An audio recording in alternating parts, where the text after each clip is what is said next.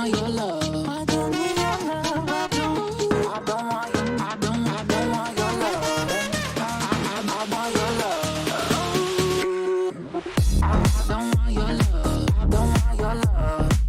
I want your love. I don't need your love.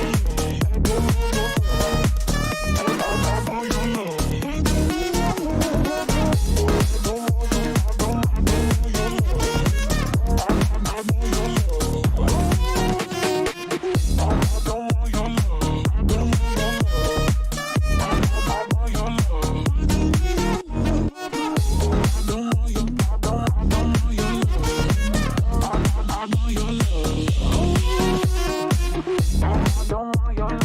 I don't want your love. I want your love.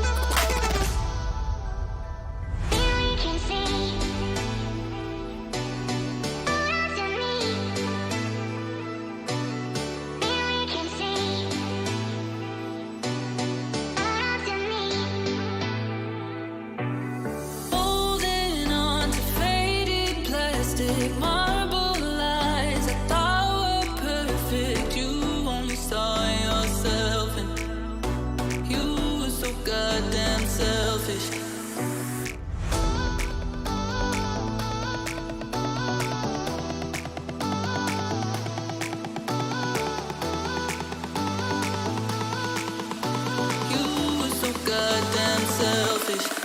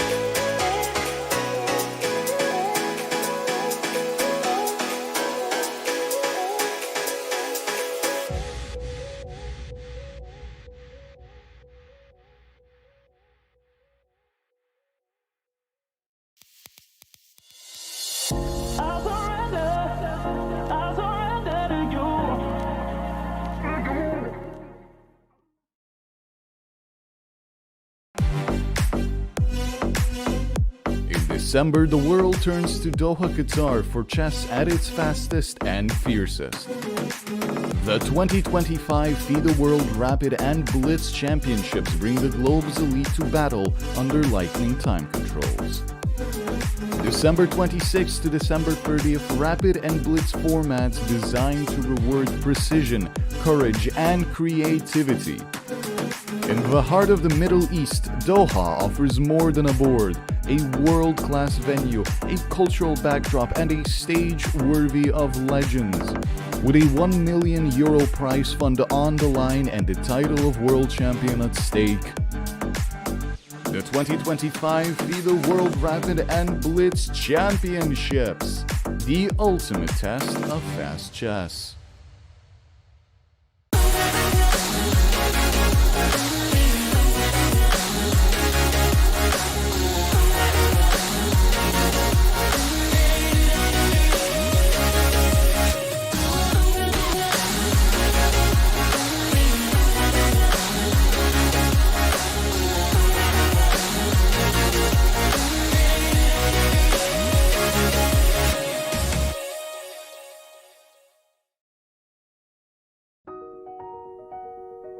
Welcome to the FIDE Online Chess Museum. The International Chess Federation proudly presents the FIDE Chess Museum, an online space celebrating the rich history and evolution of chess. Explore exhibits that trace the game's fascinating journey. Discover the origins of chess, beginning in the distant past, and follow FIDE's centenary journey. Rare chess sets, unique books and memorabilia, autographs of chess legends, trophies of historical tournaments, and stories of the chess champions. Explore the game's legacy and future. Chess is more than a game. It's a global culture of strategy and unity. Join us to experience this unique online journey where history, culture, and passion for chess converge. And also on your phone.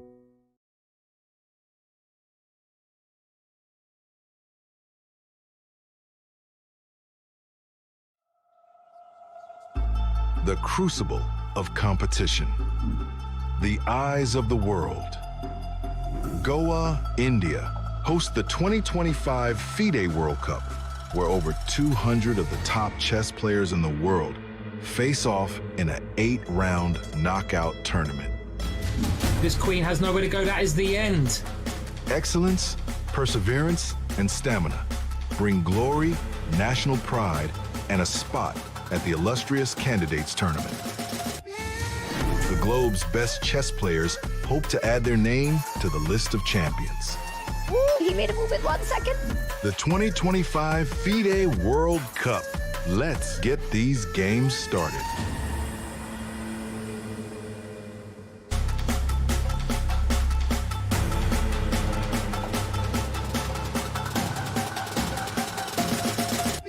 The calm of classical chess has faded once again, and in Goa, tie-break tension returns. 11 boards remain today, 22 players with everything on the line.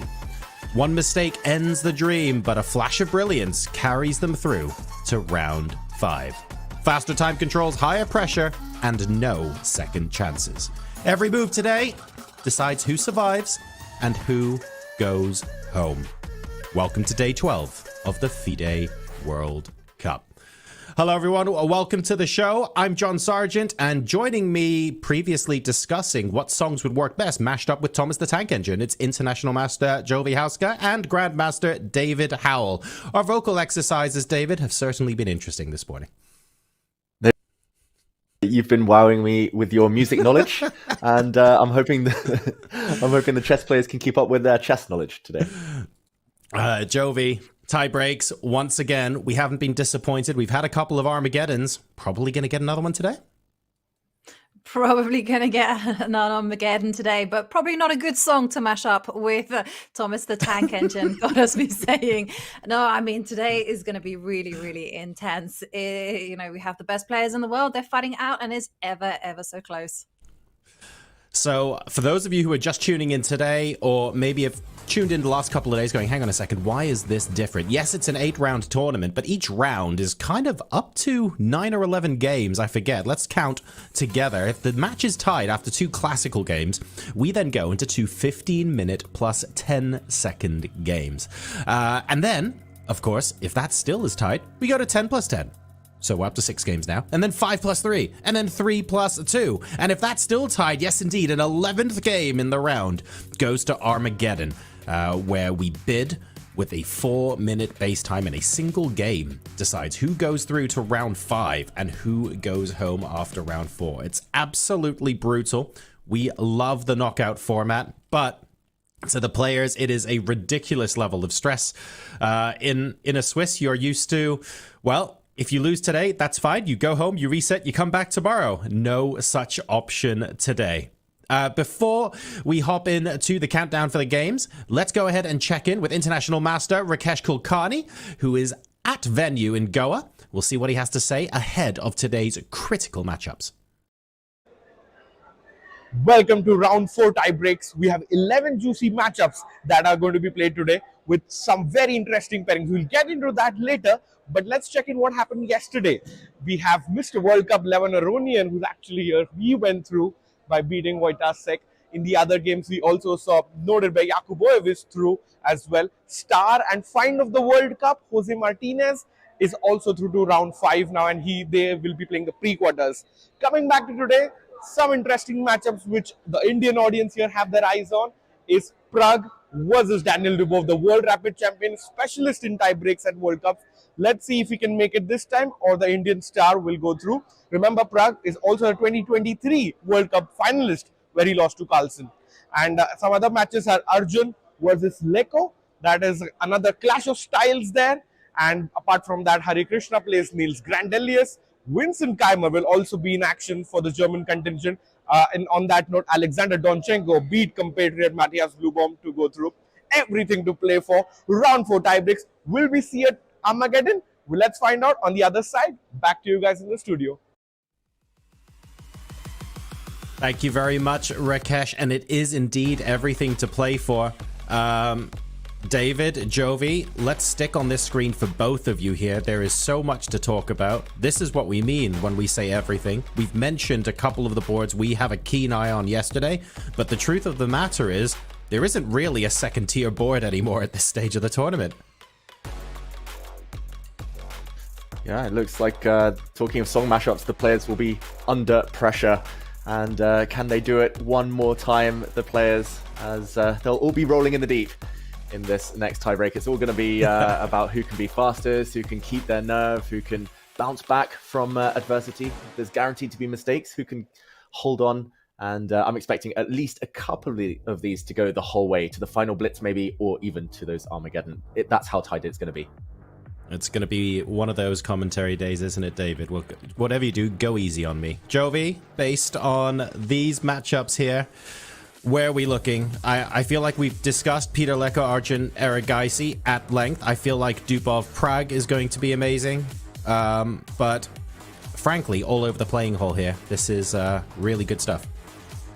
Absolutely, and we see some players actually play the tie breaks for the first time. I'm looking at Vincent Keimer. He's going to be feeling under pressure as he plays Andrei Yesipenko, and who knows how he will react to those high stressful, high pressure situations.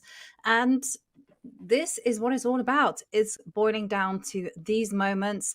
We have seen a general trend where the higher rated player tends to go through using their experience, just using their opening preparation.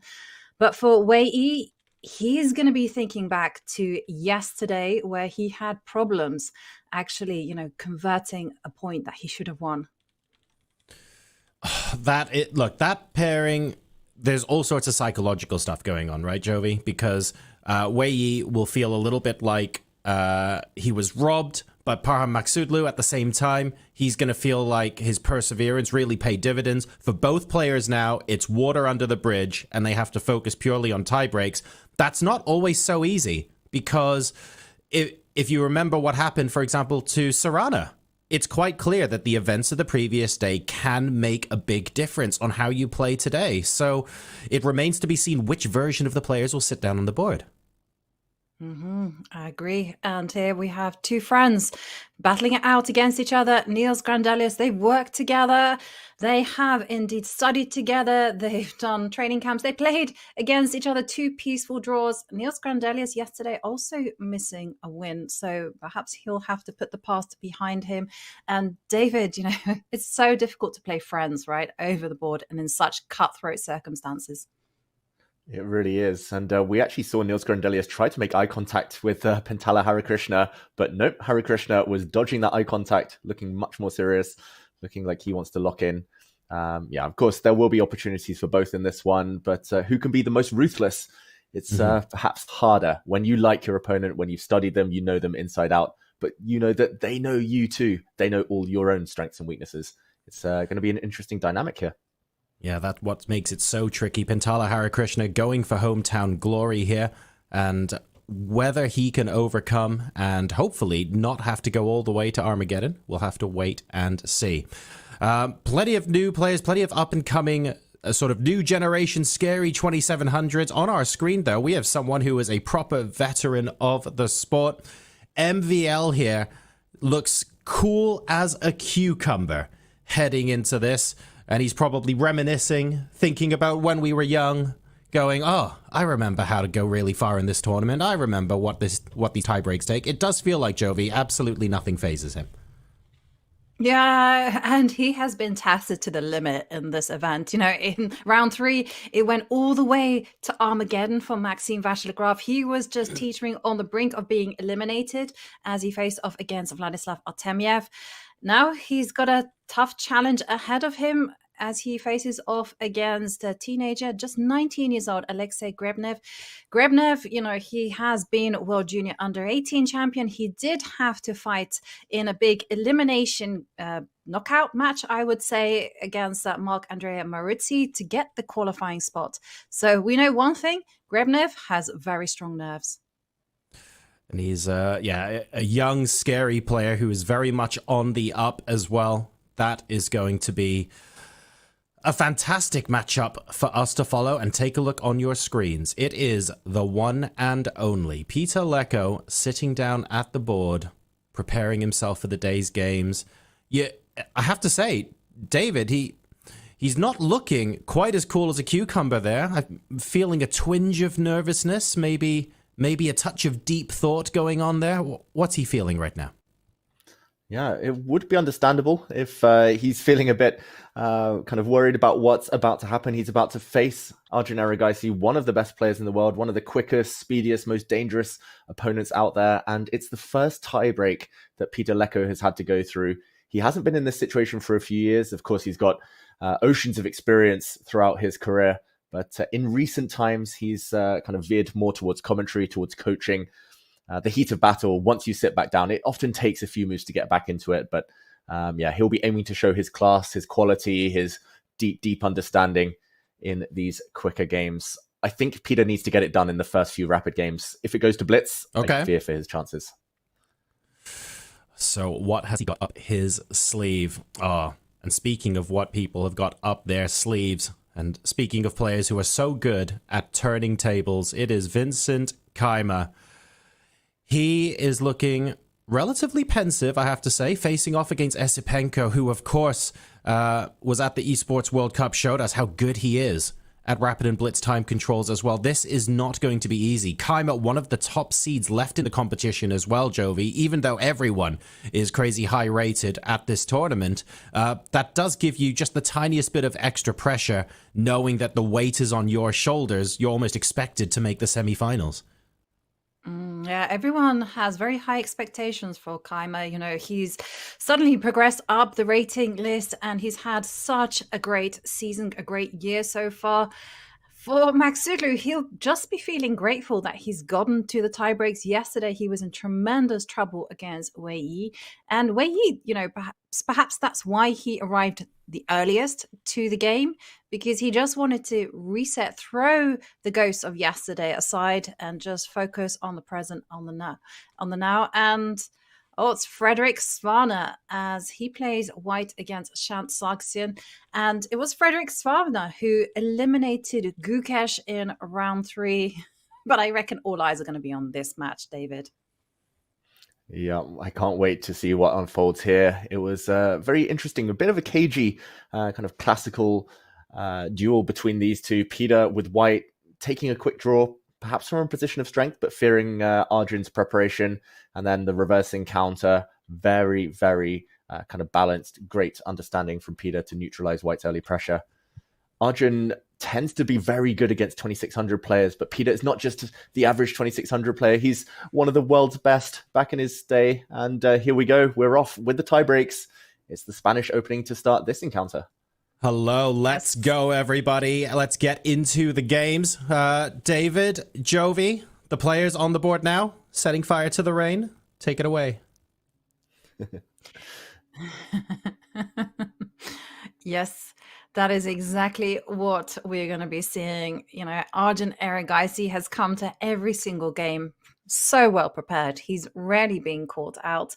And that's why he's switched, because the Sicilian didn't give him too many rewards. It led to an early draw, but Arjun wants to put some pressure on the center. Okay, knight to e7, d4. He's really playing some committal stuff, coming out with a knight to e7, throwing in checks. And Leko, he's very, very well prepared. Look at the way that he's just blitzing out the moves. And decision now. Capture with the queen. That's what I expect. Yes, indeed, it happens. Yeah, when black strikes out in the center, this is very, very trendy stuff.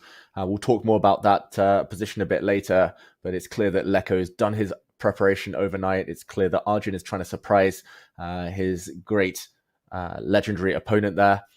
Here we see all of the boards, all of the tie breaks. Packed screen, of course. There are 11 boards in action, if I'm counting correctly. And that means we have our pick of where to go first. Jovanka, other than Arjun against Peter, what are you most excited about?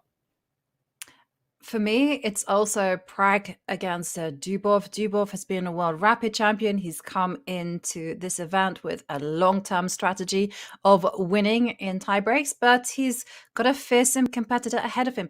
Pragg has looked shaky when it comes to the tie breaks. He was very lucky against Timur Kubakarov back on round 2. So can we head there? It is there. Thankfully, it was located for me. Yeah, and let's jump in. Interesting game yesterday. Dubov took a draw in a position he could have played on without too much risk. He could have tried to apply some pressure. It felt like his tournament strategy has been just to play for tiebreaks against anyone.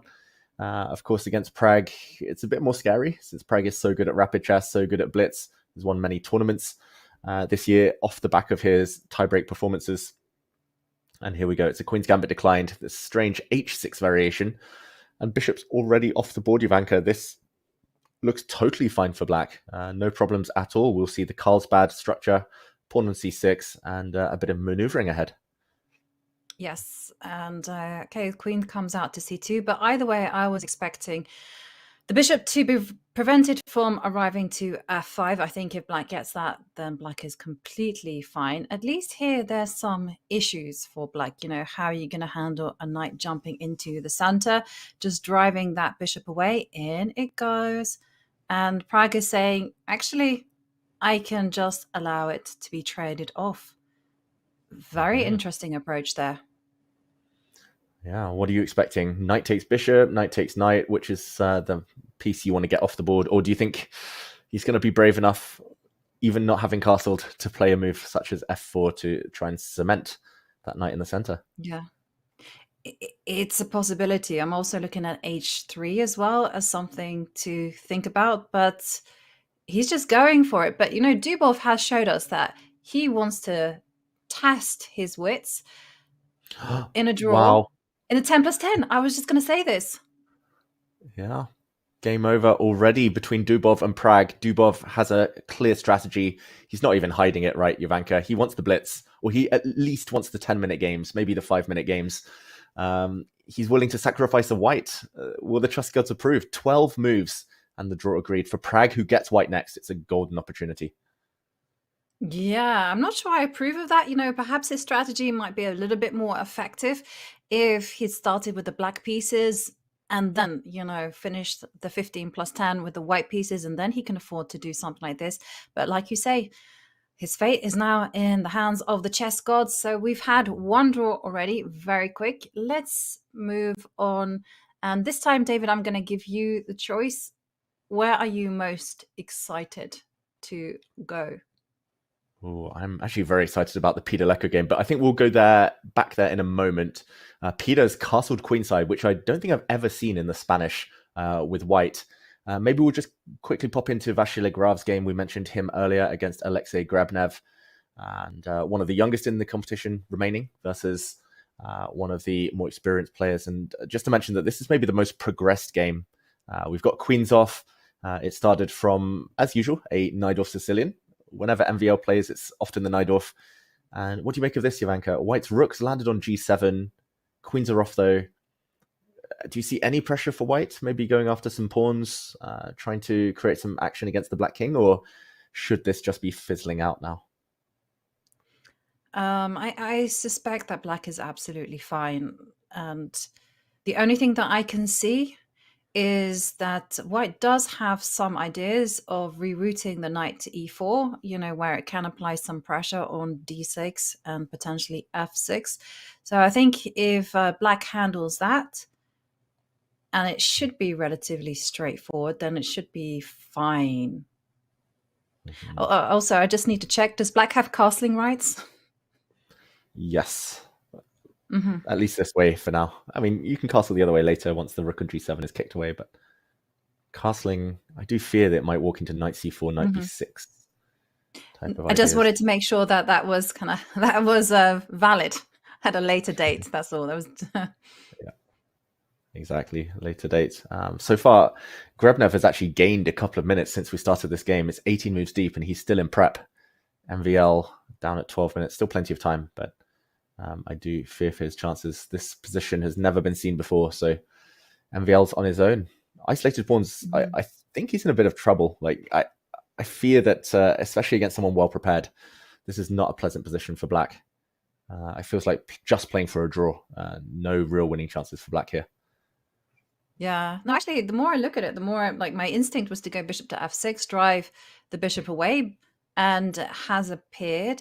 But the more I started looking at this, the more I was very afraid of this knight to e4 jump. Once the rook returns, knight e4 is going to come, start asking the questions, and d6, and then you're going to see pressure against the king. E6 is a little bit sensitive. Mm-hmm. Yeah, white's going to move his rook back somewhere, and then, definitely knight jumps.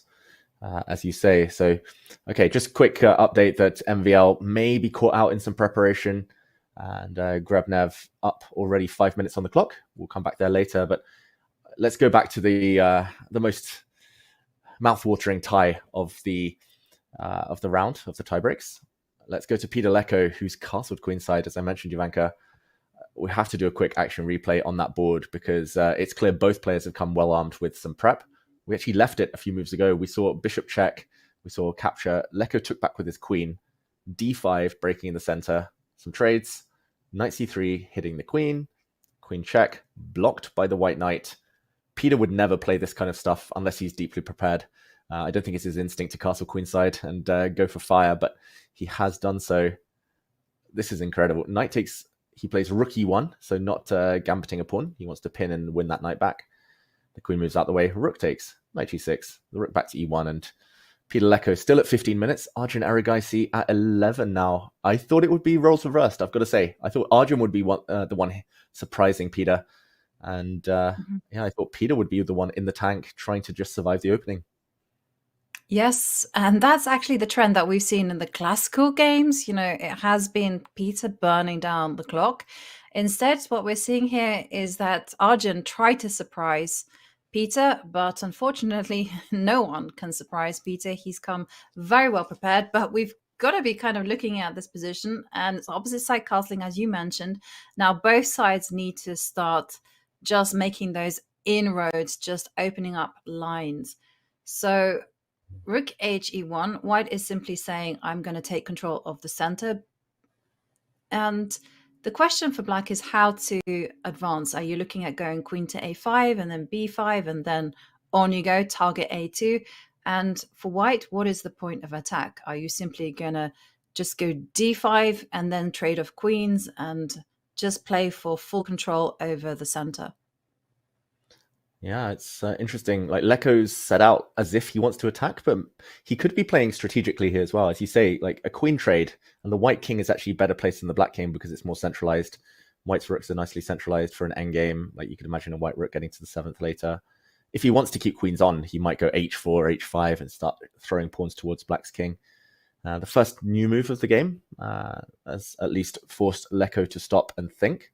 I do feel like Arjun, he's trying to surprise Peter, but he's been a bit unlucky. Like yesterday, Arjun with white played a line that Vincent has played with white, so Peter had clearly studied it. Today with black, he's playing a line that Vincent has definitely looked at. E4, E5 is where Leko has spent probably 70, 80% of his lifetime studying that opening with white and black. So it feels like trying to surprise your opponent in an opening they are world-leading experts in. It's a bit of a strange strategy. I don't know if Arjun's aware of that or whether it's kind of he just felt there was no other way to go. But surprising Leko in the Sicilian worked the other day. Surprising him in E4, E5 will never ever work. I think it's as simple as that. And Yovi, I would probably play D5 as well. Just hit the bishop and ask the question what black's doing next.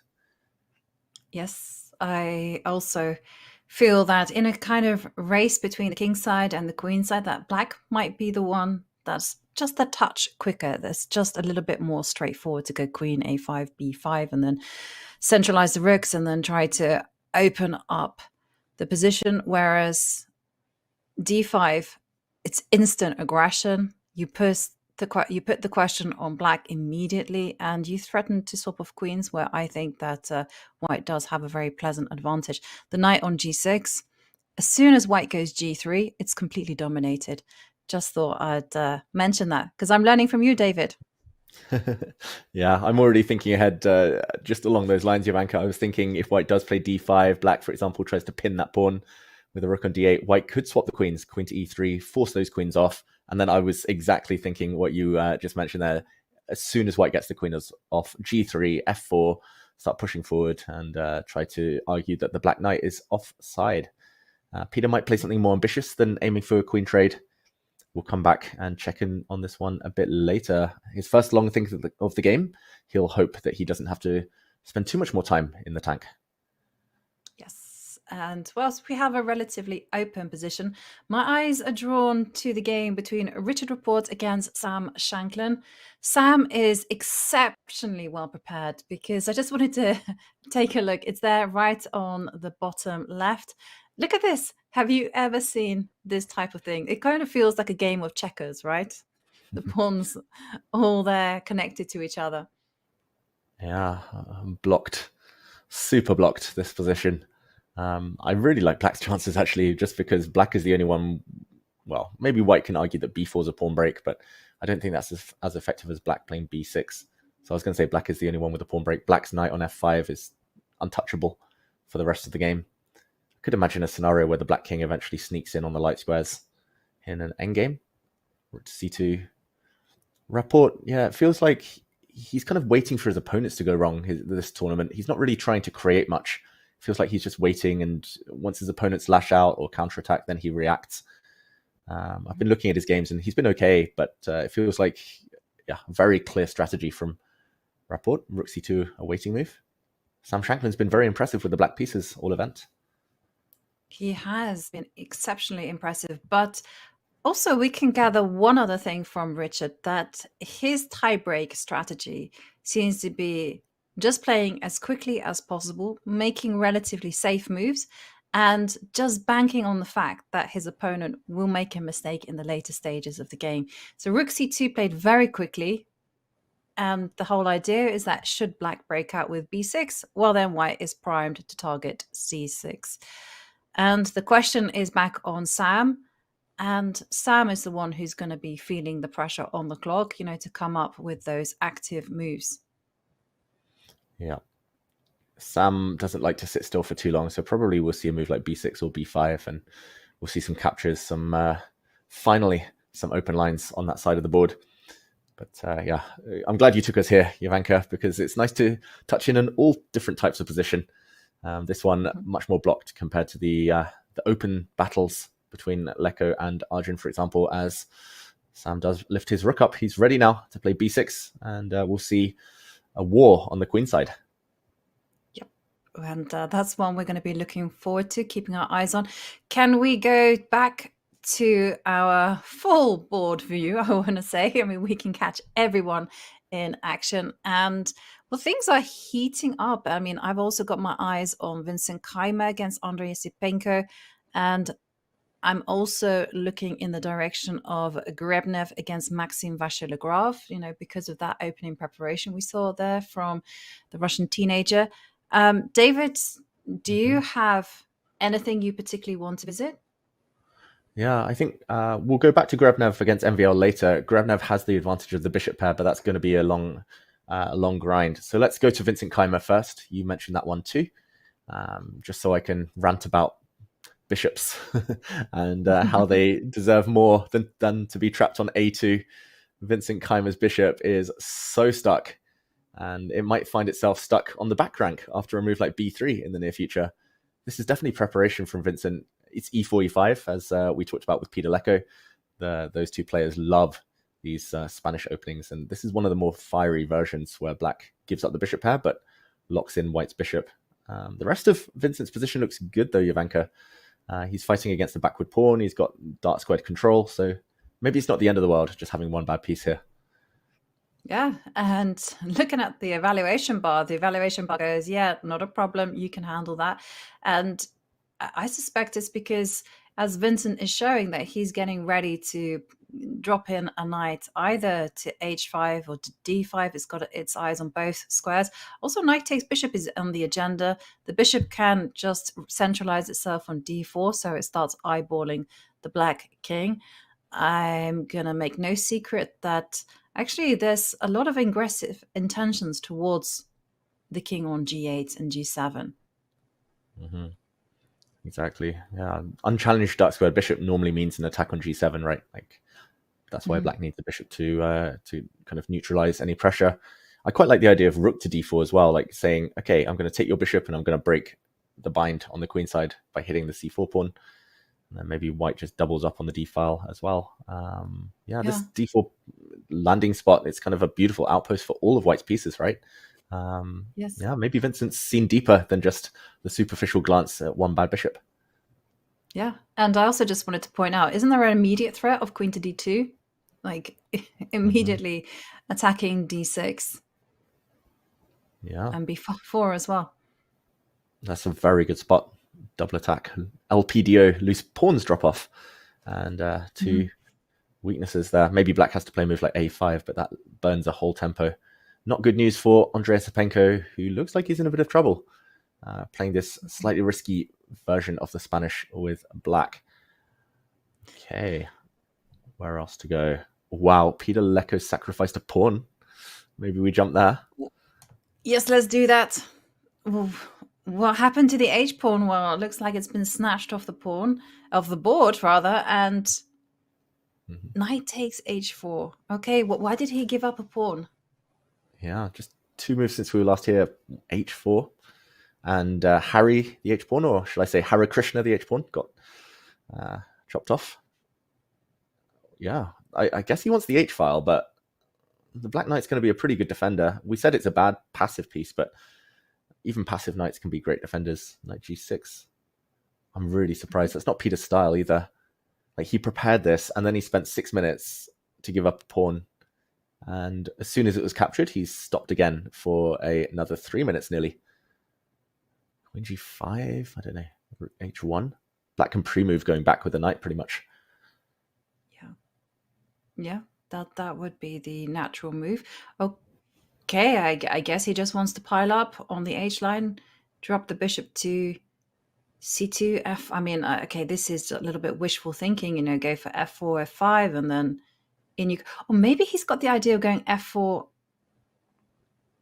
immediately, although the rook on d1 doesn't have too many squares. Now, you've got to be attacking with pieces, Yovi, so you got to time it properly. Yeah, I quite like this bishop c2 idea. Dropping back. For example, if black goes back with a knight, I don't think taking here is ever going to work out due to some big attack on the h and g files now. It's probably one pawn too many for anyone at home wondering why greed isn't good. He's been greedy enough, so maybe knight to g6. But then your f4 idea kind of makes some sense now. Although, yeah, actually, you also mentioned bishop g4, which is annoying. Yeah. So close. Yes. But okay, you just go rook h1. Can you just... Rook h1 played. Played. Has to go back. Yeah, as David mentioned, don't take on g2. The knight is trapped anyway, so you can probably go queen to g5, and that's the end of that knight. But knight to g6. Knights are king's best friend. Yeah. And in you go with the queen. Where are you going with the queen after knight to g6? I was thinking queen to G5. g5. I'm in two minds. Is queen to g5 or bishop c2? Those are my candidate moves. But I felt like it was perhaps more pressing to get the piece of higher value into the attack. Yeah, I'm just worried about the clock. There we go. Arjun does retreat, the only natural move. Peter's down now under 5 minutes. He spent over 10.5 minutes on 2 moves as soon as he was out of preparation. Like, he chose the variation. Arjun replied with the most natural move. It feels like maybe Peter stopped his prep 1 move too early. And yeah, you know my rhyme, Ivanka, that I love to say I bang on about it every broadcast. A knight and f8, there is no mate. Maybe black's just going to put a rook here, drop the knight back to f8 and just say, I'm a pawn up. I'll defend. Yeah. Yes, that is a problem. And also I'm just looking at bishop c2. He goes for d5 right now. But I was also looking at bishop c2 and, trying to prevent a knight appearing on f8. But here, I mean, I like what Peter's doing. I just don't like the fact that it's cost him a pawn. Yeah, and 10 minutes on the clock. He's dropped a pawn and 10 minutes in just 3 moves. That is, scary times for Peter Leko fans. And we mentioned it, like, these longer games are maybe where he needs to strike, just because Arjun's so good at blitz. And Peter, I don't think he plays much blitz, or probably hasn't for years now. So I do fear if it goes that distance. But taking such big risks this early, that's also also a bit of a high risk strategy here. So we'll see. We'll see. I'm skeptical now after rook to d8, one of the rooks to d8, at least, that white has enough compensation. Yep, looking like Arjun will be able to survive this. He also has a massive lead on the clock.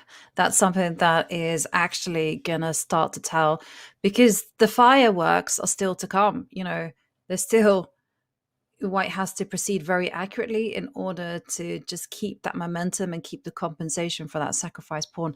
Shall we move away from this and let's pull up the bird's eye view and take a look at the games in progress? And yes.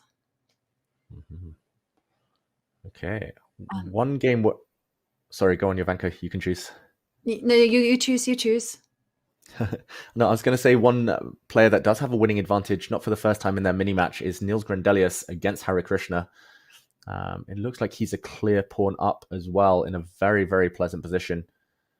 Maybe we can just very quickly jump there. It's an A pawn, a passed pawn as well. So it's not good news for Indian fans. Hare Krishna looks like he just let a pawn drop a few turns ago and should be punished now. Very, very bad news.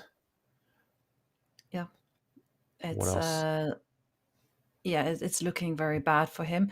Also, looking at the evaluation bars, I'm seeing that Sam Shankland is turning things around against Richard Rapport's. The break has occurred, and now the rook is sniffing around on b3. And everything else seems to be relatively balanced, but a nice position for Keimer. That's from featured chat subwoofer. Maybe we go there and revisit, because the bishop, when we last visited, the bishop was stuck there on a2, but there were some very nice plans of lifting up the rook to d4. Has that happened? And as the a6 pawn, it's vulnerable. Yeah. Weak pawns galore for black. This bishop, not such a bad piece after all, on a diagonal with potential. And like you said, maybe just going for a6. Oh, I really don't like this position. Sometimes knights can battle against bishops. Jose Martinez won a nice game, knights versus bishops against Sorana, but here it does feel like a very open board, Jovanka. I quite like the idea of rook a3 at some point, just going for this pawn as well. Yeah. Knight c5 played. Knight coming into c5. Yeah, no, like here, I'm immediately drawn to ideas such as e5, liberate this bishop on b1. And I also like your plan. We also have bishop takes knight as well in the air. Do you want to collect some material? Perhaps it's cashing in a little bit too quickly, but it's definitely something to be thinking about. Yeah, I don't think it's a Vincent Keimer type of move here, just because he's going to have to forfeit all of the dart squares if he does try and grab that pawn. Black could, for example, play d5 in some lines, and the black queen might start swooping in once the dart square bishop has disappeared. So, yeah, some Vincent Keimer fans in the chat. I don't think he'll be taking this knight. I think maybe more likely he'll try and allow the other bishop to fall. Like, it's better to have a dart square bishop with pawns on light squares, so you cover both color complexes. So maybe bishop to d3 would make some sense. I quite like the idea of a5. That's what probably Magnus would play. Michael Adams would definitely play that move, a5. But okay, bishop to d3, showing that he wants to trade off the light square bishop, not the dark one. Yeah, very instructive as well, because I'm sure a lot of materialists out there would have taken that knight, including myself, and then, just say, hey, being a pawn up. But yeah, it's all about the activity of your opponent's pieces. And here, I love it. Plan is very simple. You're going to just target a6. If the a pawn moves, you post up a bishop to b5. d6 is vulnerable. You can probably take that knight on c5 at any moment in time. And now, again, another clear-cut plan. Just pile on the d pawn. Yeah, double attack, 2 pawns hanging. So either Esipenko has to go really passive with his rook, defend them both, which I think is very likely. Actually, that being said, rook a3 is just going to win the b pawn. That pawn has stepped too far forward. The alternative is to jump the whole way in with the black rook, but that can be neutralized. Also, maybe just ignored, but can be neutralized with a rook to d2 if necessary, if Vincent finds nothing else. And okay, Esipenko tries to go on the counter. He likes to defend actively, pawn to d5, trying to break in the center. But now Vincent can, if he wants, grab on a6. What do you think about that? It makes a whole lot of sense to grab on a6. It also makes sense, to try to gain control, but that's not easily done, actually. So I'm just thinking, if if you're capturing on d5, you're just improving the placement of the knight. If you try to kind of go bishop to d4 or rook to a3, then still the knight is going to be jumping in, and there's still rook c2 in the air. So take the pawn on a6. Mm-hmm. That's my recommendation. Yeah, that looks okay. Like, we can both capture on e4, and there are tricks in the position with the e6 pawn hanging. It's just about collecting some pawns now and then clinging on, having done the hard work. Still got to reckon with the black queen coming in, for example, on the diagonal. Still a lot for Vincent to think about, but he should be doing pretty well now, Vincent. I think the eval bar is very understandable why it says +1. He's just going to be up 1 pawn. Easy maths. Okay, maybe we'll come back here a bit later. Interesting.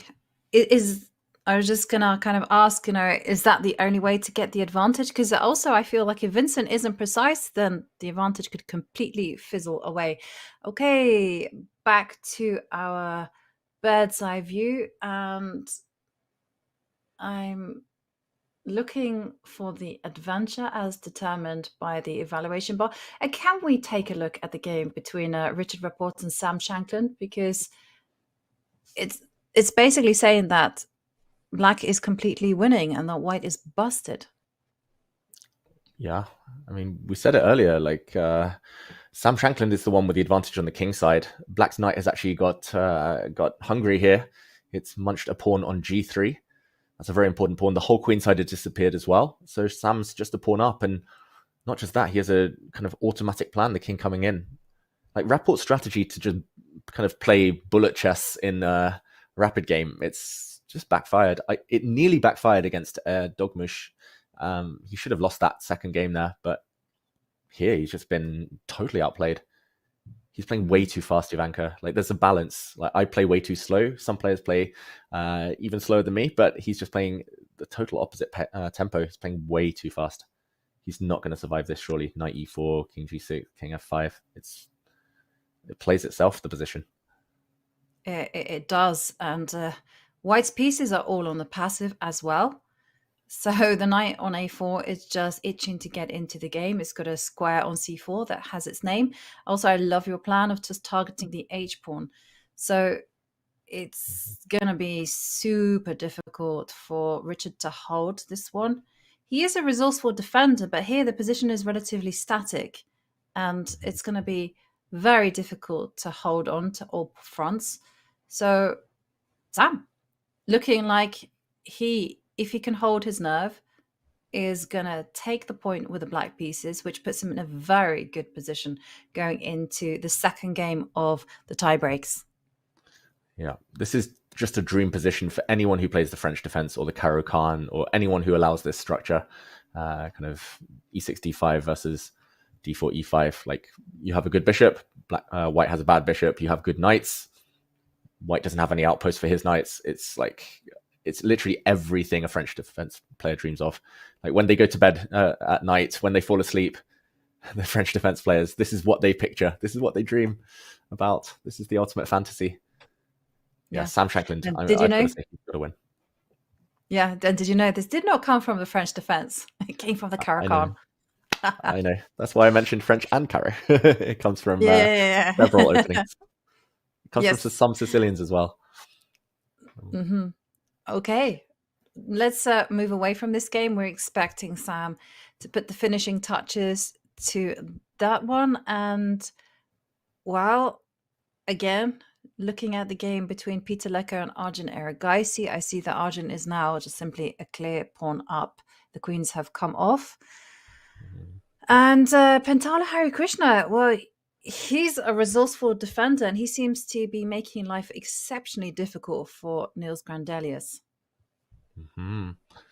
Yeah, I mentioned this one earlier. Like it was just a clear pawn for White. It's still a pawn up, but it's far less clear than it was. A bishop trade now will help Black to put some pressure on White's a pawn. The d pawn is nicely blockaded. Ivanka, like Niels, he's so good in opening, so good in the early middle games. He gets these advantages like just all the time. But I would say like his conversion technique isn't flawless. I played a 10-game match against him a few years ago, and every time I had Black, I was suffering. I was a pawn down. I was groveling, but he couldn't finish me off in many of those. And I don't know. I have a feeling Pentala is going to kind of hustle his way to survival in this game. 1.5 minutes left for Niels. Yeah, he did that yesterday. It was the same story. You know, Niels was a pawn up, and the bishops come off the board. Rook takes, of course, is going to be a natural move. And now there's a threat against the pawn on d5. Black also has an advanced c-pawn, an unchallenged pawn there that White will have to take care of. And the rooks are very active. You know, you can see we have rook b1. There's also rook b4, rook to d4 as well in the agenda. But the main problem is you can't defend d5 and cover the back rank as well. Mm-hmm. Yeah, you can't defend d5, a5, and stop some checks from behind. Yeah, like rook d3 would be a huge blunder, for example, due to back rank checkmate. Niels, I think he's just lost his advantage. 3 moves ago, he was almost winning, like totally winning. Computer said +2, and yeah, it's gone. That's how quickly things can fizzle out if you play 1 or 2 inaccuracies. So it looks like another missed opportunity for the Swede. Mm-hmm. Shaking his head. Now just under 30 seconds on the clock. It's pressure for Niels. He has to give up his pawn. He has to cover the back rank. And he's not going to be very happy about it. Now ticking down to under 20 seconds. I suspect the position is simply going to liquidate. Yeah, we see it here. The queens are going to come off. A5 pawn is going to be dropping. Yeah. I think that's the same as a draw offer. He realized that there were no more winning chances. He realized Black's very, very active. So understandable. He wants to get to safety with only 18 seconds left against over 5 minutes. He wants the queens off. We'll see a handshake probably here soon. And we'll head to the next one on level footing. Can I take us over to Lorenzo Lodici against Sam Sevian very quickly? Or no, we'll actually stop by with Richard Rapport and Sam Shanklin first, because this looks still terrible for Richard Rapport. Still over 5 minutes on his clock. Ivanka, he can barely move a piece.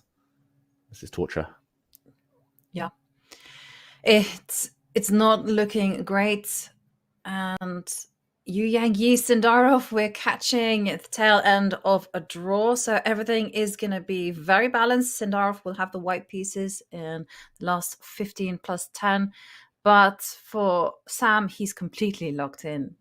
Also eyeballing his opponent, saying, okay, this is fantastic. The thing is, as you mentioned, can you not literally just try to harass the h4 pawn, the f4 pawn? Bishop can come to d6. And yeah, this was the maneuver I saw, knight to g6. And it is a result. Sam Shanklin wins with the black pieces. And that means that Richard is now in a must-win situation. Has to win with the black pieces. Sam looking like in a very strong position to move to the next round. And this one, I'm expecting the rook to give a check and then get behind that passed d-pawn ASAP. And now, handshake, a draw. Yeah, it is a draw. Smile from Niels. Hare Krishna looks so locked in, so focused, not meeting his friends kind of stare. Just he really wants this. He really wants to get to the 5th round. And in the meantime, I can take us over to MVL, who might have just dodged a bullet. It looked like, there we go. It looked like he was in big trouble. Just one move ago, his opponent could have brought a rook forward to f6 and was apparently totally winning. But suddenly, what do you make of this, Ivanka? Black facing the 2 bishops, but with some chances of survival. Well, the more pawns that get traded off, the easier it is to hold this particular position. I'm expecting the rook just to slide to c2, give some checks, and maybe even trade off the rooks and come in with the knight to start harassing the queen side. Something that we saw Vincent Keimer, something that we saw Yesipenko do against Vincent Keimer yesterday. But it is a difficult decision to make, and it's very committal, right? If you're going to trade off the rooks, you better be very sure that it is going to be in your favor. And Maxim just keeps it flexible, maintains the rook on the board. I kind of also like this one as well. Yeah, I was going to say it's MVL style not to kind of grovel in a position where there's no chances at all. He's used to the French school of suffering where he has to just sit and wait and hope. And it's not what he enjoys necessarily, though, especially against a lower rated opponent. Grabnev, a big underdog in terms of FIDE rating. But yeah, it's the H-pawn. It's Harry the H-pawn that could win this game for white. Probably harder to push that forward with the black rook acting as a guardian on the 5th rank. So, okay, Maxime should maybe hold. Let's jump to another game where we do see players with winning advantages. Okay, Vincent Keimer against Esipenko. This one looked like a winning advantage earlier, but despite being a pawn up, Ivanka, a bit more complex now with a black rook on the 2nd rank. Yeah, it's not very easy with a rook sniffing around. Rook takes b2 on the agenda. And I tell you what, Vincent Keimer doesn't have too much time either. Does ticking now to the 30-second mark. And decisions to be made. Does he trade? Does he advance? a5, rook takes b2. Gonna be the move played instantly by Yesipenko. Yesipenko sitting comfortably around 1 minute and 50 seconds. And the plan is quite simple for Yesipenko. He just wants to get his rook on a2, and he's going to be using that rook on the 2nd to divert some of the forces. Rook a2, I think, is a must. You've got to keep the a-pawn under lock and key. Yeah, big decision. Rook a2 works tactically, since white cannot grab the b-pawn without losing the a-pawn. And it does feel like Vincent's lost a bit of control now. I'm expecting him to push forward a6, but he does have to be a bit careful. Black's rook is so active, there could be counterattacks suddenly against g2. The black queen could post up, and we could see some mating attacks for black on the second rank. Vincent has to be super careful. Do you think it's time to bail out? Just take on b3 and... Yes. Ooh, there we go. Queen's coming off. It should be a draw now. Yeah. And Vincent looking slightly flustered on our cameras as his clock ticks down to 17 seconds, shaking his head because this was a golden opportunity and I had such a perfect opening with fantastic play, but it's not very easy to defeat these players. And Yesipenko putting up such a big fight. And in the end, here, everything is level. Yeah. All Yesipenko has to do is just play actively just to hold the balance. Yeah, maybe we check back in later to see whether anyone can disturb the equilibrium here. It looks totally level. Yeah. Okay, we'll wait for a moment just while other games are still going on. But yeah, it looks like Vincent, a case of missed opportunities, Jovanka. Oh, in fact, we're going to be seeing something happening. Very nice. We're going to see a trade for the bishop and knight. And there's going to be some trades. Knight takes bishop. Rook takes f4. Draw agreed. Yes, it was heading out into a draw. And a smile there from the players. But yeah, it'll be Vincent Keimer who'll be slightly disappointed with that result. Let's move on to Peter Leko, who's down to under 10 seconds on the clock. He can barely make a move. Not happy. Oh, he extends his hands in resignation. Yeah, he was pinned all over the place. Like you said, he could barely move. And with no time on his clock, that just compounded things. He was a pawn down in the final position due to that pawn sacrifice, the needless pawn gambit he made earlier. Arjun just took the gift and ran with it. Peter Leko, that's a heartbreaking loss. I think he put so much pressure on himself that he wanted to win with white. He thought on paper this was his best chance against Arjun. And despite his perfect prep, he wasn't able to back it up. So Arjun now should be the favorite to get into the next round. Peter must win with black, but his repertoire is built towards solidity. We'll see whether he can strike, whether he can bounce back. Another game where it looks like we might get a winner soon, Jovanka, is Frederick Svana against Shant Sagsian. Maybe we can jump there. It's a rook endgame. Let's head there. It's a rook ending, and look at that rook go on g8, targeting g7. b7 is also very sensitive, but it's all about the g-pawn. That is a very classy move there from Frederick. It's going to be virtually impossible to hold this one. Yeah, he's already a pawn up. He's about to be 2 pawns up. It's going to be a massive kingside pawns. Shant is one of the most solid players in the world when he has the black pieces. So this is a very, very impressive win for Frederick Svana. And not much he can do here. Shant, he drops his king back. Now white has a pleasant choice between going for more pawns. He does give a check. Or just throwing some of his other pawns forward. Maybe even the white king could start running. That would be a very classy idea. f4 though, or rook takes f6. I'm expecting, there we go. He takes another pawn. Currently 3 pawns up, even if he will drop some pawns on the queen side. White's clearly ahead in this race, right? Yes, white is winning on that one big time.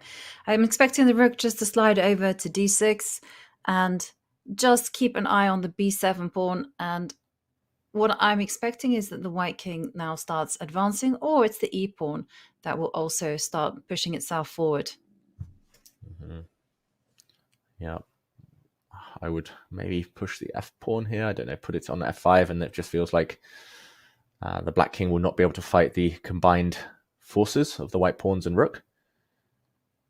There we go. Goes right. Pushes the f pawn. Yeah. Check. But the white king can hide. There we go.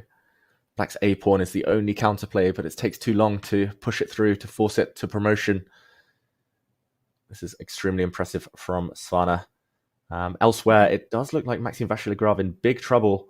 Maybe we just jump to that one. We're expecting Svana to win this game now with all of his pawns. Can Grabnev take down a former World Blitz champion? And nice move there. Brilliant move. Bishop to f8. Big threat.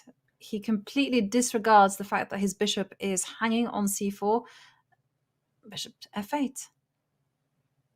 Yeah. Maxim's going to lose this game. Almost certain now. He couldn't have moved his rook. Ooh, fumbling pieces. He does take the rook, Grebnev. Yeah, he couldn't have saved his rook because the knight on d5 needed protection. So there was no time to save everything. Just a one-move blunder. And maybe he should have traded rooks. I think you're right, Jovanka. With rooks off the board, there would have been far fewer one-move tactics. And Grebnev, the way he moves the pieces just looks so calm and composed. Like he's going to defend the pawn with his bishop. And it's the h-pawn that will decide. Yes. And if he wants to, I think he can even go h5 right now. That's the big threat. So the bishop can't really take the pawn because of the rook sliding up to f5, attacking both the knight and the bishop. So plenty of tactical problems in the air. This is a one way to hold everything together. Yeah, this is interesting. He'll put his bishop on f7 just to defend his knight, and it's hard for the white rook to get in. Maybe he'll try and get in on the g-file. First he drops his bishop back. That's clever. King moves. Now maybe a move such as rook to g2 or rook to h2 to try and start pushing this pawn forward. Maxim's super tricky, but I just don't see enough tricks. Pawn on c2 shouldn't ever be able to cross onto the dark squares and promote. This looks like a total win now, Jovanka. Yeah, and I like the way that Grebnev is playing. Just keeps on stretching Black's defenses, you know, threatening to create a pass pawn on the queen side. Then there's one on the king side that you have to take account of. And the pawn on c2 just firmly kept under control. h5, big threat on the board just to get advancing. So that has to be blockaded. Knight comes in and gives a check. The king is just going to step back. Yeah, and every move is played with such control here from white. That's something that you also mentioned. Ooh, bishop, very clever. Almost. Yeah, bishop can give a check, but the king moves and the knight is untouchable since the black pawn promotes. And yeah, almost in this way as well. He skewers the knight and bishop. He walks into a discovered check, but black can't give checks. The bishop was hanging. Now Maxim is almost guaranteed to lose. He's down the exchange and a pawn. Maybe just while this game continues, we jump over to Frederiksvana again to see how he tries to convert his advantage against Shant Sagsian. It's still pawns, but they're not connected anymore, Jovanka. No, they're not connected, and the players now, close to 20 seconds. This is a real test of nerves. Okay, the e-pawn is advancing, and Shant was just relying that if the white king steps forward, say to h6, then the king is going to snake its way through. But this is very effective.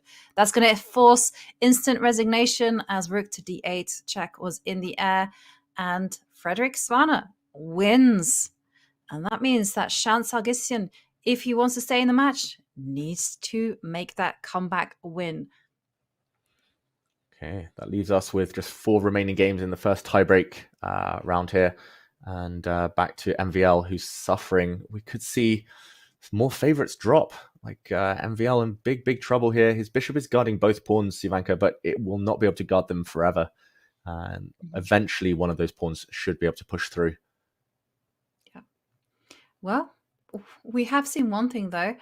MVL is so good at winning on demand. He did it in the round 3 encounter against Artemiev. He won several times, keeping the match alive. But for this one, it does feel like there's no way to save this one. The h-pawn is gonna start advancing. There's the b-pawn to keep an eye on. But MVL, as always, such a tricky customer, fighting every move of the way. He's so resourceful. He's always ahead on time as well, MVL. That gives him a little bit of leeway to try and trick the opponent, to try and put pressure on them on the clock. He might be playing for swindles at this point, but I'm not going to write him off yet. Like you said, with white, he's much more dangerous than he is with black. I think the main downfall for MVL, well, 2 mistakes, not swapping off the rooks when he could have done. That would have got him closer to safety. But also, he walked into his opponent's preparation. He was a sitting target in the opening. He was already clearly worse by the time they left that phase of the game. Grebnev clearly well prepared. I think MVL just has to surprise him as early as possible, not get surprised himself. Here we see a check. The king moves. Yep. That's King getting ready to work its way to A4 right there. It's very clever putting a king on. Earlier, he put his king on dark squares, rook on light squares, because then they can never get forked. If you leave them on different colors, then a knight can't attack both of them at once. And there we go. It's a handshake. MVL does resign. The underdog, Grebnev, the teenager, takes the lead. He does take the lead, and that means that Maxim Vashilgrov needs to win on command. And we have 3 games outstanding. And let's go to the game between Lorenzo Lodici against Sam Sevian. This one is a textbook draw. The white king is stuck in the corner. The black king is sufficiently close so that it can be involved in the defenses. There was no way through, so a draw agreed. Maybe let's go to Gabriel Sargsyan against Awanda Liang. And Gabriel is, if the evaluation bar is to be believed, he's completely winning. He is a pawn to the good. It would be a true wonder if Awanda can save this now. It's looking over. Pawn to c7. The knight can come and support that pawn. And it's just a matter of time before the bishop loses its life, or the rook. Angelic stuff from Gabriel here. Looks like he's going to win. I should mention, Lodici was totally winning the whole game as well, so a bit of a missed opportunity for him against Sam Sevian. Good news for American fans on that board that Sevian survived, but here it will not be survival for Awanda Liang. I don't see anything, Ivanka, like a knight on d5 or knight on b5, and then the white king can just slowly meander forward and help the pawn promote. And the rook on e7 is untouchable. Like if the king would get into the action, find itself on d6, okay, then you can talk about some kind of defense. But as it stands, there's a big threat on the board of knight to b6 and then just promoting the pawn. So rook to c8 was absolute must.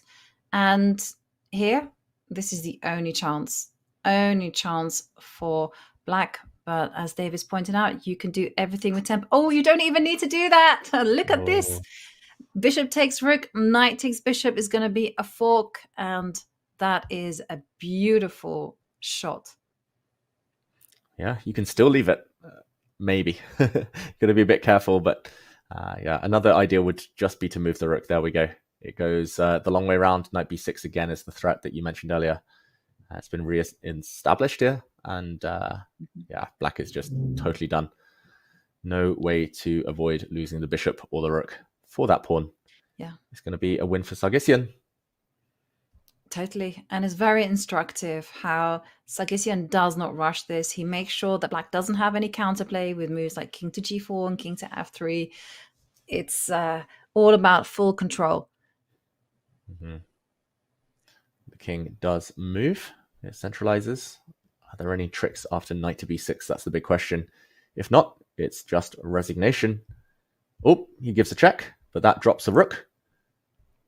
That check, he hangs his rook Awanda Liang.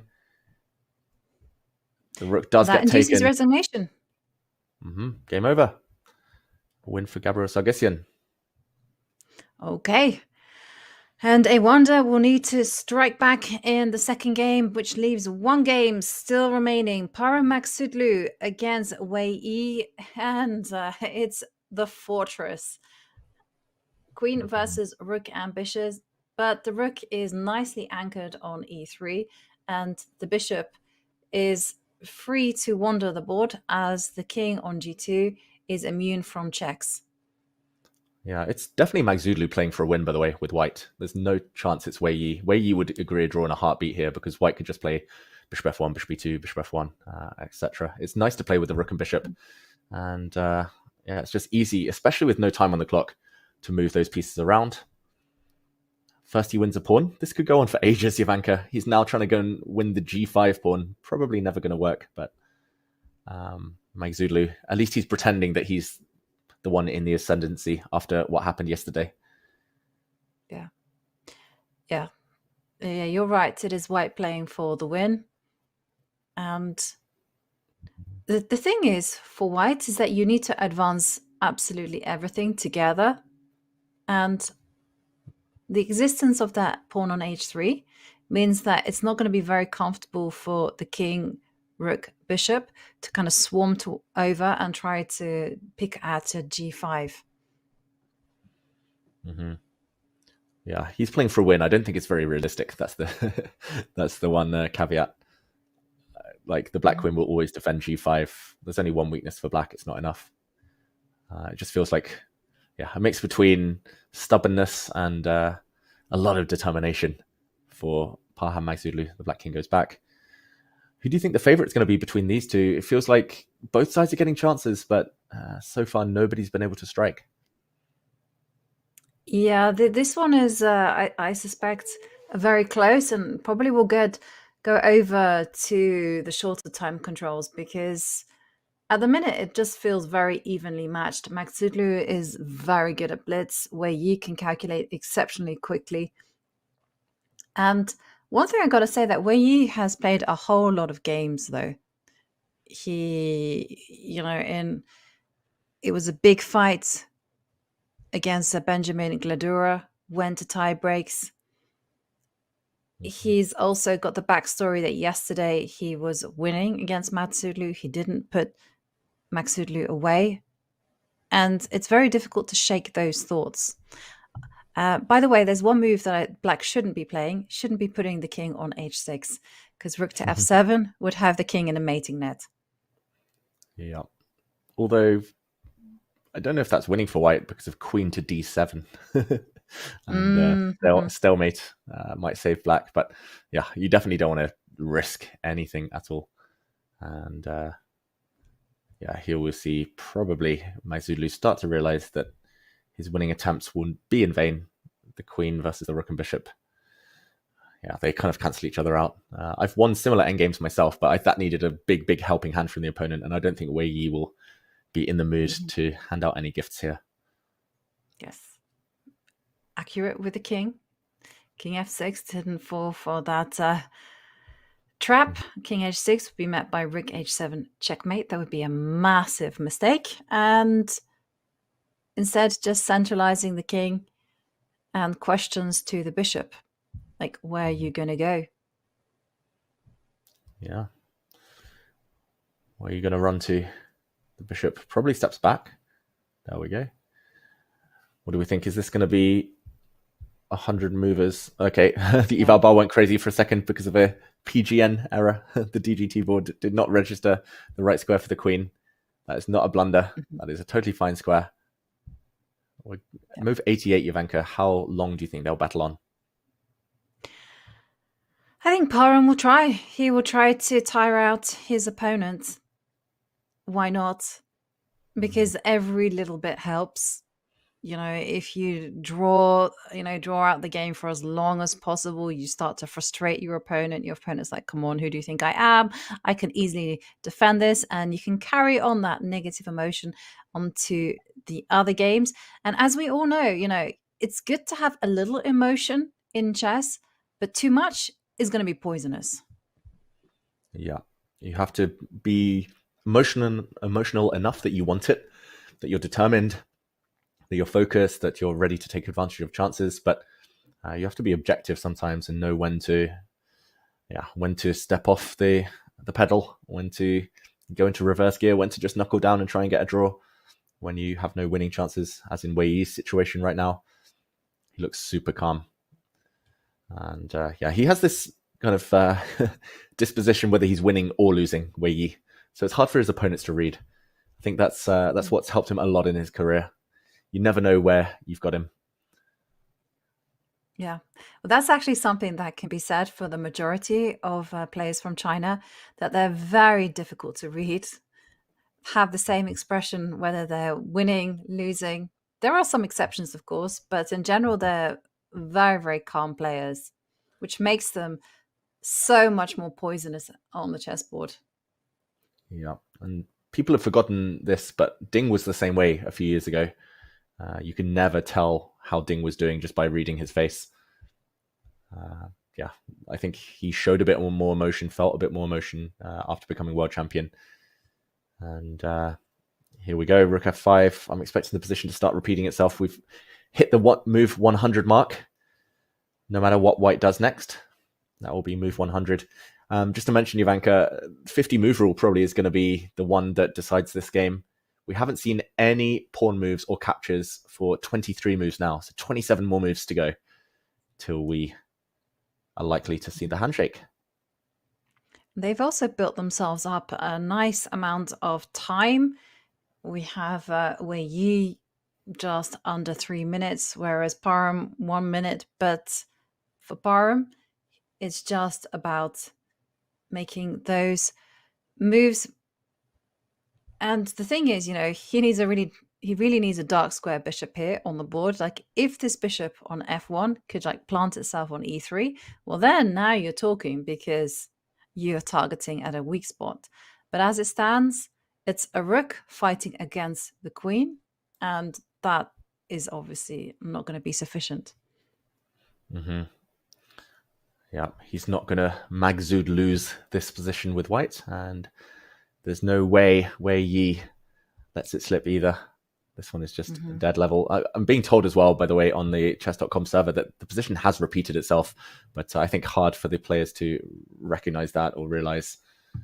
I do feel we'll see a draw very, very shortly.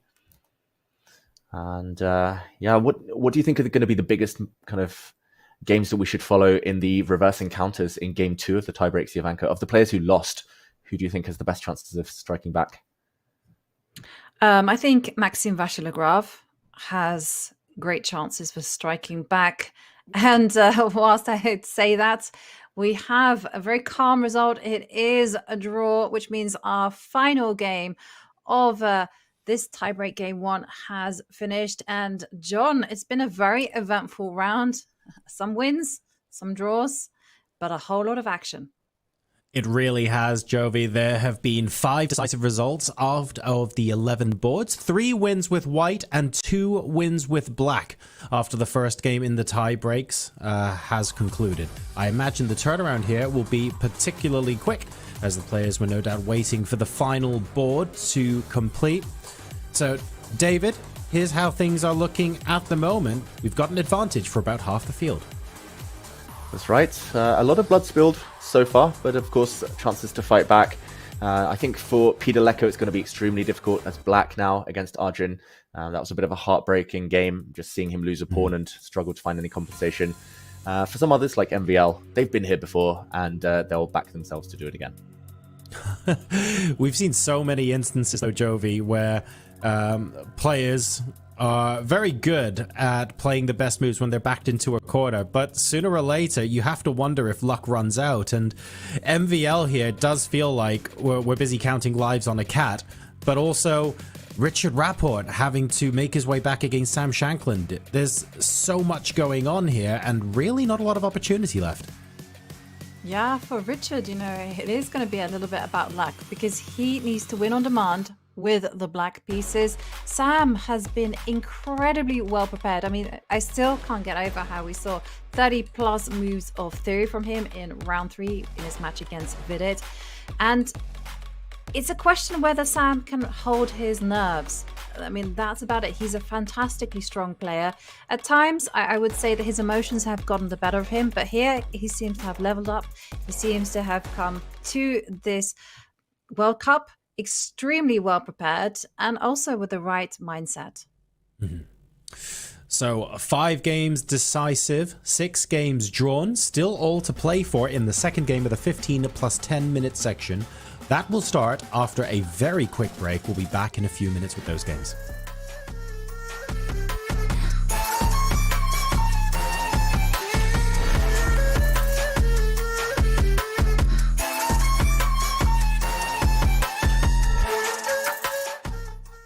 White to play and win. Okay. So first I'm trying to figure out which piece should kind of deliver mate. Because for now I see the problem that if we try to go for mate directly, there's some king g6 options. But I have the feeling that we will see some, I don't know, f5, h5, both rooks on f5 and h5, and then some good move. let's say some g4, knight g7, and then there's no way to avoid mates. Correct. But You're on to the solution. but need to find the move order for this. So I mean, first thing I thought about was knight e8, but then after g8, okay, I have knight g7, bishop f5 mate. So I guess we go king g6. I go f5, rook f5, h5, rook h5. Need to be sure, and then knight g7, and then bishop f5 and g4. So we start with h5. Yeah. Here? Yeah. King g6. Yeah. Okay. That's sorry. Yeah, because f5, rook f5, h5. There's king h5, and then I cannot go knight g7 because of king g4 and bishop f5. There's g4. Okay. Yes. Very good. That's impressive. Yeah, it's very nice actually. Amazing. Good job. Well done.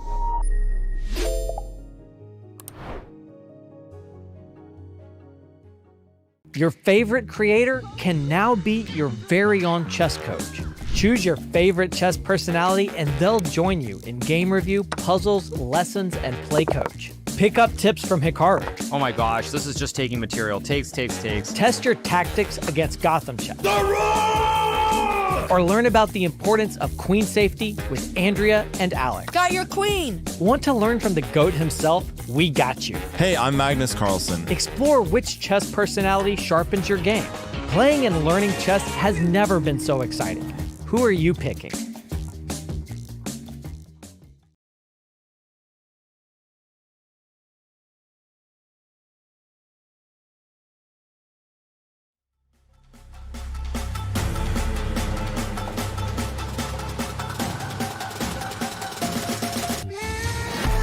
Welcome back to the FIDE World Cup. Game number 2 of the tiebreaks is about to begin. The players are sitting down in the playing hall now, and I have to say, this looks relatively calm, but it's going to be the calm before the storm.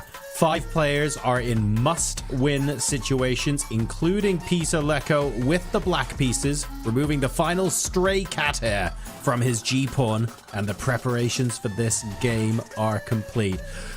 David, can he do it? He can, maybe. Yeah! Probably with a helping hand, but I believe in the commentators' luck this time. All right, we'll find out in just a sec. I mean, to say this is nervy is a little bit of an understatement, Jovi. I think even more so than the classical segment, what's going through your mind prior to this game starting must be very difficult to encapsulate. Yeah, I mean, ideally, you just want to have a mind like water, very fluid with no emotions. But in reality, what's happening is your heart is pounding and you're thinking, what can I play? What can I do? My opponent is so good. And you have to deal with a whole lot of stuff. You also have some random things happen to you, John. For instance, music suddenly appears in your ear. You have tunes stuck in your head and you just can't shift it. Those are the realities of sitting there in these seconds when the players are waiting for the arbiters to announce that now is time to begin the game. Once you get settled into those first few moves, then somehow or other you're able to calm yourself down and just adjust to the flow. But for Peter Leko, he has a really big hill to climb. Black against Arjun Erigaisi, one of the strongest players in the world. And Arjun, he's also exceptionally well prepared. He opens with d4, no e4 imbalances. And now the question for Peter is, how is he going to mix things up? Is he going to go g6? No, he goes for e6. I really wanted that to be a Dutch. I wanted it to be a Dutch. Artur's in chat wanted it to be a Dutch. Unfortunately, not today. But let's go ahead and get started. And we see a repeat so far of their classical encounter that came from yesterday. It was the Nimzo Indian, and Arjun has the option to play some forced draw lines if it gets there. I thought he might go for e4, e5. Lots of forced draw lines there too. But it will be up to Peter now, thinking as early as move 3 about how to imbalance the position. Elsewhere, Jovanka, of course, 10 other games going on. What are you most excited about now? Well, for me, the big question is, can Richard Rapport win with the black pieces against Sam Shankland?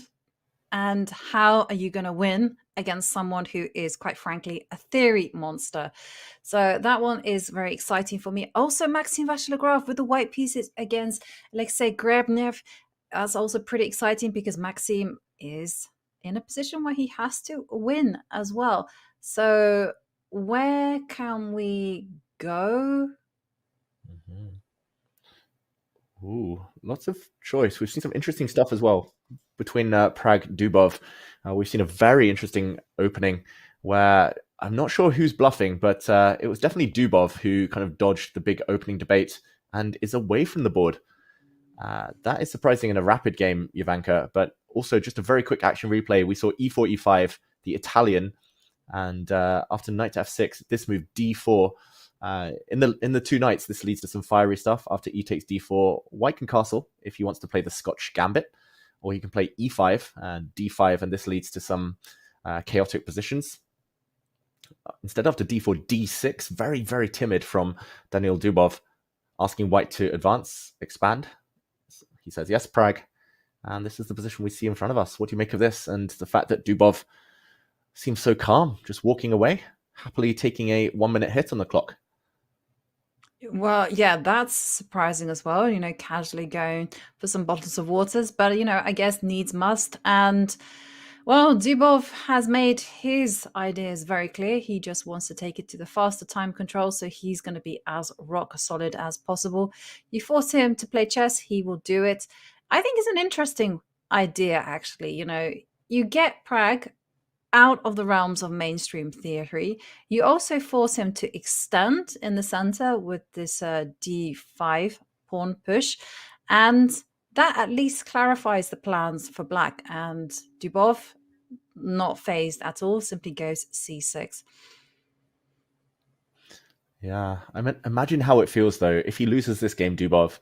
Imagine how it feels. You've drawn all your games with white, like without really trying, and you just never really got a chance. And you're like, why didn't I just try, at least attempt to win with white? Especially yesterday with a better position.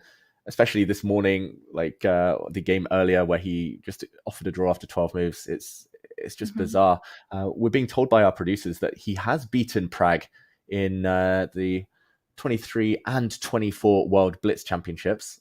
So maybe he's relying on that time format, but still a bit of hard work to get there. He's got to hold this game with black first before he gets to the Blitz games. He absolutely does. But I got to say one thing just to your point about maybe Dubov will kind of come to regret his very quick draws. Well, I think he has to have taken that decision way before this event even started. If this is going to be his philosophy, he's just said, well, I will come to terms with the fact that if I squander a black, then so be it. That is what has happened, but I think it does display full confidence in his black repertoire, also his creativity. But yeah, we'll see. We will see whether this gamble pays off. h3 being played, and knight to a6. I'm expecting a knight to post up to c5 just to put some pressure on e4. And once white has castled the king, I think black will be also copying. Jovanka, is Pragg going to castle or is he going to play g4? Yeah, Pragg is a g4 player, isn't he? you just know that Pragg is definitely going to be doing something like that. So I reckon now that you said it, it makes so much sense because it actually completely kills black's idea of ever going f7, f5 and just breaking out in the center. So yeah, g4 is going to make an appearance. And yeah, you highlighted a knight jumping into b4. I think that will also make an appearance as well. And we're going to have a very locked position, but one that could explode at every move. Yeah, and I just had a feeling, like I quickly checked on the chess.com database. There have been no games to reach this position. There were a few moves ago, but everything according to the computer says white shouldn't castle kingside, which is crazy to my eyes. And also Pragg just played the moves queen e2, then he played h3. It feels like he's getting ready to play g4, move his bishop out the way somewhere, e3, for example, and castle queenside. And often you can get away with this if the center is locked. And the center is locked. Black's going to struggle to break out with b5 ever. So I wouldn't be shocked if Pragg does castle. I think he's in preparation. I've never seen Pragg play this line with an early d4 in the Italian. So he must have something up his sleeve against Dubov's usual repertoire. And if Dubov's played this before d6, I think Pragg's seen this all before. I think he might be tempted. There's no reason to go h3 first, unless you're going g4. Yeah. Well, we'll see. I was very impressed when Pragg, I think he gave an interview where he said, you know, it's very easy to learn an opening. You can do that overnight.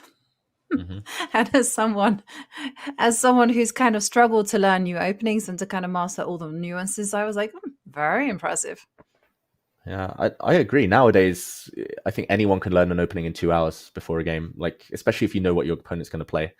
So yeah, just the fact that Pragg's done this means, I thought he might go g4, he might have prepared, but probably just the fact that it's high risk. Yes, high reward as well, but the risk involved, maybe that stopped him. But he was thinking about it, Jovanka. He castles instead. And now I'm expecting Dubov to maybe feel safer about castling himself. Yes. I mean, yeah, perhaps he was waiting for Dubov to actually castle before kind of doing any g4 shenanigans. And we're going to see this type position. It's still, I think, very kind of complicated. Knight b4, knight c5 on the agenda. You know, White will always have to monitor the f7, f5 pawn break. It's a cagey position. Can we just go to our bird's eye view, rook to d1, we're seeing being played by Pragg, because I'm very curious about the game between Sam Shankland and Richard Reports. You know, I mentioned that Richard is in a must-win situation with the black pieces, and he's played something quite provocative. And g4 has made an appearance, and Sam, look at this.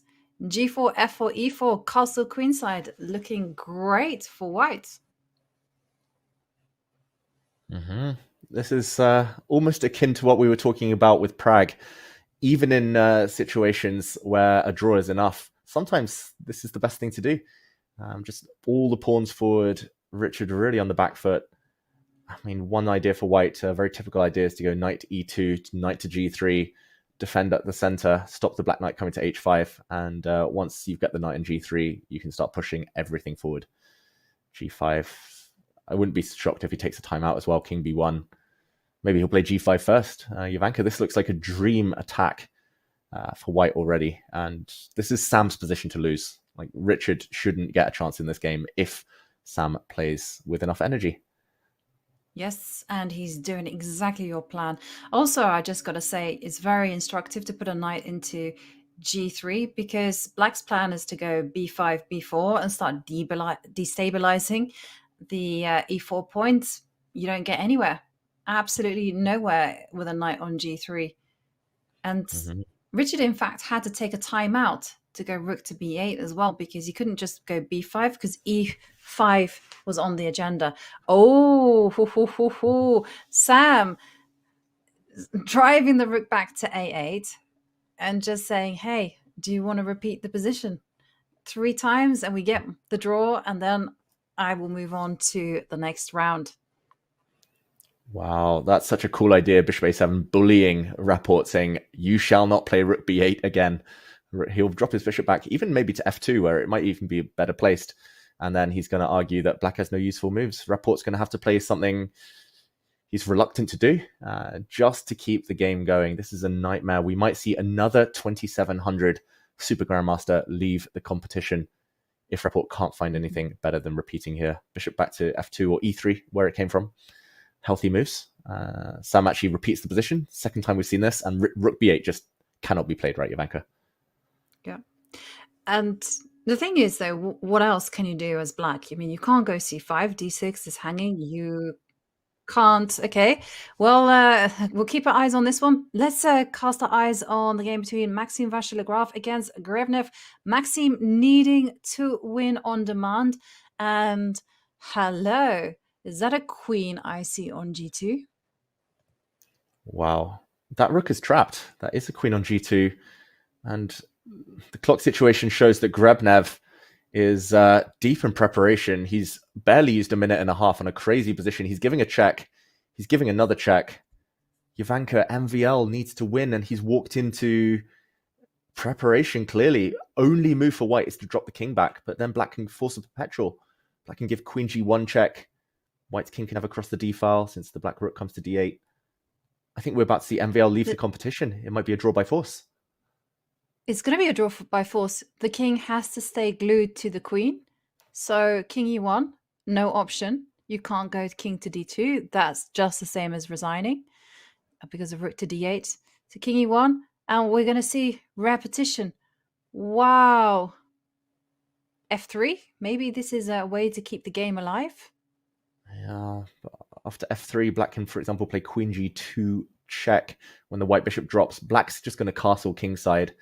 So f3, queen g2. Black can castle kingside. The black rooks are going to come to the center to e8 and d8, and the white king is going to be caught embarrassed. Just, it's going to be caught in the crossfire in the center. I think this is it.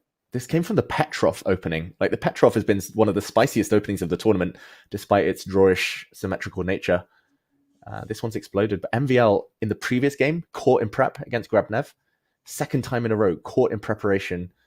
His young opponent, MVL, has just clearly been better in the opening, and that's been the difference in a tight match. Mm-hmm. Yeah, it's been exceptionally well prepared, Grebnev. And Maxime, no choice here but to accept the repetition. It's just simply going to be absolutely nothing for white if they try to prolong the game. King goes to e1. The repetition happens. And with that draw, Alexei Grebnev walks into round 5. And we say goodbye to the world-class player that is Maxime Vachier-Lagrave. Wow. That was not something I had in mind, that Maxime would find himself caught in preparation and be forced to accept a threefold repetition.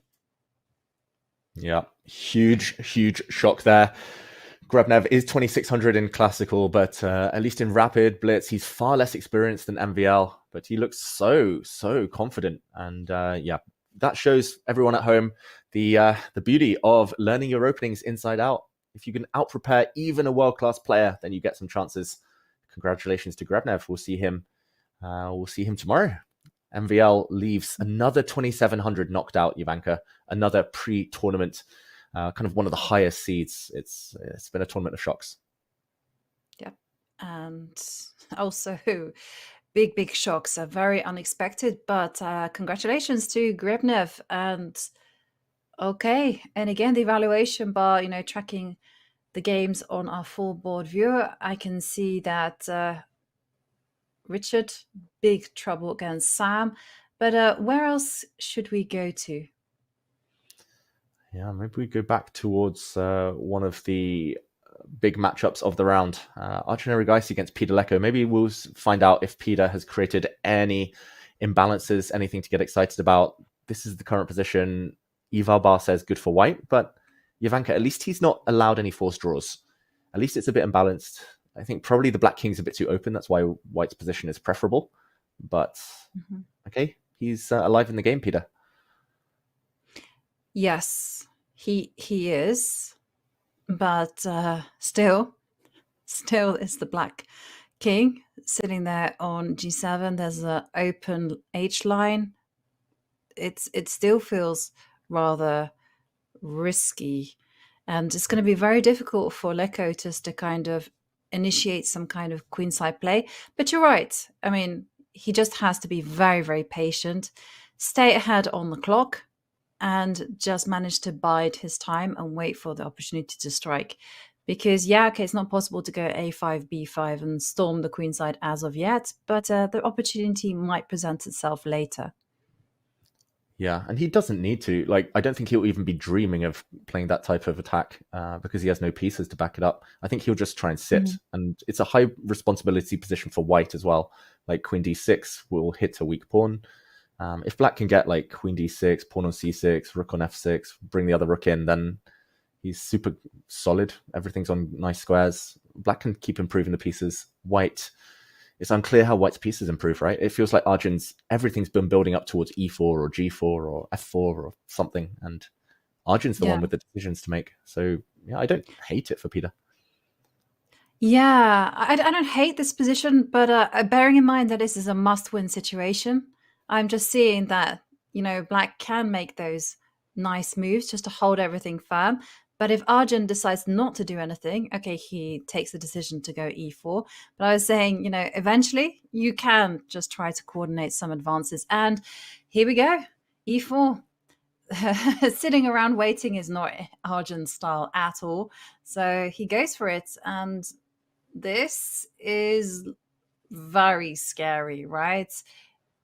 If the bishop gets mobilized, you know, White's thinking of pushing forward with the D pawn and going D5. And as you highlighting, once the queen starts eyeballing H6, well, you got to be very, very careful. Yeah, the queen can come in.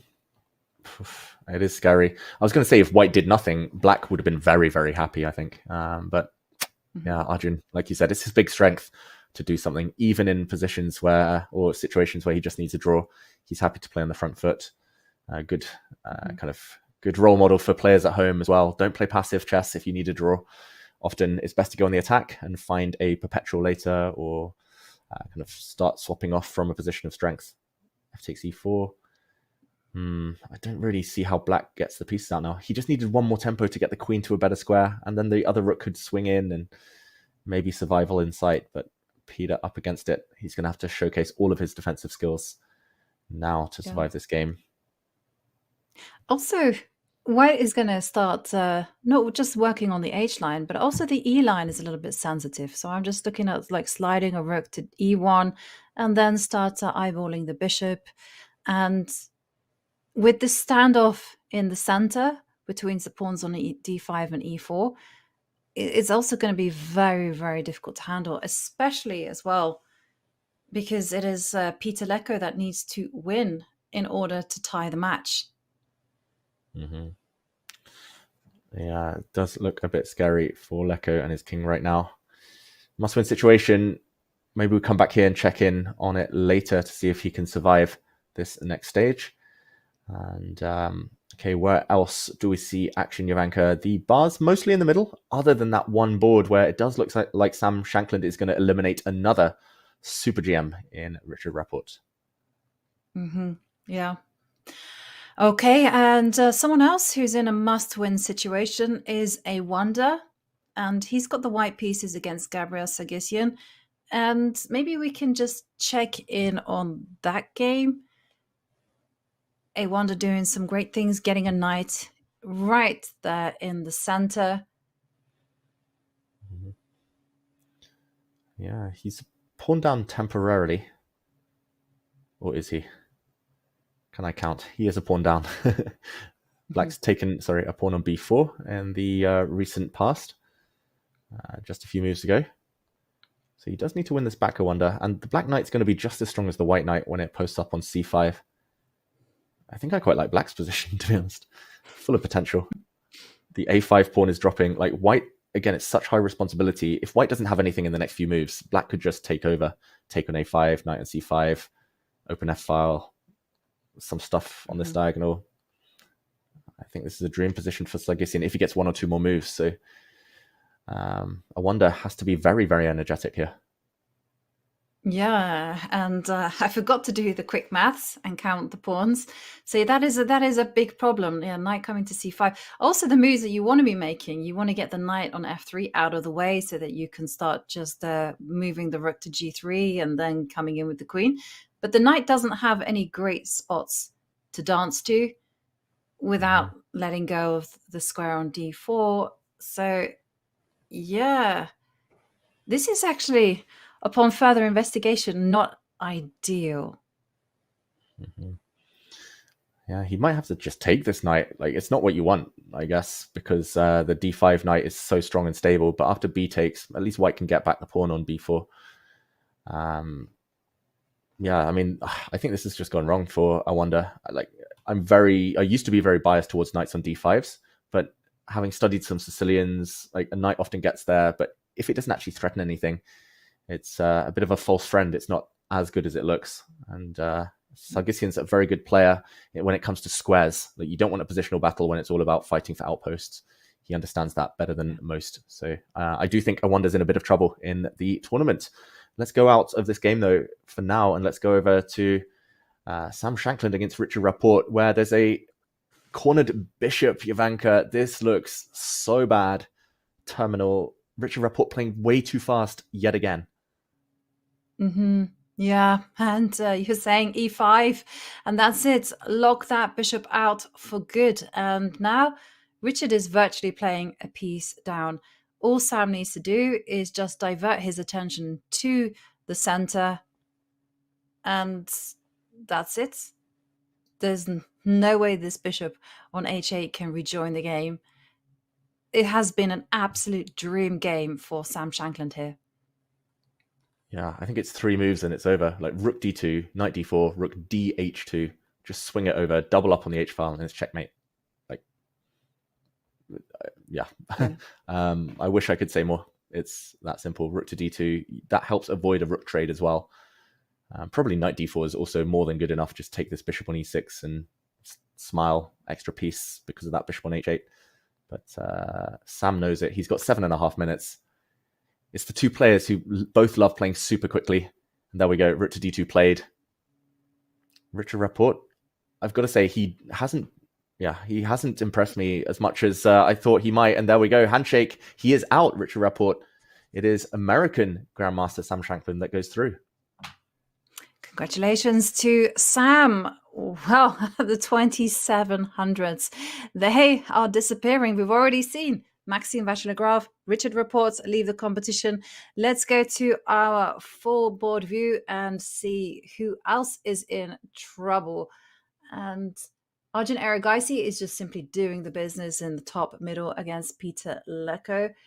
But everywhere else seems to be in the middle. Maybe we can check in on the game between Shant Sargsyan against Frederick Svana, with Shant being in a must-win situation. Let's do it. Let's try and summarize this position. I've got to say, on the outlook, it looks pretty decent for black. It's hanging pawns, Jovanka. What are your thoughts on hanging pawns? Are you a fan? Or they're like Marmite, right? You either love them or hate them. I like them, despite me being a player who really enjoys playing against structural weaknesses. With hanging pawns, one thing I've discovered is that you just don't touch them.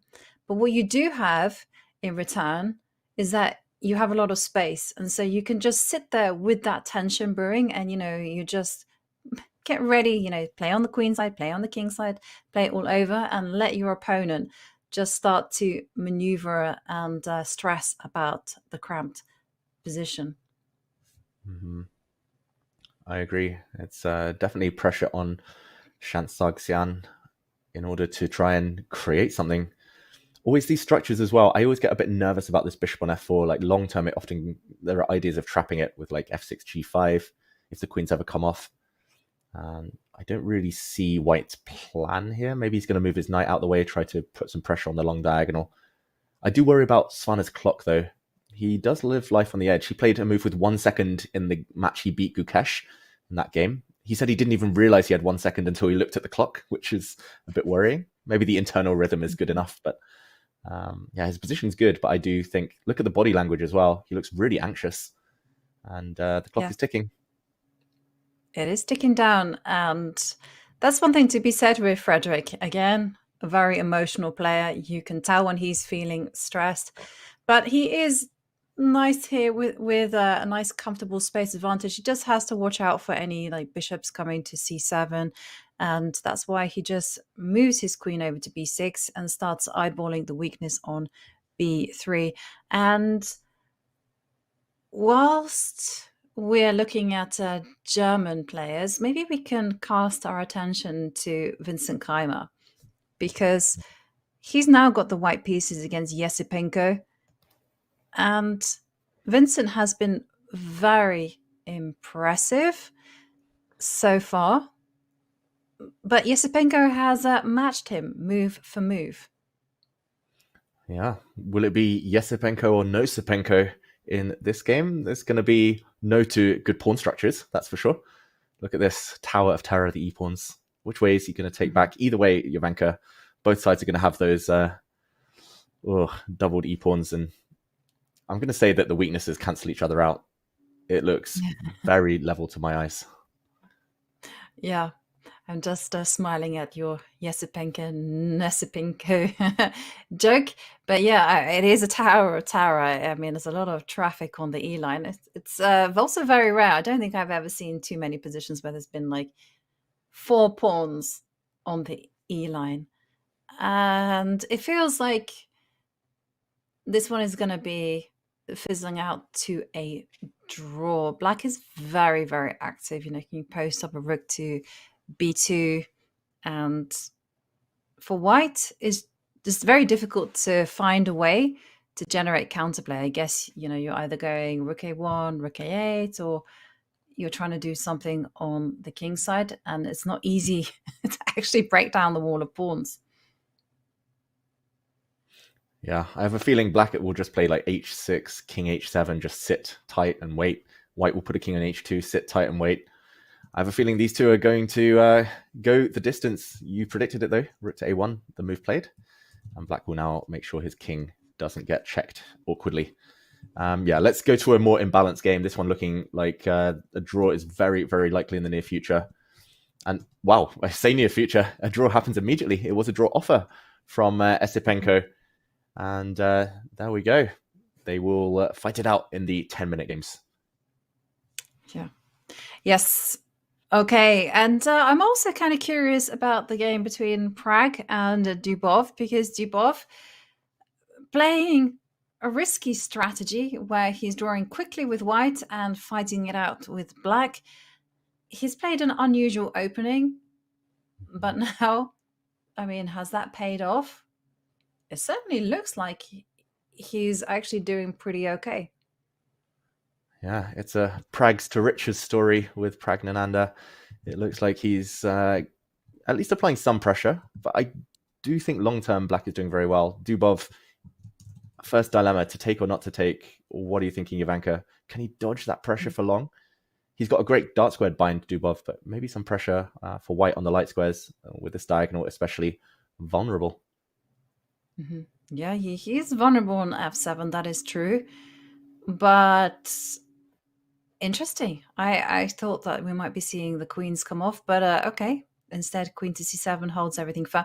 The problem is that white's pawn structure on the queen side is just shot to pieces. You know, a4, c2 is so weak, and there's a lot of pressure on Pragg to actually play really aggressively in order to hold the balance, because yeah, you know, black is the one that's going to be slowly like making those improving moves. You know, I can just see like a g6, a kind of, you know, kicking the bishop back, the king stepping forward, and, you know, slowly, little by little, you start to solidify the position, and then once the king side is secure, then it's going to be all about switching over to the queen side. But a queen to g4, interesting. So what is the plan with this particular move? I think it's preemptive, Jovanka. You mentioned that black wants to get the king off the long diagonal, right? So black would have loved to play g6 with gain of time, and then king g7, and everything's safe. Everything's prepared for maybe for f5 or to just sit. Mm-hmm. But now g6 is impossible due to some tactics. There'll be d takes c6, and on the long diagonal, there'll be a pin. So white will be able to take that pawn on g6 with a check. So I think it was just preemptive waiting, essentially. And he's hoping that Dubov can't improve. Like, I think Dubov's plan with the queen on e7 might have been to go like bishop d8, bishop round to a5, and start breaking up that formation that you talked about on the queen side. But okay, first he's trying to attend to this order of business. King h7 is designed to play g6 and cover the light squares. Yep. I quite like your bishop to d8 idea. And Pragg now going h4. Again, bishop d8 being played. Queen e7 is going to happen. And then suddenly bishop to a5 is going to be a real disruptor here. And it feels like Dubov is like slowly taking over. Yeah, and I've noticed this is what the top players, or I mean, Dubov, in my mind, he's a top player. He's one of the most talented players of recent years. But this is what they're doing against the younger generation, the Praggs, the Gukeshes. They're trying to make it really blocked in the center. Magnus does this all the time. He tries to block the center and then just slowly maneuver around. He's done it with success against Gukesh, against Arjun, against others, and I think that's why Dubov went for this opening. He's worse objectively at the beginning, but he's blocked the center, and then it becomes a slower game. It suits his pace more, and he's hoping that he can use his deep understanding and avoid as much calculation as possible, which is Pragg, Gukesh, Arjun's kind of big forte. So very interesting. I love what Dubov's doing. I would take black here every time, but of course still a long fight ahead.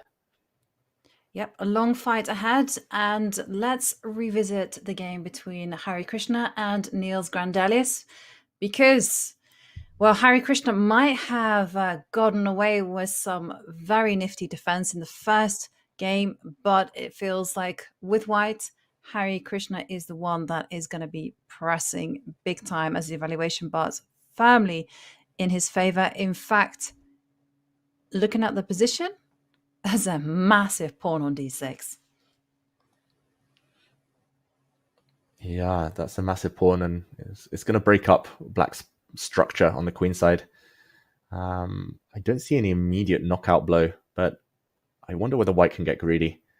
What do we think here? Can c7 just be chopped off and then b6 be taken? Since there's a pin on the e file, white doesn't have to react immediately to any threats. Maybe it's time to just get greedy. Take that pawn.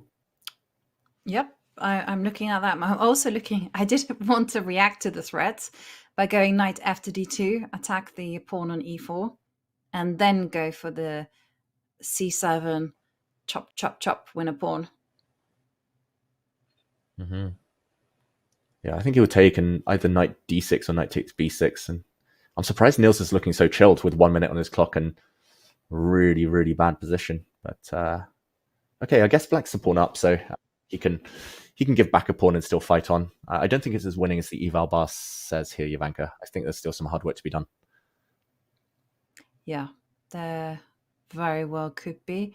But it's decision time, and that's actually going to be costing Hari Krishna some time on the clock, because as you mentioned, so many tempting possibilities. dc7, knight f to d2, attacking the pawn on e4. He's going for something. I don't know. I saw him. Yeah. Whoa. What is this? Whoa, that's cool. That's clever. That's classy. Hari Krishna, he's played some brilliant moves this tournament, Jovanka, but that's up there with the best of them. That's a sacrifice. And his idea is to just blow open the C file. So once he gets d takes c7, he's just running through to promote. That is brilliant. Oh, that's why it's so good for white. Now I understand. Poor Niels. I don't think he saw that coming. He certainly didn't, and he's got now 35 seconds to react, and dc7, and then just driving that c-pawn home, and so you're going to have to give up material. Bishop takes. You can go bishop takes rook, and you mentioned it there, David. Once the knight moves from e5, black cannot take on f3 because of the pin. Yeah, using tactics beautifully. Hari Krishna, he's going to drop back his knight, surely. There we go, double attack. And Niels, his pieces are just so poorly coordinated. A knight on the back rank, another knight on the rim. And there we go. He's had so many chances, Niels Grandelius. In the previous game, he was winning. In the second classical game yesterday, he was winning. Both games, he was a clear pawn up for nothing, really. And that's what happens when you give a player as classy as Hari Krishna some chances. Hari with white has been on fire this tournament, and he's going to do it again. Knight takes b6 looks like a freebie. Yep. And he's entertained us with some brilliant moves. You know, there was a queen sacrifice straight out of the opening. There was also this magnificent attack that Hari did against Daniel Dada. And this knight ce5 was also up there with the best. The pawn is falling on b6. And Niels fighting hard to remain in this competition, but he is material down. So I'm expecting maybe knight to d2 just to kind of solidify things. Oh, hang on a second. I just noticed that black has a threat. Knight to d3. So don't be entirely careless. Although you can get away with it, David. Knight to d2 is actual possibility because of knight d3 is going to be met by rook takes e4. Okay. Oh, that's very clever. I'll just show that on the board, Jovanka. Might be the last moment he needs to be accurate. Hare Krishna here. Knight to d3 looks like a fork, but you can escape fork down here with a gain of time, and that's beautiful. Rook takes e4, rook takes, and throwing in the intermediate move, the zwischen shuck. You check the king, and next move the rook drops. Exchange up, and no more counterplay. Niels leans back. I think he spotted this. Has Hare Krishna spotted this? That's the key. Because if black can't land knight d3, it's just hopeless, right? Knight d5 will come, and the b pawn will start running forward. Great spot, Jovanka. Well, the thing is, though, I mean, black is being very slippery here because you've got ideas of going rook to b8, dodging the pin, threatening the knight on b6, and if the white knight on f3 is still under attack, then white is going to have problems. So that was my impetus of moving the knight back to d2.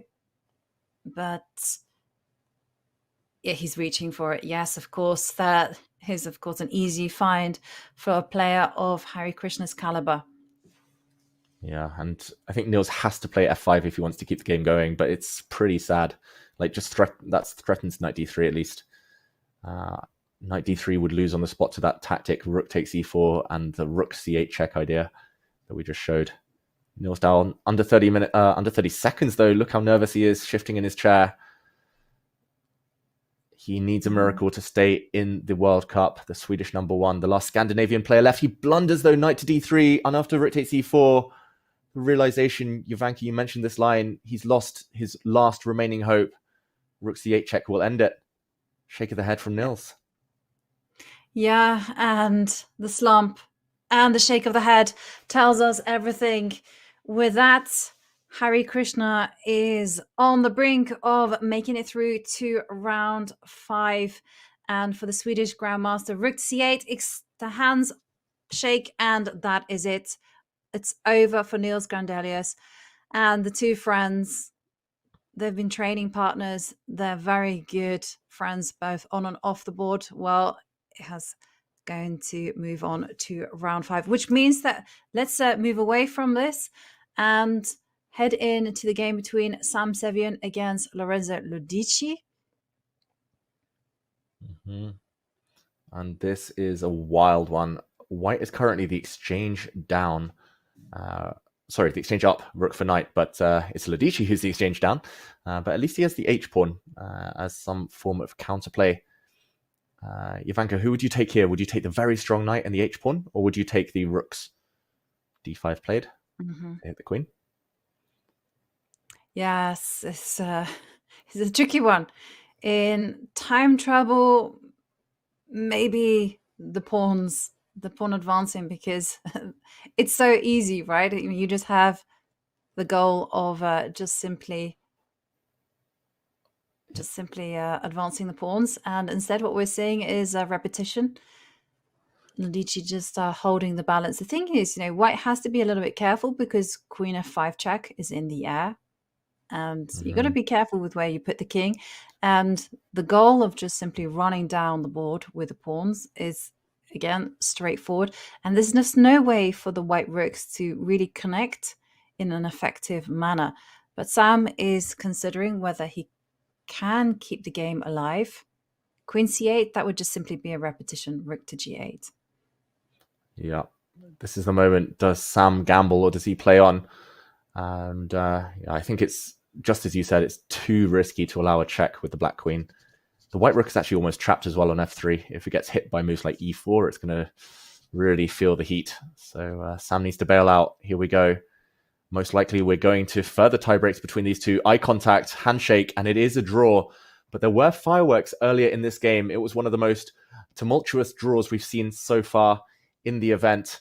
It was a huge opportunity for Lodici earlier he went on a sacrificial kind of run. And just to point out one of the coolest moves, coolest ideas, a very thematic idea as well of this tiebreak round. Just on move 20, in a normal looking position, he sacrificed his rook for knight, the only move to keep the balance, a brilliant one. Then he took on e5 with his knight. He could have actually brought his knight to the other side of the board to h4. He could have swung his queen across as well, but knight takes, and we started seeing a king run from white to try and save the day. And the king did escape eventually, as we saw. The position did level out. Very high accuracy for a rapid game, 94% each. And eventually we did see that repetition fasting forward with a check, with a block, and the dance between queen and rook. Yep. And it was a victory for Frederick Svane. So his win against Shant Sarkisian means that he advances to round 5. Let's go to the game between Pragnanda Dubov because, well, it looks like Pragg is in big trouble. Wow, and we jump in just as Dubov lands a very brilliant move. Knight to d3 is a double attack. I don't think Pragg saw that coming. The queen is hit twice, has to take that bishop, but she loses contact with her piece there, and suddenly double attack on these rooks. Pragg is about to be eliminated. Dubov on fire with black. Knight to f2 check was also a deadly threat. The knight was eliminated, and now it's exchange up for black. With the open white king, Ivanka, you've got to think minimal chances for Pragg.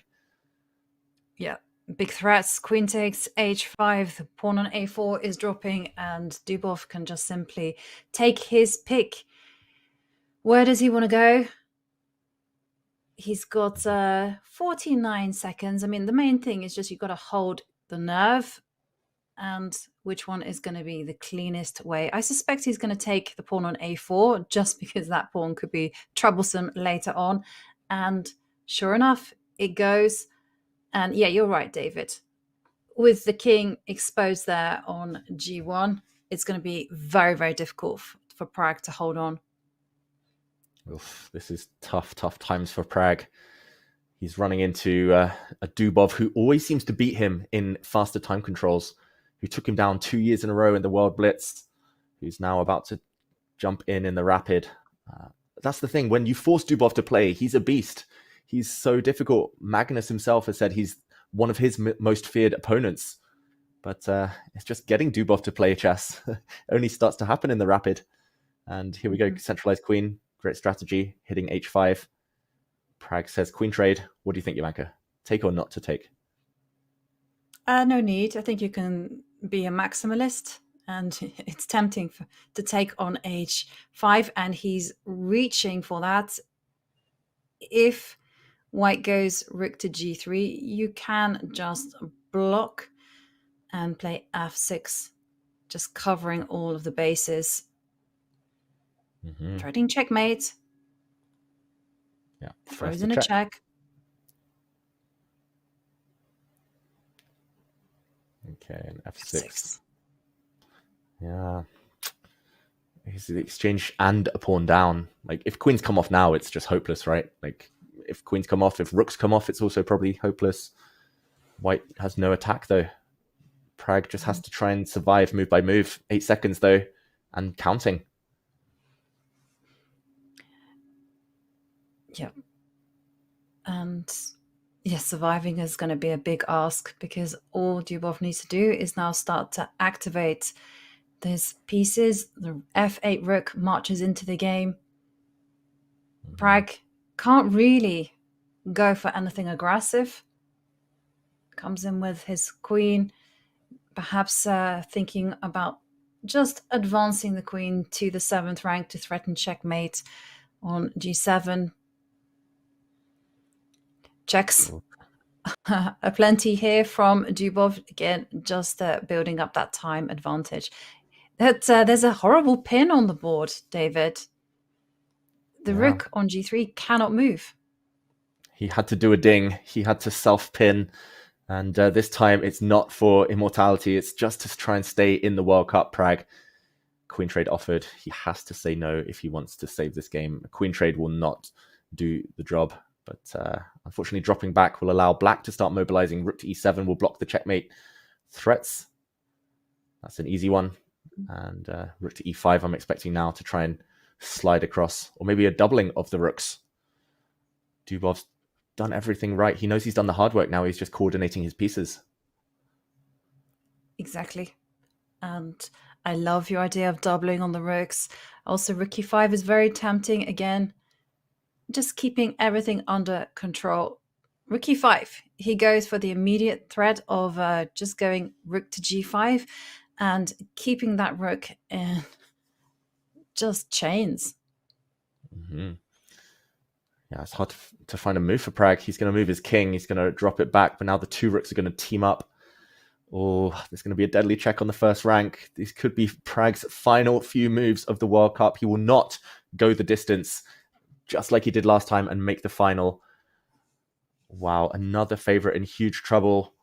Not much to be done against the threat of rook e1 check. White will be forced to lose more material, and there we go. Praggnanandhaa is out of the competition. Daniil Dubov takes him down. Wow. Fantastic game there from Daniil Dubov. Excellent technique there in the end.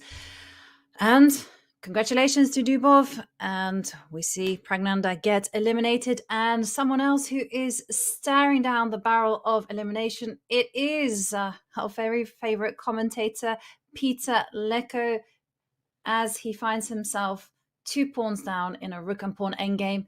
He extends his hands in resignation, and that means Arjun Erigaisi is through. Yeah, poor Peter. He did everything he could. He tried. He threw what he could at Arjun, but it was just that first game, the loss of the pawn, the loss with white, that cost him. It's the second game, not many chances. Very professional from Arjun Erigaisi, who moves on. One of the top seeds, at least, still in the competition. Let's go to a player who's in a must-win scenario. It is a Wonder Liang, and there's a weird pawn configuration on that board. A Wonder... Oh, actually, let's first go to Sindarov against Yu Yangyi. Or not. Let's go over to Wonder Liang, because there's pawns near promotion, Jovanka. What's happening here? There's an only move, apparently, for Gabriel Sargsyan to find. He has to bring his king forward and hope to ride to the rescue. Mm-hmm.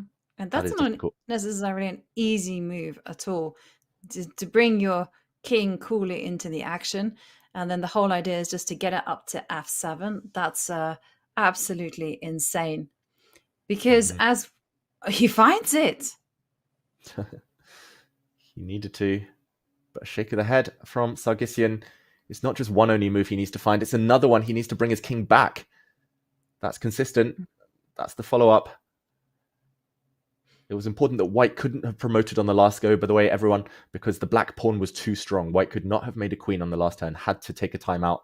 And now the black king is back. Any checks can be blocked by the bishop on f6, and he checks from the front. I'm expecting him to go back to c8. Yes. And what I'm expecting black to do is to give up the bishop for the pawn on e7. And it was so important to bring that king to f7 so that when this trade happens, the black king is nicely centralized. Because if the rook is forced to step back to e7, then the black rook is simply very passive and white is going to be able to take over. Mm-hmm.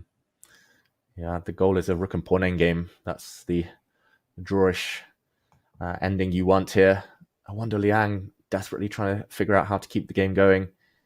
The problem is his d pawn is hanging. The bishop takes pawn idea is in the air no matter what. Here we see both remaining games side by side. Javelkis Sindarov and Yu Yangyi on the right are going to promote simultaneously. And wow, we're in for a very famous queen and pawn endgame where it will be Sindarov trying to win, trying to make it through. Even though objectively it should be a draw, Jovanka. That's a long battle ahead. Mm-hmm. It is a long battle ahead. And I can tell you one thing.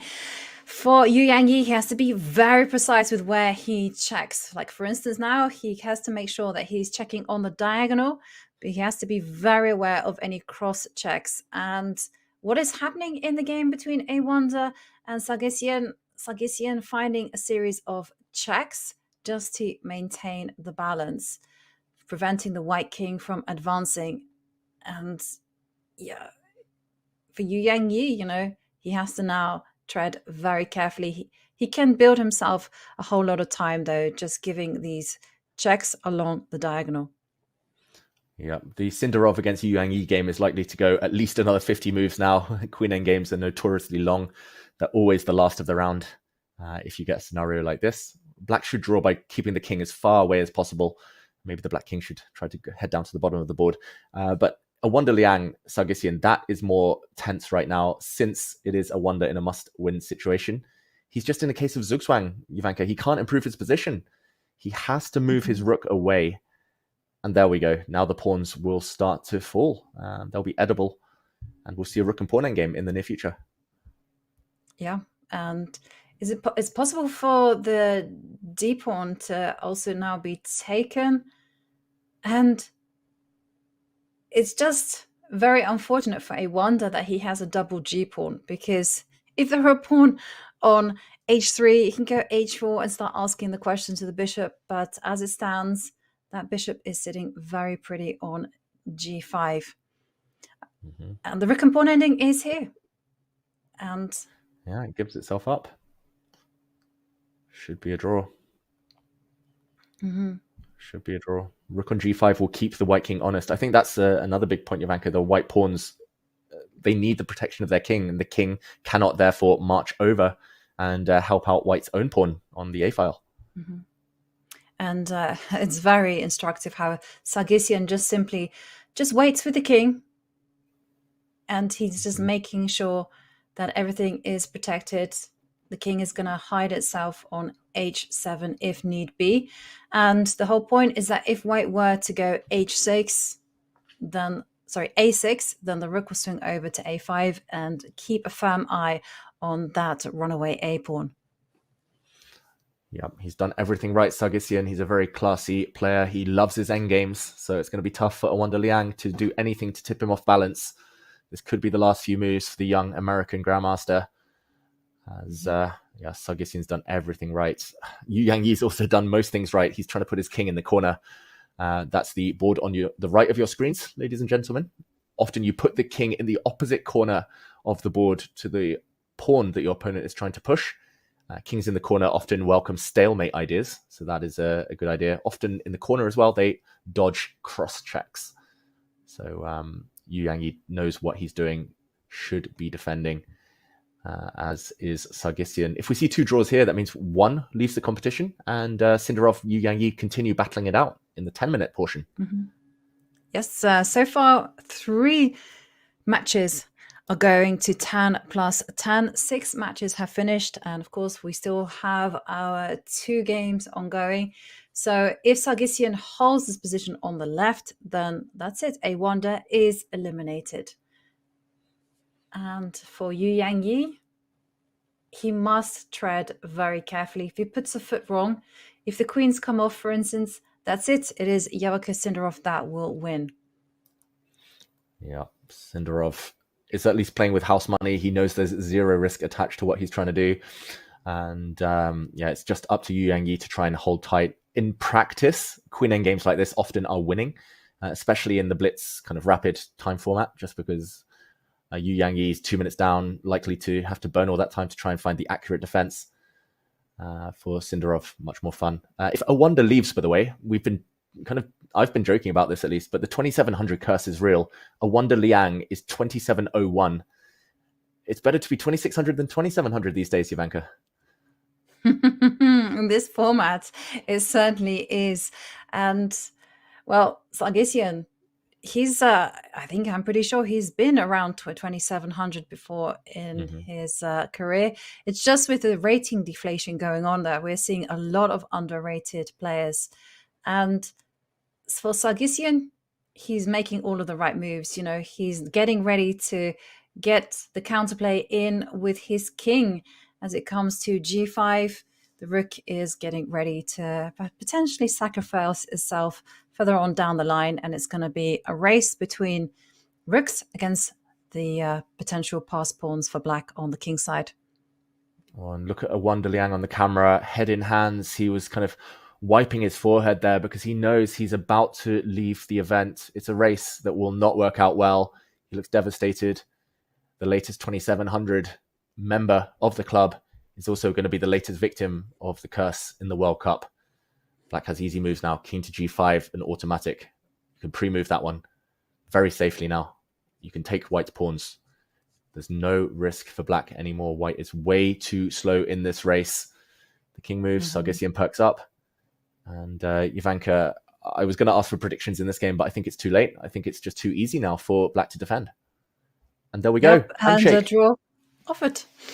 We say goodbye to A1 Liang, and for Gabriel Sargsyan, he finds himself in the round of 16 and round 5. Congratulations to Sargsyan, which means that we have one game remaining, and that is an epic one between Yevokir Sindarov against Yu Yang, and there's been some progress made, but the question is, can that progress translate to promotion?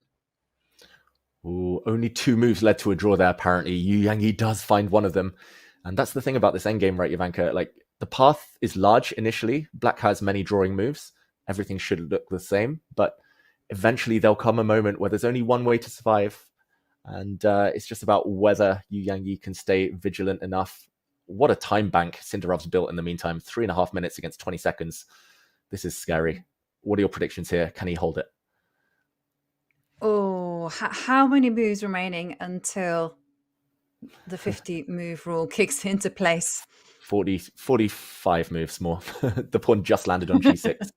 Soon it will land on g7. Then you've got to defend another 50 moves. Yeah. Okay. Then, you know what? 34 seconds. It's so easy to give the wrong check. I'm going to say that Sindarov will do this. Yeah. What do you think, David? Yeah, I think 80% chance Sindarov wins this. I think 20% chance draw, despite the computer saying it's a level endgame. I've had it myself. I managed to defend a blitz game with 1 second increment with this exact ending once, but I think I was just getting lucky with my checks more than anything. Yeah, and that was kind of living life on the edge. Black's doing a good thing, again, for everyone at home. Since the white pawn promotes on this square, often where to put your king is denoted by where the pawn promotes. So you actually want your king around the A2, A1, B1 side of the board. I don't know why it's like that. It just happens to be. As it just makes it easier to dodge the checks. There we go. He keeps his king sidelined. Also some stalemate ideas, as we mentioned. And I think the key is not to allow G7 unless you have to. The good news, though, is that it's a G pawn. G and B pawns are the worst ones for white. If this is an F or C pawn nearer the center, that's easier for white to hide. So still within the drawing realms, but difficult position. Yeah, definitely difficult. And, you know, Sindarov is doing all the right things, centralizing the queen. He's getting ready to hide his king as up it goes. And again, now you can just sidestep to f6. And what is very important for Sindarov is that, Yu Yang is he's going to be checking, but at the same time, he's going to be trying to utilize pins just to prevent that pawn from advancing even further. Yeah, there was only one good check on the board there. He needs to find a way. And now there's only move territory, Jovanka. According to the computer, king to a2, the blue arrow appears. Only move to survive. That is so difficult, but he doesn't find it, Yu Yang. Now the white king can sidestep. No. Safe square, no more checks, and the pawn's running through. Wow. That was such a difficult call as well, because it was so natural to give a check, and you didn't want to put the king on the same diagonal as the queening square. But yeah, that was such a hard find. 20 seconds, the king is safe, and now the pawn can just simply advance. Yeah, and it's ironic, Jovanka, but it is quite well known, I'm going to say, that you want your king on the same diagonal as the queening square. You put your king on a2 willingly. I said it earlier, like you put your king on that square, that diagonal, but precisely because it's actually the safest one. With a pawn on g7, the black queen gives checks. The white queen blocks those checks on dark squares. So you have to put your king on a light square. It's very difficult. I've lost like similar endgames myself, but like it is something that I think with study you learn and you intuit eventually. But yeah, it is difficult. That's why I said 80% chance for white win, and I think we're going to see that come true now. It's going to be hard to block checks on dark squares. The white queen will always threaten like queen d6 cross check or queen e7 cross check. since the black king is misplaced. It's happening right now. The king is now just going to find some shelter. And yep, here it goes. Yep. More checks. It's crazy that this position with the king on a2 is is drawing, but with a king on a3 it's lost. Endgames are tough, as our featured chat says. Yeah, completely tough because as you mentioned, if you put the hard work in and if you've studied, then of course it makes perfect sense. But if you haven't done it, why would you put the king on the same diagonal as the promotion score point? Yeah, you just wouldn't do that. You'd be again, and also, even if you do know it, you also have to fight the instinct to give a check, So 10 seconds. Yeah. One example is queen to c6 check. There's a cross check with queen to d6 and the queens come off. Now after queen to b3, white can play anything. I think queen to d5 is probably the easiest. When the king moves out the way, the pawn will promote. That looks very straightforward to my eyes. Yeah, and the thing is, like, if we surveyed even the world's top 100 grandmasters, how many of them have studied this, especially the younger generation? How many have studied this exact endgame? I think it will be maybe a handful maximum, because this is such a kind of random one. It's like the only advice is just give checks. And I don't think I studied it until I was well into my mid-late 20s, when I suddenly realized that endgame's actually quite important. So here we go. It's another check. The king will move. Yep. King goes up, and the checks, they're almost on the verge of running out, but they're still there. Another check on g4. Forced one of these two checks. Yeah, everyone skipped those pages in Dovretski's endgame manual. I skipped them too when I was young, artists, in our featured chat there. Eventually I went back to them because I was bored one day. I needed something to help me fall asleep at night, so I had the book open in front of me. But yeah, here we go. How to win. I mean, the king eventually needs to come back to d7, but I'm not sure. Can you go king f7? King f7, yep. Everything's winning at this point, I think. So, according to table base, at least 14 seconds.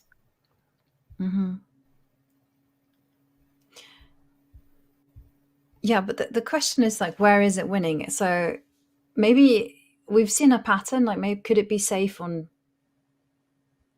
d8? Yeah, I would try and run this way, definitely. Just because the white queen is needed to shield at some point with some checks, some cross checks. It goes e8 first, very logical.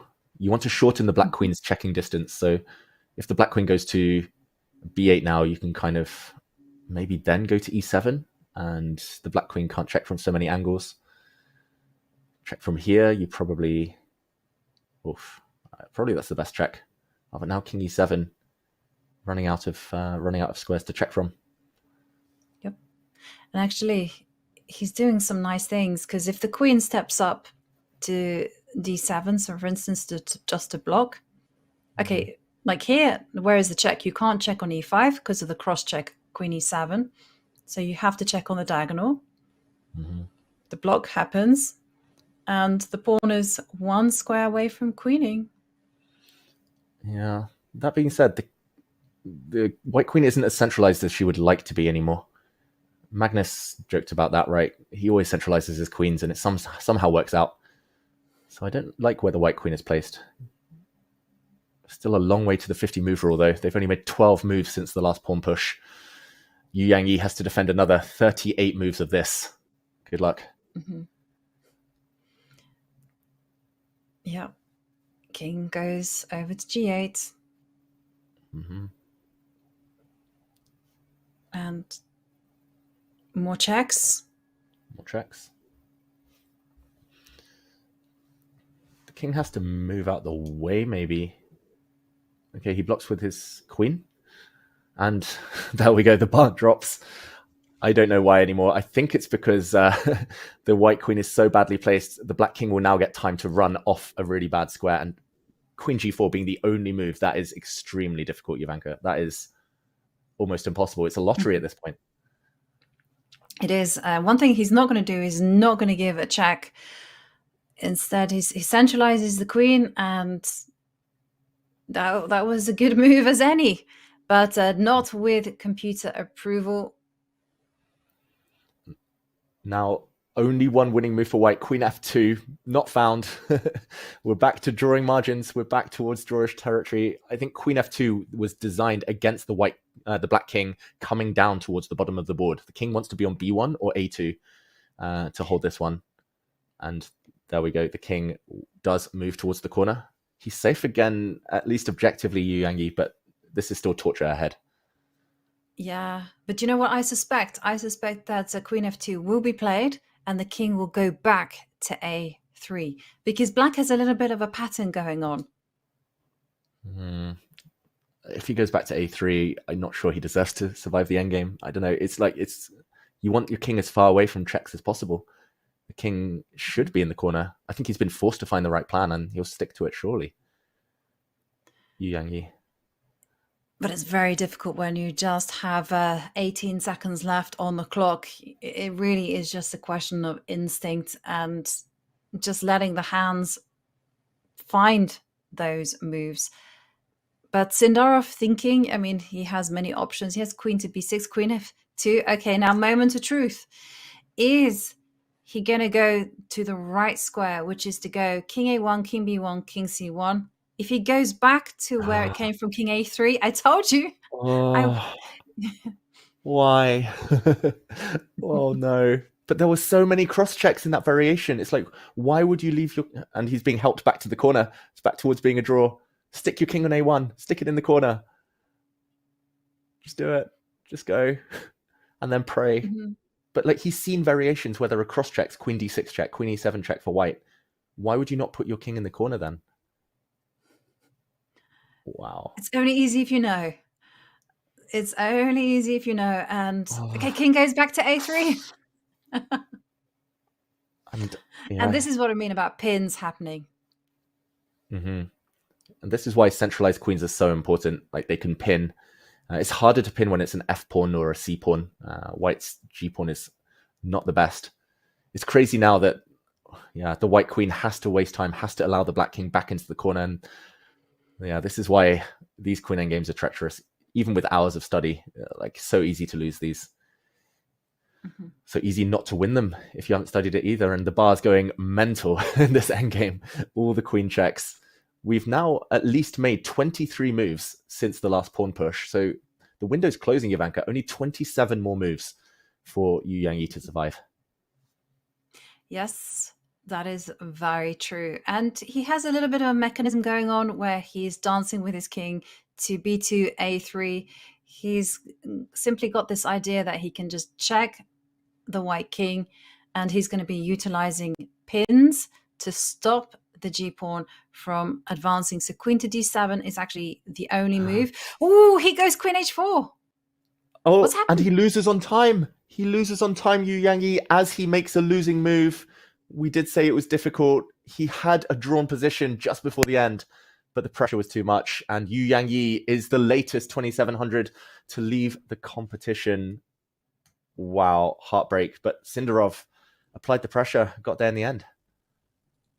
Wow, some tremendous scenes there, John, with Yu Yangyi panicking, playing a losing move, losing on time. I mean, what a tiebreak it has been so far, with so many players being eliminated.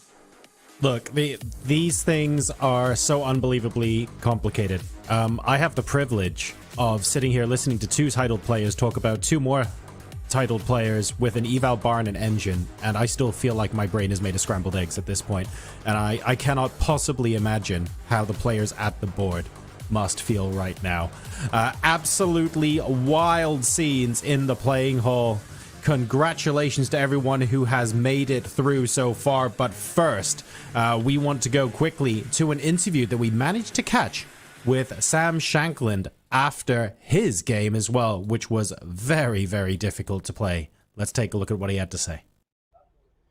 Chess.com with Grandmaster Sam Shanklin, who just beat Richie Rappo 2-0. Your thoughts on the match? Yeah, so I wasn't optimistic after the first game. Just historically with Richard, now because of my ratings fallen so much, he's higher than me. But for the most part, we've had pretty similar ratings over the years. And in Classical, we've just been total peers. We've had 6 draws now total. If anyone's had more chances, it's me. And in Blitz, we've been very competitive too. But in Rapid, he's just blown me off the board historically. Yeah. So when I drew the first game with White without really any much in the way of chances, I was not optimistic just because I felt like, you know, the best thing I can do is hold tight with Black and then win the tiebreak, and just the score with Richard with Rapid was really bad. But, you know, I always say I never come into any match expecting to lose, and today I guess I won a pretty clean game with Black in the first game when he was, I guess, maybe misjudged a little bit the dangers in this endgame. And then game 2 was, you know, I mean, he was desperate, but you can sort of understand why he played the way he did. But yeah, there was just no chance at all. And happy to get it done, not taking it further? Yes, of course. I mean, the sooner you can win, the better. It's less stressful. It's more time to rest up and prepare for the next game.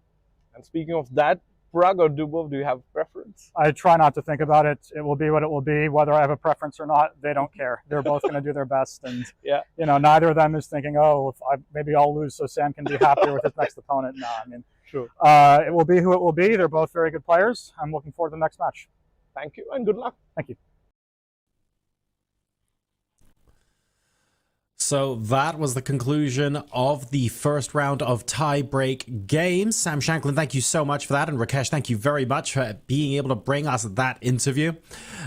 We don't have too much time until the 10+10 segment begins. So if you did need to grab a drink, now would be a good time to do that. But just bear in mind, the weather's getting a little bit colder here in the Northern Hemisphere, and we're starting to think about Christmas gifts and the holiday season. And because of that, ChessUp's annual holiday sale, rather conveniently, starts now.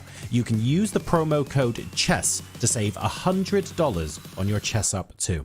And the ChessUp 2 is a physical electronic board that syncs to your chess.com rated games, so you can save those games and then analyze them later on chess.com.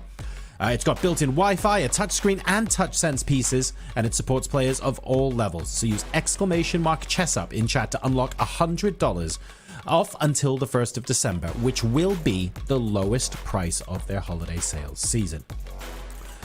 Now, we've got a little bit of a bumper crop for you as well. We just spoke to Sam Shanklin. We also got to have a quick chat with Arjun Erigaisi. Let's go ahead and hear what his thoughts were after his games.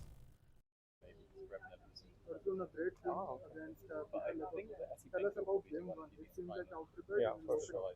He's also very, very well spoken. I think we both were recalling our prep a bit, but yeah, I guess like his prep ended after like when I played Bishop E6, and yeah, I remember seeing like Bishop E6 H4, Knight takes H4 being the only move, but I was just making sure everything was fine because Knight H4 D5, I have to play Bishop G4 and not Rook D8, and if he starts with D5 then Rook D8 and H4, I cannot take Knight H4, so I was just making sure that everything was alright. And yeah, once I took the pawn, I defended comfortably. I didn't have to make many tough moves, and it was smooth. And then in game 2, I think you also got a great position with the right piece. But then what happened?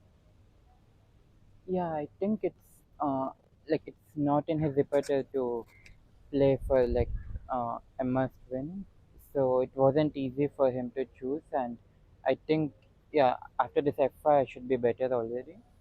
And yeah, there should have been something smoother, but okay, I just wanted to get a safe position, and yeah, I got a safe risk-free position, and then I went on to win. That's amazing to hear. And how was the experience playing Peter Leko? He's of course a legend. So many events he has commentated where you were playing. So how was the match overall for you? Yeah, it was nice. It was good getting to play someone from the previous generation as well. I think in classical, like yesterday, like I could see the class in him and some of his moves, like this Knight D6 manual wasn't so obvious to me, and yeah, a few moves later I will look D8, Knight E8 manual, so yeah, he showed some great understanding. And up next for you, I think, is Levon Aronian. Your thoughts on that match? Yeah, it will be a tough match, and yeah, there's nothing easy, and matches only keep getting tougher here. So I try to give my best. Congratulations, Arjun, on getting through to round 5 and test session. So we move on to the 10-minute plus 10-second segment of the tie breaks here. There are still 3 boards left in play. Let's go ahead and take a look at who those are. We have Esipenko playing Kaima. Wei Yi takes on Parham Maksudlu, and Sam Sevian will be playing Lorenzo Lodici. Only 3 boards left, Jovi, but I mean, each one I feel like has had a story of its own in terms of who's been coming back, who's been more solid, who's been taking more risks.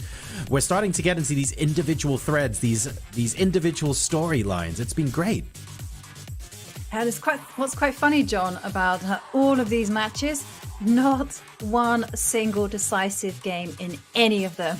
It's been all draws so far, which makes for very exciting chess because something has to give. Mm-hmm. And where does that give start, David? I feel like there's one board where Yi Parham, where things were maybe a little bit more wobbly in the classical segment. I feel like Parham saved that and has now earned his shot at redemption. But we've all seen esports lower bracket runs. Maybe that makes him more determined. Maybe he wants it even more and he pulls one out of the bag now. Exactly. Maybe only makes him more dangerous since he's full of confidence, believes that he can survive even the dodgiest of positions. This clash in front of us now, Esipenko against Kaima, has been equally kind of close. But it does feel to me that Kaima's been doing most of the running. He's trying to dictate the pace, while Esipenko's kind of been on the back foot, having to go on desperate counterattacks to hold the balance. Lodici also has had some missed opportunities that he's left on the table against Sam Sevian. So maybe Sam is the relieved player in that clash. Here we see Jovanka, all 3 though. We see 1 e4, e5, 2 e4, e5s, but more importantly, a Caro Khan defense, the exchange variation. Yes. And in the classical encounter, it was a relatively easy draw for Parham with the black pieces. And he's going for a very ambitious approach when it comes to handling the exchange variation. And what he's doing now is he's slow playing this game, and he kind of wants to get in a very controlled f6, e5. It's been used by Gukesh to great effect. So I'll definitely be keeping my eyes on that particular game. And whereas Esipenko and Vincent Kaima, they seem to be battling out in the same kind of formation that we've seen them both do and play in their classical and earlier on in the tie breaks. Yeah, very interesting, because it does look like Esipenko is at least teasing Kaima here, saying, I might castle queenside. Good luck guessing which way my king's going. In the Italian, it's very, very rare to see white castle on the long side. So I guess big decision ahead for both Vincent Kaima and Andrei Esipenko as the center explodes on that board. That's on the top left. We won't go to Sam Sevian and Lorenzo Lodici yet, but that is a quieter variation of the Spanish. And okay, Vincent being told not to break Peter's heart. Peter Leko is hoping that his protege can stay alive in the competition, and he's facing opposite side castling in the Italian. Jovanka, maybe we start there. Yep, and again, there's so much at stake for Vincent. This is his only path to the candidates. He has to get one of those top 3 spots. For Pragg, I mean, it was relatively straightforward. You know, he's virtually guaranteed himself a spot in the candidates because of the circuit points. But for Vincent, no other result is going to be a success. So he trades off bishops, and rather like the game where we saw Leko castled queenside, we're seeing the same thing happen for Esipenko, castling queenside, and now the bishop is probably going to take a step back to b3. And then the question is, how are both sides going to start improving? Is Vincent going to be initiating an attack on the queen side? Is the action going to be happening in the center? Those are the kind of questions that both sides are going to be figuring out. Yeah, fascinating position. I've never seen anything like this with white castling queenside, this kind of new pawn structure. White played e4 and move 1, but suddenly the pawn is on the e3 just 9 moves later. It is very, very interesting. And like you said, opposite side attacks are very likely. Black to push the a pawn, white to maybe push g and h. I should mention, this has been a very bad day for Vincent Keimer so far. Firstly, Peter Leko has been eliminated, his coach. Secondly, Pragg has been eliminated. Vincent wanted Pragg to go further because on the FIDE circuit, if Pragg gets a spot through the World Cup, Vincent is the next in line. Like Anish has already qualified from the Grand Swiss, so has Blue Baum. On the FIDE circuit leaderboard, Vincent was the next one. So a very, very bad day. If he gets eliminated now, it's all over pretty much. So he has to just get the results in this tournament. I'm expecting Esipenko to drop his bishop back, like you said, but he could maybe just wait, move his king. Maybe not the worst thing, knight for bishop trade, but there we go. He does retreat and Vincent goes forward. Mm-hmm. Yep. And question. You obviously don't want to be allowing that a pawn to have a free run at a3. So I'm expecting white to kind of take some time out to play a3 right now and try to keep the defensive structure intact there. But the question that I was thinking about is like, how is white gonna actually conduct an attack? Because it does feel like g4, h4 running up the board, that direction is going to be very slow. And instead, I would kind of be looking to the open F line, attacking with pieces. We're seeing queen to e7, getting ready to perhaps step up a bishop to e6 and just secure the f7 point. Yeah, I'm surprised that the eval bar says slightly better for white because it looks like black's moves are maybe more natural, if anything. And like you said, Jovanka, easier for black to attack the white king than it is vice versa. So we'll see. It does feel like bishop e6 is an automatic for Vincent next. How does white make the most of a tempo? g4 feels too early. I don't think you can get away with that Peter Leko-esque pawn sacrifice. The king to b1, there we go. He just waits. At least now bishop to e6, he can trade and not worry about the black queen coming in on the diagonal down to a2. I'm going to say this just looks very level, Jovanka. Maybe we check back in a bit later. Yep, I definitely agree with that. And let's take a look at our other e4, e5. That is Sam Sevian against Lorenzo Lodici, because there seems to be tension in the center as white was threatening d5. So black, of course, stops it. And here, well, it looks very, very nice for white, but sometimes looks can be deceiving. Mm-hmm. Yeah, this pawn structure arises from several branches of the Spanish, the Roy Lopez, and often it depends like on this black bishop. If this black bishop was on d6, I think black's totally fine, but the bishop is somewhat blocked here and it can never get over to the king side to defend. So white can play on both sides. Like you said, looks quite nice. White has a big weakness to stare at on this diagonal, maybe with the bishop as well. And also ideas, maybe not yet, but later, of queen d3, bishop c2, line up on the long diagonal. For now, it's met by bishop f5, but Sam Sevian, so confident that he's getting up in a 10-minute game, just having a little walk around just to ease the tension. Exactly. I think the tension is getting to him because he's a 2700 or very close to 2700. And we've seen in this event, the 2700s are not safe. And I got to say that Lorenzo Lodici is flying the flag for the lower seeds. He's the only one on the second half of that player list still surviving in the competition. Queen to d3, just eyeballing a6 and potentially setting up some kind of batteries. Yes. For black, is he going to go rook? Like he kind of also does the same. But like it feels like all white needs to do is just cover the f5 square, and then you set up this battery along the b1 h7 diagonal, and there's going to be issues. So I'm just thinking knight to h4.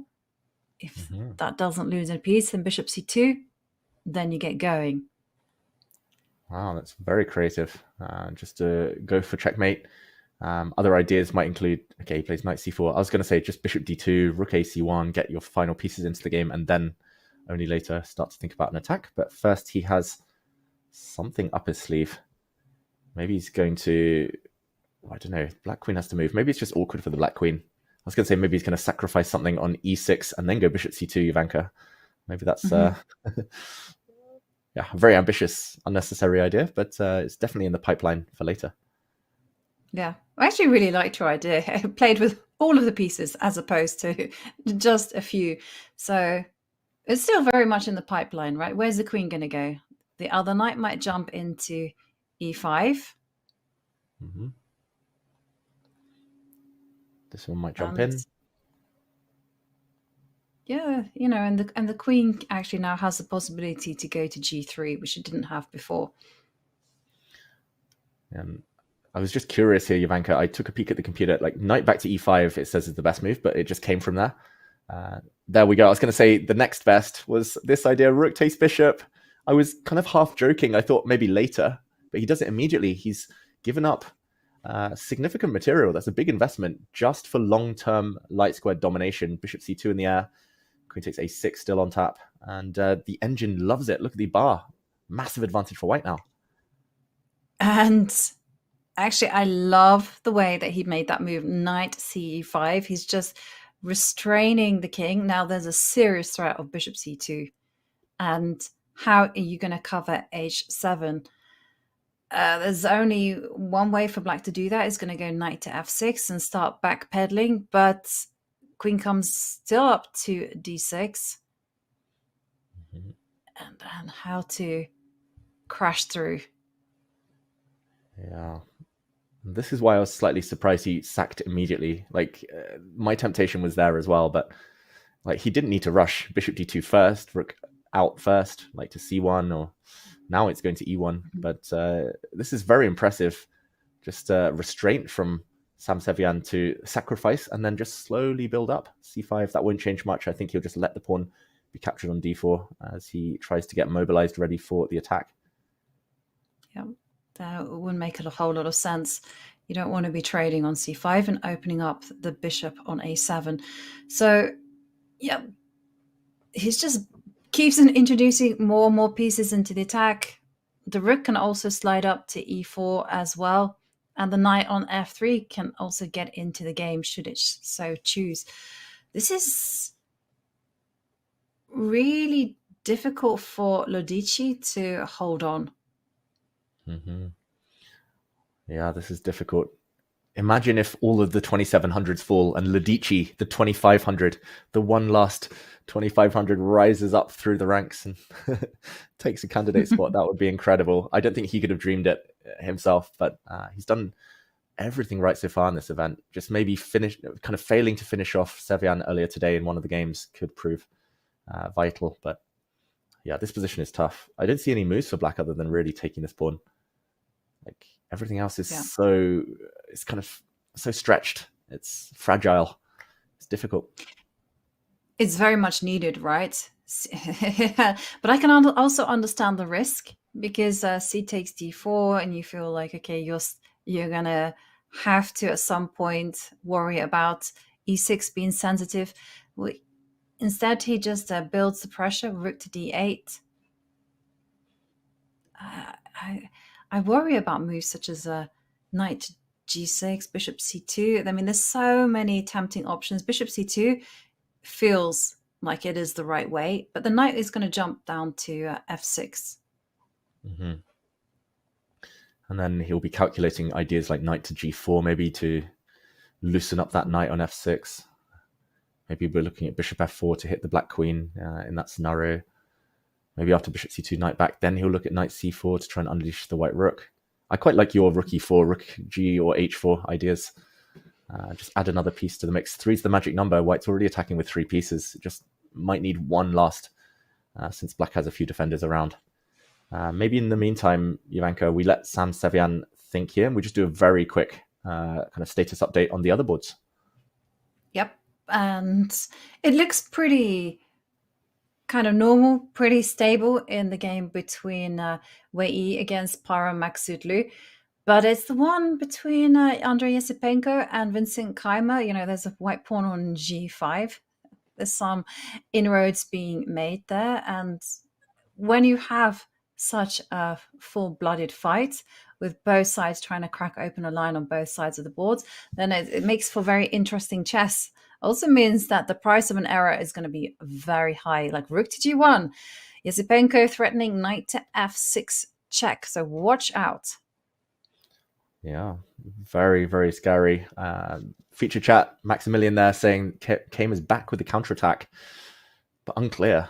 Like c5, b4, probably in the air. I did think knight f6 is covered for now. The black knight and queen hold that square, so maybe c5, b4, but it does feel a bit slow for black. White is so much faster suddenly. There we go, c5 played.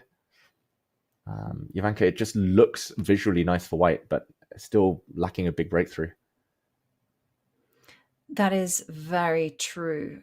And it's, you know what I'm thinking? Like immediately I'm looking at knight to f6 ideas, like whether you can get away with that, whether you can use the other knight to d2 to jump in to reinforce that piece. Also, there's potential of just giving up material on h7 as well, you know, just trying to crack open a line, as this position is getting very, very wild, you know, because black is also very quick. Like b4, b takes a3, incoming. Yeah, and here I think Esipenko is looking at setting up knight f6. Like rook f1 would be one of my candidate moves. Maybe queen h5, rook g3, or something along these lines. Everything on the king side. But the computer says best move is d4. That is very sneaky, Ivanka, since the open e-file would allow knight f6 check to work. That is very difficult. But okay, in the meantime, we'll let Esipenko think. Let's go back to Sam Sevian as we see whether another 2700 player can stand the test of time. 2701 in classical chess, Sam Sevian. And apparently he has a winning position due to the tension on this diagonal. Ivanka, we predicted this exact position, but what next? How to make progress? Yeah. Well, you mentioned a move, bishop f4, and that looked very nice. Introducing a new piece into attack, threatening knight to g6. And that looks like is asking all of the right questions, because where is the black queen going to actually hide? Yeah, she can barely move. Queen d5 will always be met by bishop back to b3. And issues on this diagonal. The white bishop is so agile. Bishop f4. I quite like that, actually. I kind of just throwing moves out there, but why not? Knight g6 threatened. Knight g4 is the other candidate, I think, in my eyes, but unclear. That one may be a bit more complex. No, it was one of those things that once you suggested it, you're like, okay, it makes perfect sense. Also comes with a massive threat. Sam looking very promising for him. He goes for your bishop f4, David. Yeah, it looks very good. I think the bishop is just a beautiful piece on this diagonal. Like you said, the big threats. Knight g6, the immediate one. But even if it gets hit by one of the black knights, it can just step back. Tension persists. And that would actually, open up even more squares for the white pieces. Suddenly g6 would be undefended if this black knight ever moves. Actually, in knight d5, there's also bishop takes h6 ideas. And white jumps in with some checks. Everything's pointing towards the black king. The black queen, also super uncomfortable. And Ivanka, it looks like big trouble for black here. Yeah, huge trouble for black. I mean, I've been struggling to even find a way for the queen to get out of the pin, as something that we mentioned many times. But it really is a big problem. And also, you can't just move the knight from e7 because there's potential sacrifices on h6. And if I'm not mistaken, this loss would be Lorenzo Lodici's first loss in the competition. You're correct. This is his 13th game. He's undefeated in his first 12 so far. And Lodici, it would be tough to bounce back. There has been a trend, Ivanka, like other than maybe those 2 long matches that went to Armageddon and a couple of other exceptions with those long tie breaks. It's been very difficult for the player to lose first to bounce back. Like, especially in the classical, I've seen there have been very few players who lose the first classical game and then bounce back. There's been a big issue with that this year. It's as if players, they go all out like Fedoseev did or like Serrana did. They go like throw everything at the opponent and then just get punished immediately in these must-win situations. So yeah, dropping behind in the score and needing to win, it's very low probability of surviving. Yeah, and that's something that we've seen definitely in the later rounds. You know, in some of the earlier lap rounds, I mean, we did have situations where people weren't able to fight back. I mean, Jordan van Foreest and Niels Grandelius all managed to equalize and, in fact, almost win their matches. But in the later rounds, it kind of feels like the players understand that the opening preparation is seriously good, and you're going to have to do something really weird and wonderful in order to get someone out of their comfort zone. And for Lorenzo, if he loses this one, I mean, he'll be having the white pieces against Sam, he knows how to be rock solid as black. Yeah, it will be tough. Lorenzo did have a winning position with white against Sam previously, but that was a Sam Sevian who was happy to properly fight and see how the game goes. Now, if Sam just wants to lock it down, it's going to be tricky. But okay, I mean, in terms of survival here, I'm struggling to find moves. I've got to admit, maybe it's just about moving this rook to a square. It can't be attacked, but it feels like super scary to allow a hit on the black queen. Maybe rook to e8. Ugh. Ludici's about to make a decision. c4. Wow, to deflect the white queen. That is a pawn he's just thrown away off the board.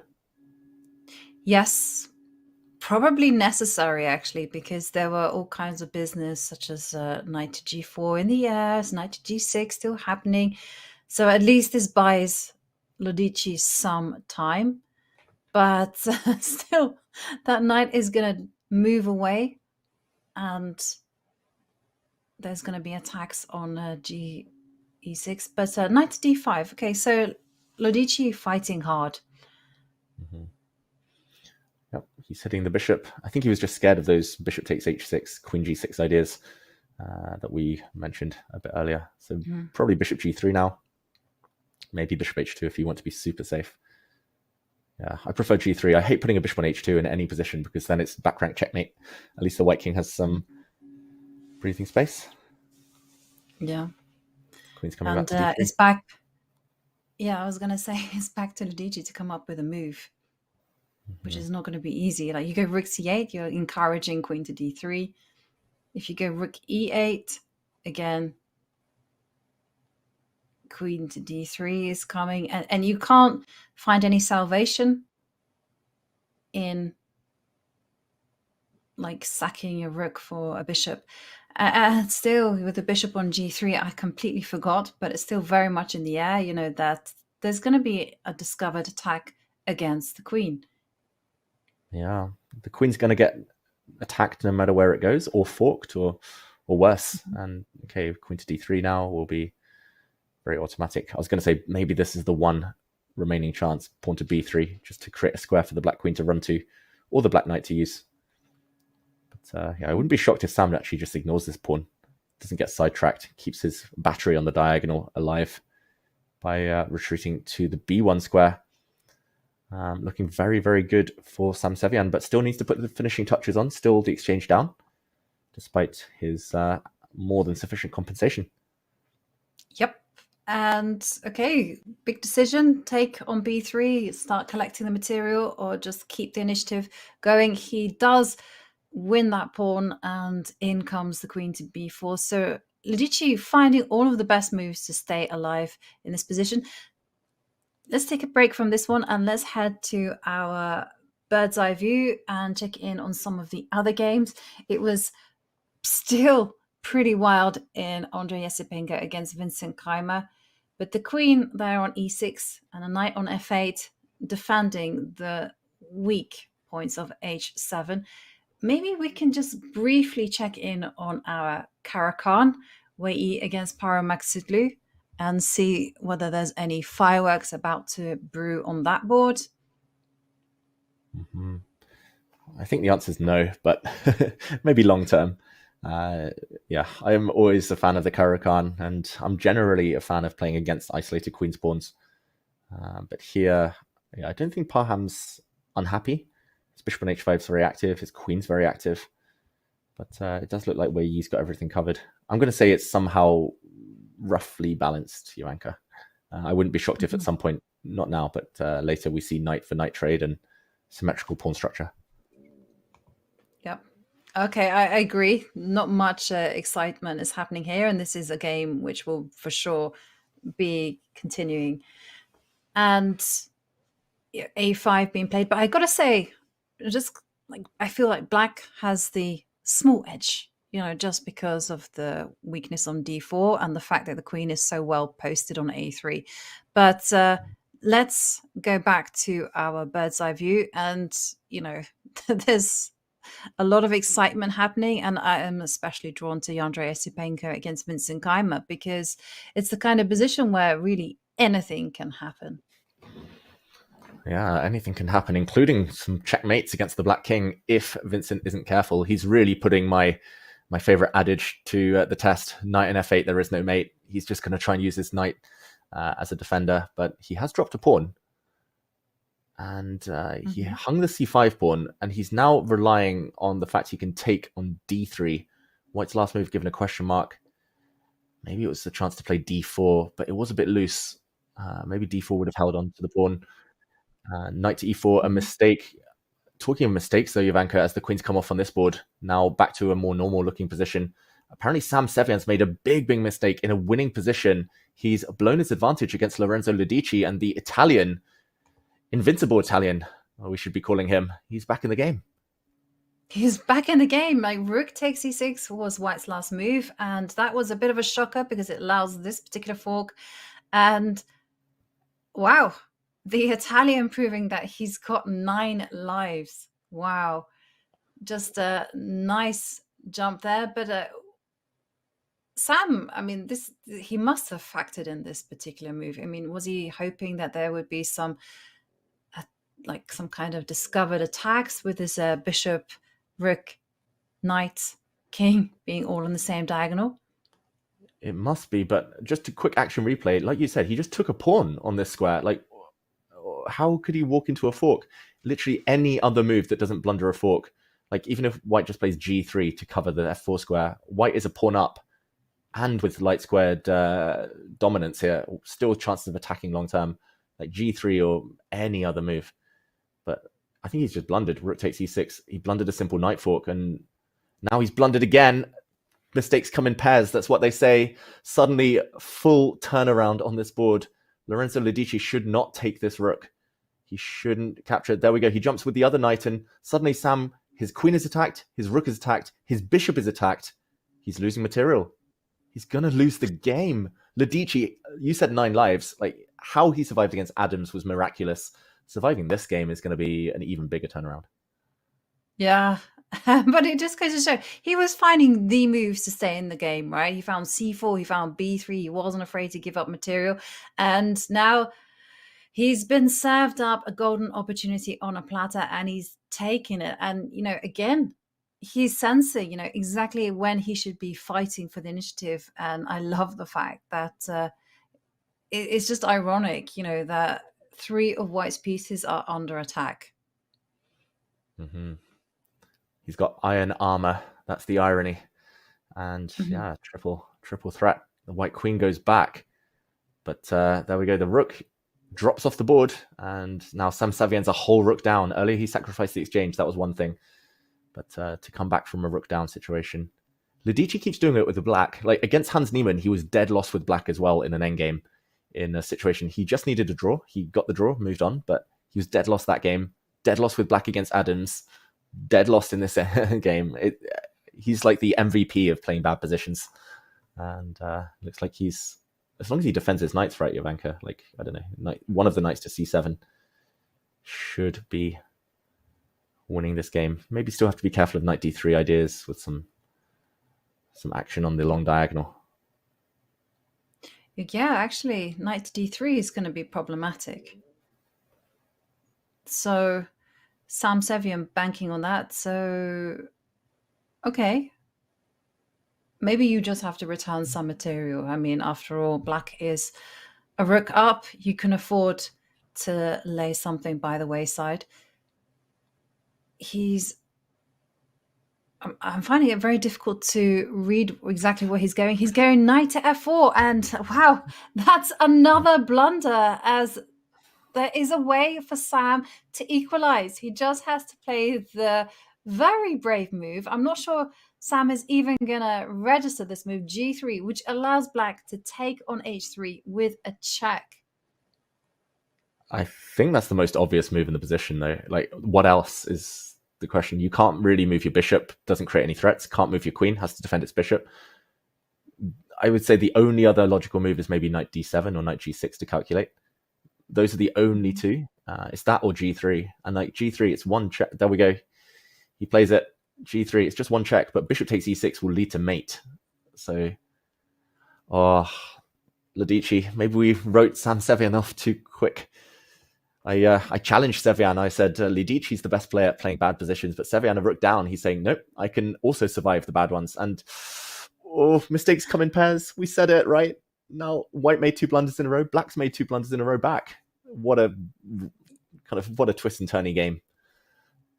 Yeah, but it kind of feels like it's coming from nowhere. Okay, big threat of bishop takes knight, so you're going to step up with the rook to f6, and you think everything is completely tied together, but there's moves that you just keep on pointing out, that suddenly black is the one that's going to be with all of the pieces hanging, knight to g5.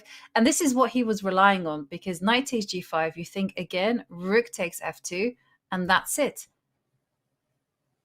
Wow, But queen the evaluation bar saying no. Queen sack. I mean, what is happening here? Wow, Ladici's miscalculated. A queen sack is available. We don't have much time to investigate. Sam Sevian has 30 seconds left. He has to work out knight takes knight, rook takes pawn, and the line continues. I'm trying to work it out. Wow, knight takes knight. This is me with a helping hand. Sam Sevian doesn't have the luxury. He has to take, at the end, he has to take this knight once he gives up the queen. Then he's gone for it. He had to. After he gives up the queen, he's going to take on e6, give a check with his knight. Oh. Okay, we've had a malfunction with the DGT board here. I'm going to try and recreate exactly what just happened. He played rook takes pawn in this position. Queen takes, bishop takes. He's given a check. And Ladici, after moving his king, has realized in this position, this is study-like. The black king gets forked. It's a full turnaround. Sam Sevian's going to win. If the king moves, check. And no matter where the king goes next, check. And it's game over. White will have an extra piece. Yeah. Wow. Some remarkable scenes going on. This sacrifice, knight to g5. I mean, a lot of us would have stopped right there. And talking about game stopping, this has been a draw between Wei Yi, Max Sudlu, and Pair Smile, but they're going to be fighting it out in game 4 of the tie breaks, but it's back to the action that is Ladici. We've seen everything here. We've seen exchange sacrifices. We've seen Sam playing a rook down. And finally, the icing on the cake, it is playing a beautiful queen sacrifice. And now white is just a piece to the good. But still, Ladici being very, very tricky, because he's just trying to argue that this knight on a6 doesn't have too many squares. Yeah, there's still a big trap. It's like, if black can trade off his bishop for white's remaining 2 pawns, 2 knights alone, if there's nothing else on the board, they can't give checkmate. Ironically, black wants to give up his own pawns as well as the white pawns in order to get that situation, but 2 knights alone cannot mate. So there's still some chances. Sam Sevian has to be very careful to extricate his knights, to make them combine, coordinate, and not allow the black bishop to give itself up. But a pawn on b3 is probably going to be hard to touch on light squares. Should be winning now for Sam Sevian. What a roller coaster, Jovanka. Like, this has been a crazy game. Ladici was totally losing, kind of lucked out a bit. But then Sam Sevian was the one to get lucky with that sequence, giving up his queen. I don't think he saw it in advance, but he was forced to find it, and should win now. Absolutely.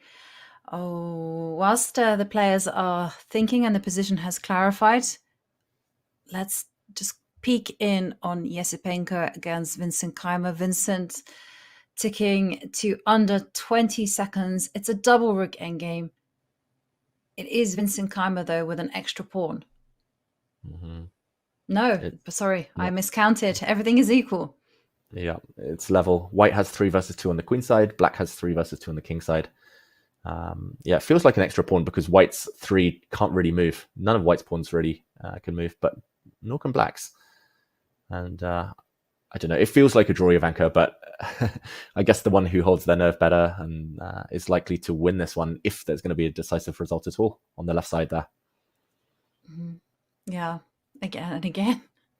Nothing really seems to be able to separate the two. And it was a different type of result and game to what Yesipenko went through in his previous round 3 encounter, where he was playing, I think, Jordan van Foreest, and he had to win. No, it wasn't. It was Idani, Puya Idani, where the two were just always having a decisive result with the white pieces. So on paper, this would be a good hold for Vincent if he can stop Yesipenko when he has white and try to wait till the colors switch. I think I would prefer white just slightly because it feels like Black's rook is a bit stuck. That's on the left board. The Black rook on c5 is stuck defending pawns. I think Yesipenko maybe with a bit more time with some chances to win. But there we go. Rook's leaving. And is there any pressure at all here? Who would you pick, Ivanka? Well, I think white does have the better of this position just because you've got the more active rook. But it does feel like neither side are going to be making too much progress. I mean, the white rook can keep checking the black king, and the white king is just simply not going to get into the game. Yesipenko says he's going to try. It's Zugzwang. It's Zugzwang. What can Black do? If you move your king, you lose a pawn. If you move your rook, you lose a pawn. He has to play f5, otherwise he's dead lost, Vincent Keimer. Maybe he's lost anyway. He just ran out of moves. And now rook check. Looks deadly. No en passant not forced. And the black king has to go back to a square where it will lose a pawn. Either g6 drops now, after the king goes back to e7, or by going back to f7, you walk into a check on f6. Ivanka, I think this is huge chances, and Vincent Keimer's blundered. Another 2700 in trouble, one of the world's top 10. A pawn drops. The black rook has just been so bad, so misplaced. And now Yesipenko has got quite an easy win. He just walks his king round. g4, f5, bring it in. Should be just game over now. Yes. Wow. And still rook to b6 as you're highlighting. I mean, that is definitely going to put a nail in the coffin, because it just means that the black rook is condemned to passivity. So, wow. Vincent Keimer in big trouble. Huge, and huge now the trouble. king is just going to come in. Yeah. Easy moves. Black is totally zugzwang. That poor black rook. So stuck. He has to try rook c4 now to hit white's central pawn. And the only question is whether white has the time to play king to f5 and to try and stop this black runner, the black pawn, with the white rook on the f-file later once the king moves out the way. I think it works. I think it's winning, but a bit of calculation needed. Mm-hmm. And Yesipenko will definitely be looking at absolutely everything. He just comes in with the king. Mm-hmm. Yeah, fans hating this timeline. All of their favorite players are falling. Peter Leko, Vincent Keimer in big trouble. He'll still have the chance to bounce back. If he loses this game, he'll still have the white pieces next. But not looking good for him right now. That's a tricky move, Ivanka. Rook back to c7, trying to get behind the pass pawn. That's very clever. Yep. It's quite nice as well, you know, because it actually invites a lot of danger. So, like, for instance, if rook comes to f6, you go rook f7. And suddenly there might be a turnaround, and king takes e5, rook f7, you get the rook behind the pawn. If you throw in a check, the king is going to be very precise. If you go rook to g6 check, the king has to be very precise on where it goes. 17 seconds for Yesipenko. This is the kind of move that can potentially induce some panic. He throws in the check, king h7, throws in another one. That's very clever, because now the white rook, if need be, if the worst comes to the worst, it can slide back down to h1 and stop the black f pawn. So now you can probably safely start capturing some of black's pawns. Yeah, definitely the toughest format in chess, the World Cup. There we go. Vincent's banking everything on Freddie the f pawn here, but it's not going to be enough. 10 seconds. Ticking down. Oh, king back to d4. Ooh. What's wrong with that move? It looks fine, but Jovanka, maybe he's just gone really passive with his king. I don't really know why he went back when he could have gone forward. The king could have gone to d6, started pushing the e pawn forward. What's wrong with this move? Only move now for Vincent Keimer is rook f7. And that's going to force the white rook to go passive, but it's not entirely clear, right? Because the white king has intentions of stepping up to c5, and it's not going to be an easy save for Vincent. And he goes f2. Wrong move. Yeah, right idea, wrong order. He needed to go the other way first, because the white rook would have been forced back anyway, and then the black king could have started moving forward towards its own pawn. Now the black king is too far away to protect its own pawn. Vincent is going to find himself down a couple of pawns after rook to f1 and king to e3. But no, he was banking on this. He had the idea of cutting off the white king's retreat. But unfortunately, the white king has another square to use, e4, and one tempo away. If he had this position with black to move, maybe he can survive. But the white pawns are too strong now. The black king cannot step forward and capture. White makes a new queen. Andrei Sipenko gets excited. Look at him on the camera. He knows he's winning now. Yeah, he knows, and very nice work there from the e-pawn. King takes pawn, or simply all you're going to do is go e7. And white's whole idea is that if the black rook is forced to capture the e-pawn, the f-pawn will fall, and the white king is so close to the action on the queen side. And in the meantime, what do we have here? We have a very unusual situation where it's a bishop fighting against the two knights. Now, if the bishop managed to give itself up for the g-pawn, then it's going to be a draw. But the knights are proving effective cover there on the right in the game between Sam Sevian and Lorenzo Lodici. Yeah, those knights, they have their shields up. They're not going to allow any blows to that white pawn. That pawn is their hero. They're shielding it. And the black bishop, long-range piece as it is, still unable to tackle on the light squares. Looks totally winning for Sam Sevian. Looks also winning for Esipenko, who gives up one of his pawns to get the black pawns. But it's going to be the fact the white king moves towards the queen side that decides this game. You can just slide on over. And the two black pawns are helpless. That's on the left board. Vincent Keimer going through the motions. But Esipenko is about to win. Wow. One of the top seeds on the ropes again, Jovanka. This is crazy. All white needs to do is bring his rook up and around now to win those black pawns. Right. And it's going to be very nice, up and over. That's all you have to remember. And the black king just cannot get into the action. And he's being very clinical about it. C4 is actually going to be the next move. And the c-pawn, a-pawn will fall. And that is game over for Vincent Keimer. Whereas for Sam Sevian, he's just been ever so careful not to ensure that black manages to sacrifice the bishop for the pawn, because funnily enough, two knights against a king is actually a draw. So don't be tempted to win the bishop there. And that's why we're seeing the knights just slowly encircle the bishop and drive it out. Yep. The knights are coming. The black king is on the wrong side of the board in the Sevian against Lodici game on the right side of your on your screens right now. It's level material between Esipenko and Vincent Keimer, but the two black pawns will drop. And it's ironic, if those two black pawns drop on Vincent Keimer's board, that's the exact same endgame. Rook and two pawns versus rook, A and B, that knocked out Peter Leko in his final game of the World Cup. Student and coach both losing in the exact same endgame. That would be heartbreaking. The A pawn drops, the C pawn is soon to follow. Esipenko's done everything right. Absolutely. Yeah. I mean, the rook and pawn endgame was absolutely fascinating as well. Vincent being given like one small opportunity to save it, rook to f7 early on. He didn't quite find it with the seconds ticking down. And now he's going to pick up the c-pawn. And with those two connected pass pawns, it's just a case of marching them together up the board.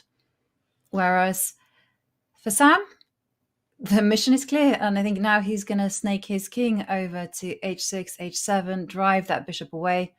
And it's resignation from Vincent Keimer, which means that Yasipenko just a half a point away from getting into round 5. And our attention turns to Sam Sevian. He's built himself a fair chunk of time on the clock, but he's done what needed to be done. He's trapped the bishop. The king is going to step up, and the black king far away from the action. There we go. It's a handshake, building a barrier to stop the black king getting back. Really classy from Sam Sevian, but what a crazy game that was. And John, it's been another round of so many twists and turns in these tiebreaks. I think I speak for everyone in chat when I say my eyes have been glued to the screen since these tiebreaks have started. We only have the one board that is still drawn, and that, of course, is the match between Wei Yi and Parham Maksudlu. There has been at least one decisive result everywhere else, and that means it's on the ropes time for both Lorenzo Ladici and Vincent Keimer. We're hopping to a quick break now, and when we come back, we find out if further tiebreaks are required. Don't go anywhere.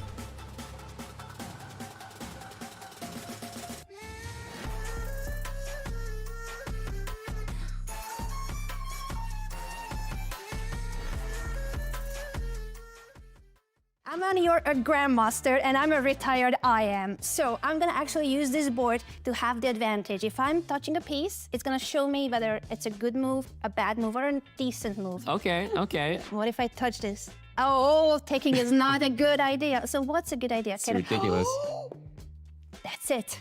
It's ridiculous. I know it. A lot of people fall for that. I know you want to flag me, but I'm just like, I'm gonna go sometimes with my intuition, sometimes with the magic of this board. I think we need to try to bring the pieces back. No way, Aman! Take that! There's just no way this works. I calculated it till the end. I mean, I have to, out of respect for the move. I got it. It's not a good move to take it. Is it queen h6? It's queen h6 first. Of course I know it. What? I don't know how I stop this. I got nothing here. I can't even move. Anna. Thank you, Aman. Good game. What do you mean, good game? Good game. It's the best game of my life. You are actually now 1-0 against me lifetime. Yes. Does that make me a grandmaster? The fastest, easiest way to improve your chess is now the most fun way to improve your chess. Chess.com's brand new puzzles now have loads of exciting features to make solving a joy. Earn points and race your friends across puzzle tiers from wood to bronze, all the way to legend. Rack up bonuses for streaks, for speed, for accuracy, for daily solving, difficulty, and more. And now, you can get feedback from Coach while solving puzzles. Coach lets you know what each puzzle's goal is and why a move doesn't actually work. And, as always, puzzles will be selected just for your level from our database of hundreds of thousands of high-quality, beautiful, brilliant, and instructive puzzles. So what are you waiting for? Try puzzles today on web, Android, or iOS, and have a blast leveling up your chess.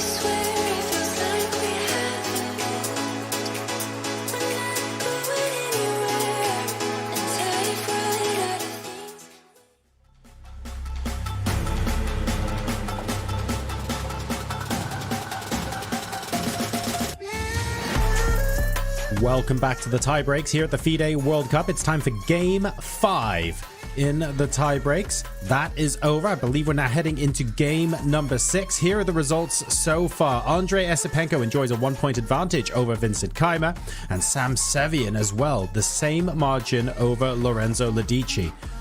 Parham Maksudlu Wei Li still very much deadlocked, but that just means that if there's a decisive result in the game we are about to play, that determines which one of them goes through to the next round. So the stakes are high. There are only 3 boards remaining, and there's been a lot of emotion in the last 10-20 minutes, David. I feel like both decisive boards are having wild swings in turn. I think it's fair to say all of the players at some point had opportunities to win. Exactly. As Ladici, his luck finally ran out. We thought he was turning it back around, a rook up at some point, unable to hold. And yeah, Vincent Keimer, I think that's been the bigger shock for me, just because he's looked so calm, in control. Yes, he had kind of let Esipenko off with some draws, but Vincent was never really in trouble until that last game. He got zugzwanged in a rook endgame, and he now is in a must-win situation. It will be a shock to lose him on a day that we've also lost MVL, Pragg, and others. So Vincent, can he strike now? That is the big question for me. It's his last chance into the candidates. And it would feel odd to see him fall. But Esipenko is such a classy player. He's going to be doing everything he can to hold, as will Sam Sevian. Yeah, it's been a bad day for the 2700s, as you mentioned, David. And, well, bad news. Vincent is around 2700, but it is Esipenko who is under with, well, players are waiting. Not easy. Vincent, yeah, looks impatient to start the game. His opponent not sat down. If the arbiters announce that they can start the clocks, yeah, press that clock, get the game going. Vincent adjusting the pieces. I have a feeling he'll try and keep the tension. Normally in must-win situations, he starts with an early knight f3. He puts a pawn on e3, maybe a pawn on b3. He kind of tries to keep as much tension as possible. Historically, that's how he handles these must-win situations. We'll see. Okay, I was right with the first move, knight f3. Okay, he goes for g3 though, and we'll see how that unfolds. We have an Italian, by the Italian, Lorenzo Ladici, staying true. Very patriotic opening choice there. We have what looks like it could be a Tarrasch defense on the top right between Parham Maksudlu and Wei Yi. And yeah, one of these odd hybrid openings, Vincent Keimer against Andrei Esipenko. Not quite an English opening, not quite a Catalan, more of a King's Indian attack. What do you make of these choices, Ivanka? Well, okay, the King's Indian attack, it's an excellent choice, I feel, especially for this type of situation. You know, it was modeled a whole long time ago by Bobby Fischer himself. And since then, it's very dangerous because, okay, you know, Black always has to be on guard with these ideas of pushing e5 at the right time. And now we're almost in a pure kind of like King's Indian defense, but with colors reversed. And the same ideas in that particular opening are now in operation. You know, if Black ever steps up with e5, then White wants to slow build an f2, f4 pawn break. Mm-hmm. It's fascinating. I'm trying to count in my head if on the top left board there, if Esipenko plays the move e5, whether it's a direct transposition to the King's Indian defense, just with colors reversed, or whether White's still a tempo up, because White's just wasted knight c3, knight b1, wasted 2 tempi just to provoke Black forward. But Black's also wasted e6, e5. And since White starts the game rather than Black, I think White's 1 tempo up on the Petrosian variation of the King's Indian defense. I probably would have done that, but Esipenko isn't, as far as I know, one of those main line against the King's Indian players. So he plays b6 instead. And yeah, it's just about the pawn structure. He's kept all the pieces on the board as he wanted, Ivanka.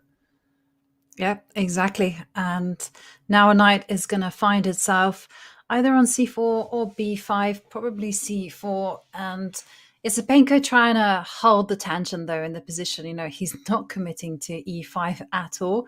He's not giving White the benefit of having a very straightforward plan.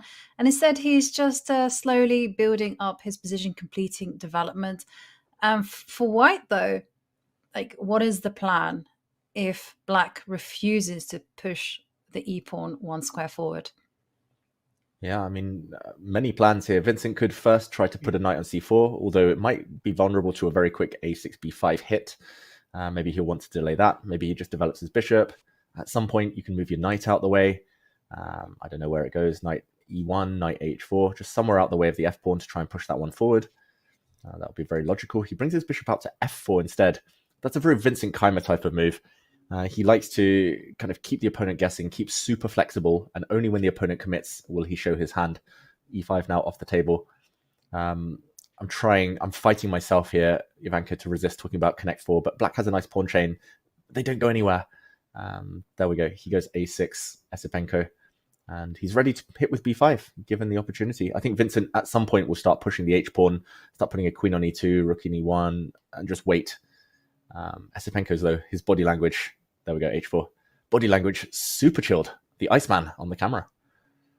Yeah, he seems to be enjoying the situation.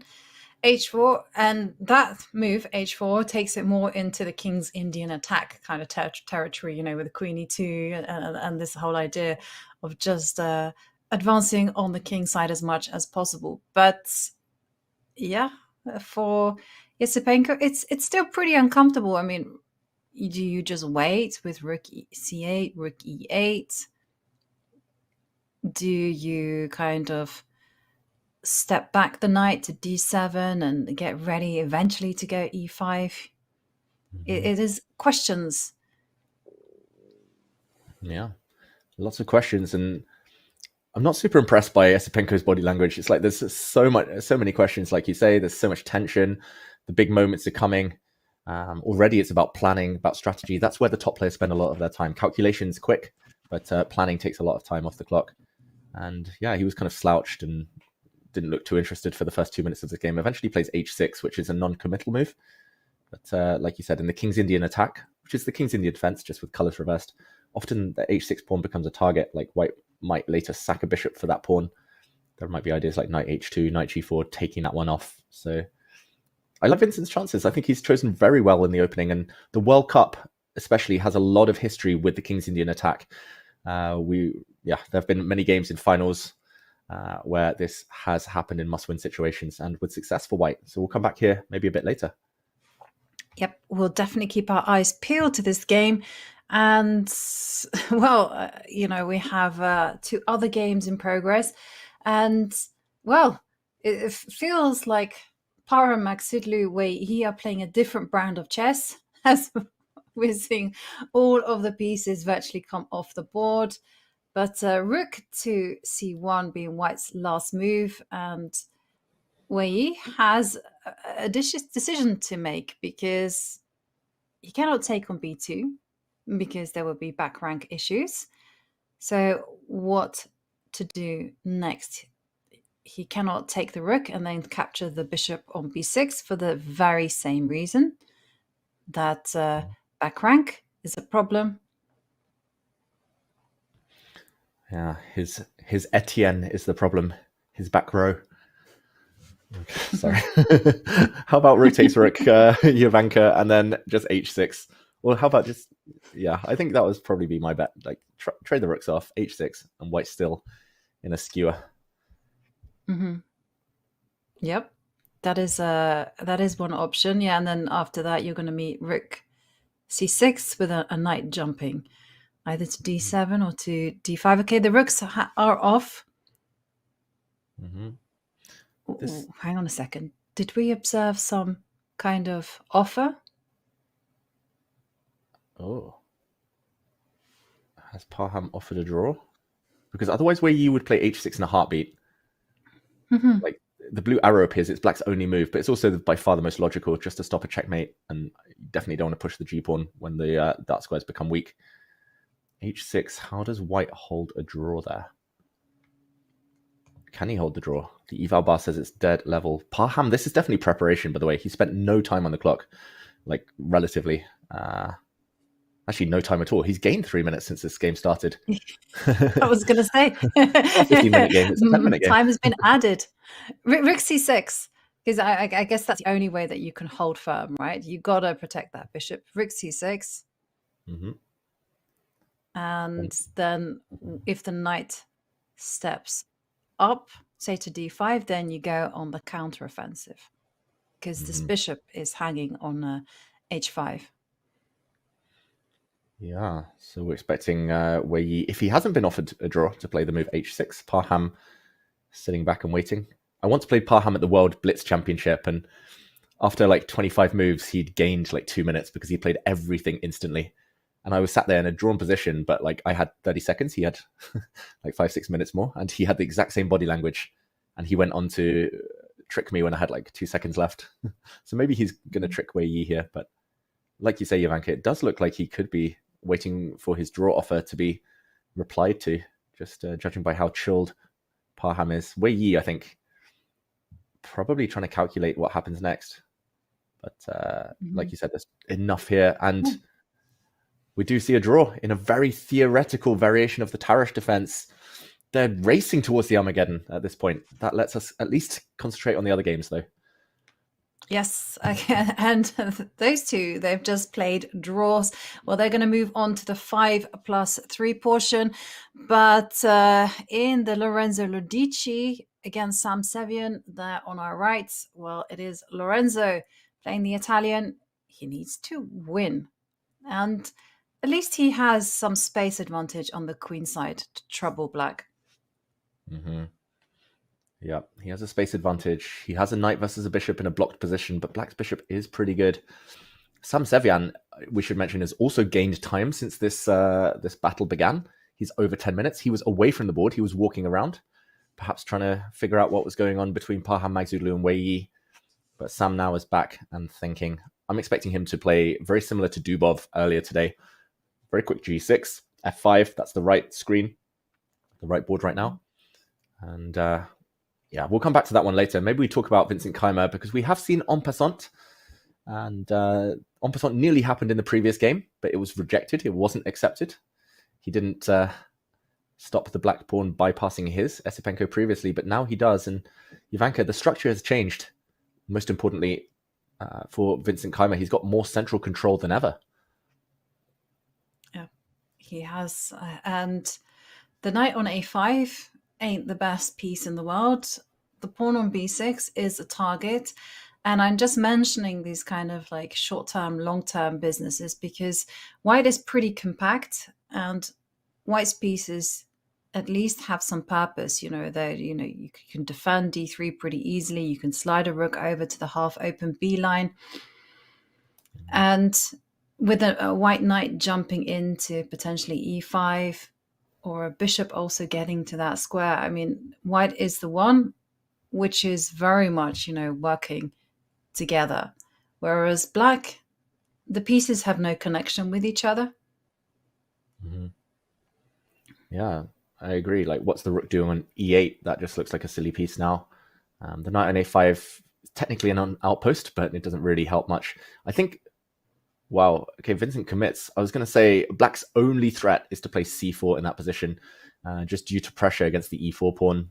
And it would also open up some pressure against the a3 knight. For Vincent to play this move, Jovanka, it shows big courage, big commitment, since he's weakened some dark squares. But on the plus side, he blocks the center, so he can fully focus maybe on the backward b pawn, as you mentioned, maybe on some kingside attack if he plays e5 in the near future. Yeah, I'm surprised at that move, though, because it does concede b4, and immediately Esipenko is thinking about getting a knight to c6 and jumping in with a knight to b4.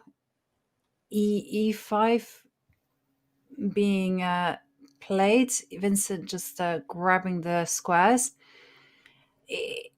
It's now becoming super tense here because I feel like Esipenko has the long-term trumps now, has some potential pressure against d3, but Vincent has all the space. Yeah, he really does. And the move Vincent wants to play now is pawn to h5 to stop the black knight coming round to harass his bishop.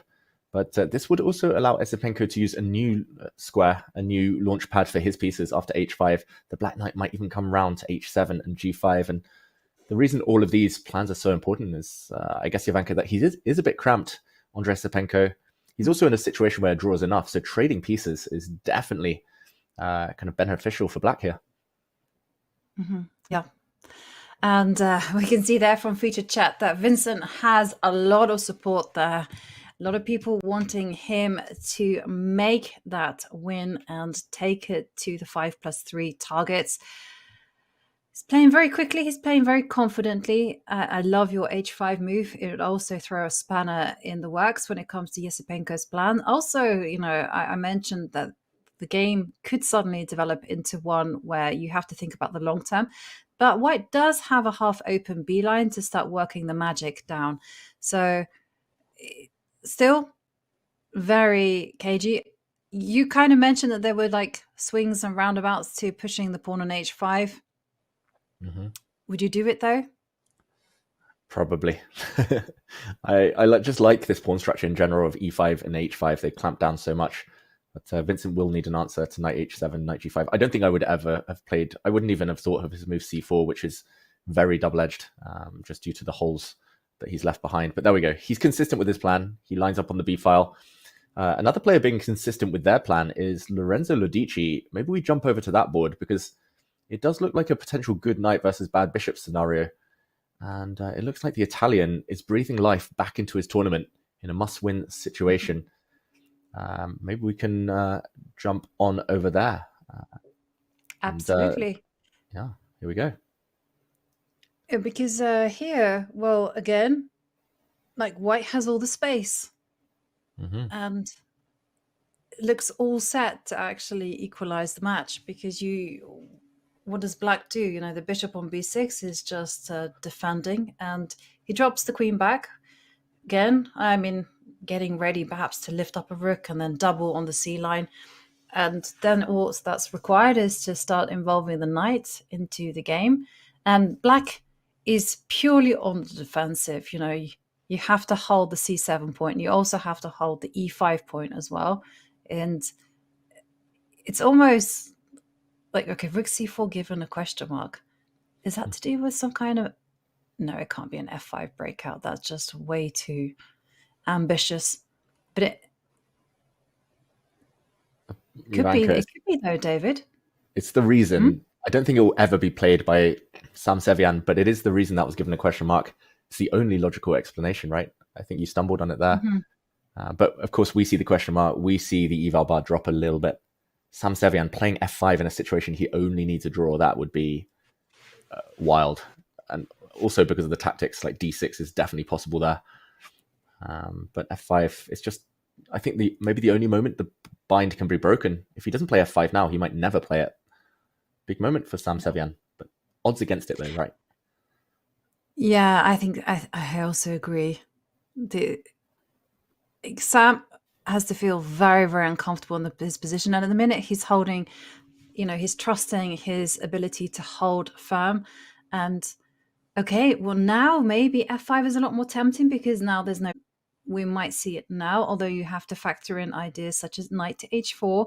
A knight may appear on f5. Yeah, this is very, very shaky stuff. Now, that would require a lot of calculation. f5, the knight might go to h4. We'll quickly put this on the board while Sam thinks. He's got a lot of time, 8 and a bit minutes. If f5 is played, the whole idea is if pawn takes pawn, Black can break through now in the center, hitting the knight, kicking it away. And there are ideas like e3 in the air. Maybe Black actually brings the queen into the center first, but suddenly the white king feels very uneasy, and he's played it. Sam Sevian, f5. Brilliant move from him there.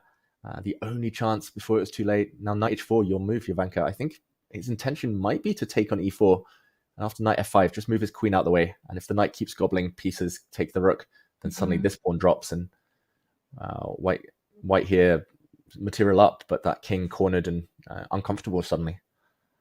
Yeah, very, very uncomfortable, and not the position you want to find yourself when you're in a must-win situation.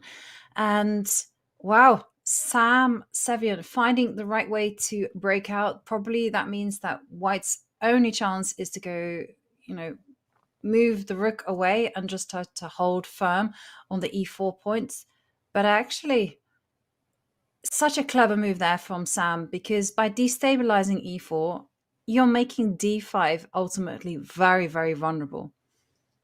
Mm-hmm. Yeah. D5 vulnerable, E5 vulnerable, everything vulnerable. But Sam, he's the one who only needs a draw. And suddenly the black bishop has a purpose. The f2 square, very, very loose. Our wonderful producers have told us as well that if he wins, if he survives in this match, which suddenly looks more likely after Sam Sevian's last move, very surprising not to play e4, then Lodici at under 2600 will be matching a record for the longest run, the deepest run in this tournament by a under 2600 player. That would be incredible. But first, he needs to take advantage of this move, Jovanka. What to do next? Yeah, and he's finding the right moves. E4 was such a way to get counterplay for black.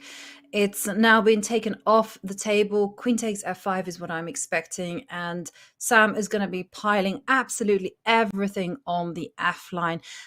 There is one thing that is very concerning about Ludici's position, and that is the clock time. I mean, there's a massive time imbalance.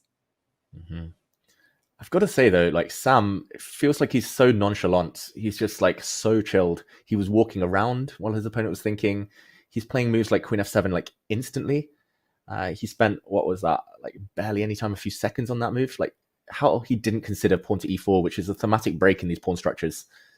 That is wild to me. And now he's allowed rook to e1, and he's just dropping the e5 pawn, and white is just completely winning. Lorenzo Lodici keeps getting these golden opportunities. And Sam, I don't know whether he'll realize now, but he's in big, big trouble. What's he played? Okay, you have to take on e5. Yeah. This is crazy. Like, why would you play f5 if you know you're losing a pawn? Play it to get counterplay.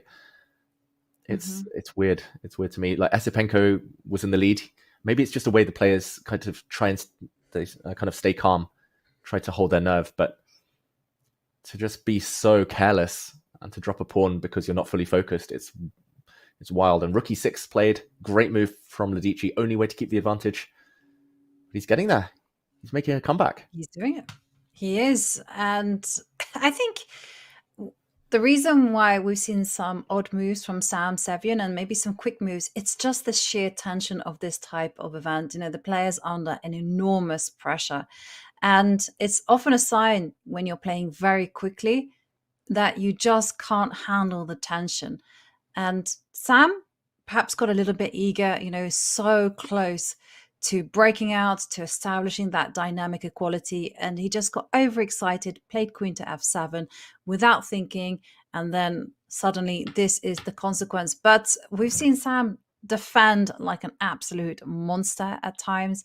So I'm expecting Sam to come up with some ideas, perhaps bishop c5, definitely not playing rook takes rook. He does have a lead on the clock, so maybe he can try to keep the position alive by being as active as possible with the pieces. Yeah, he's got a worse position. It's very bad, but it's not lost on the spot. So he'll keep fighting Sam Sevian. I'm just surprised because he normally has such strong nerves. And I think against a higher rated opponent, Sam would never leave the board. So I do wonder whether it's just because he feels he's such a big favorite. He feels he's the better player. He feels he's got license to roam. But talking of Rome, it might be the Italian Grandmaster striking in this game. Maybe we step out to the bird's eye view. There we see Vincent Keimer breaking in the center. That's on the left board. Jovanka, he's made his move. He's trying to create some tension with 4 minutes against under 3 minutes. Interesting chances over there. Yeah, it's a very interesting position because, earlier on it felt like Vincent was in control. Now here it doesn't feel as if everything is finely tuned.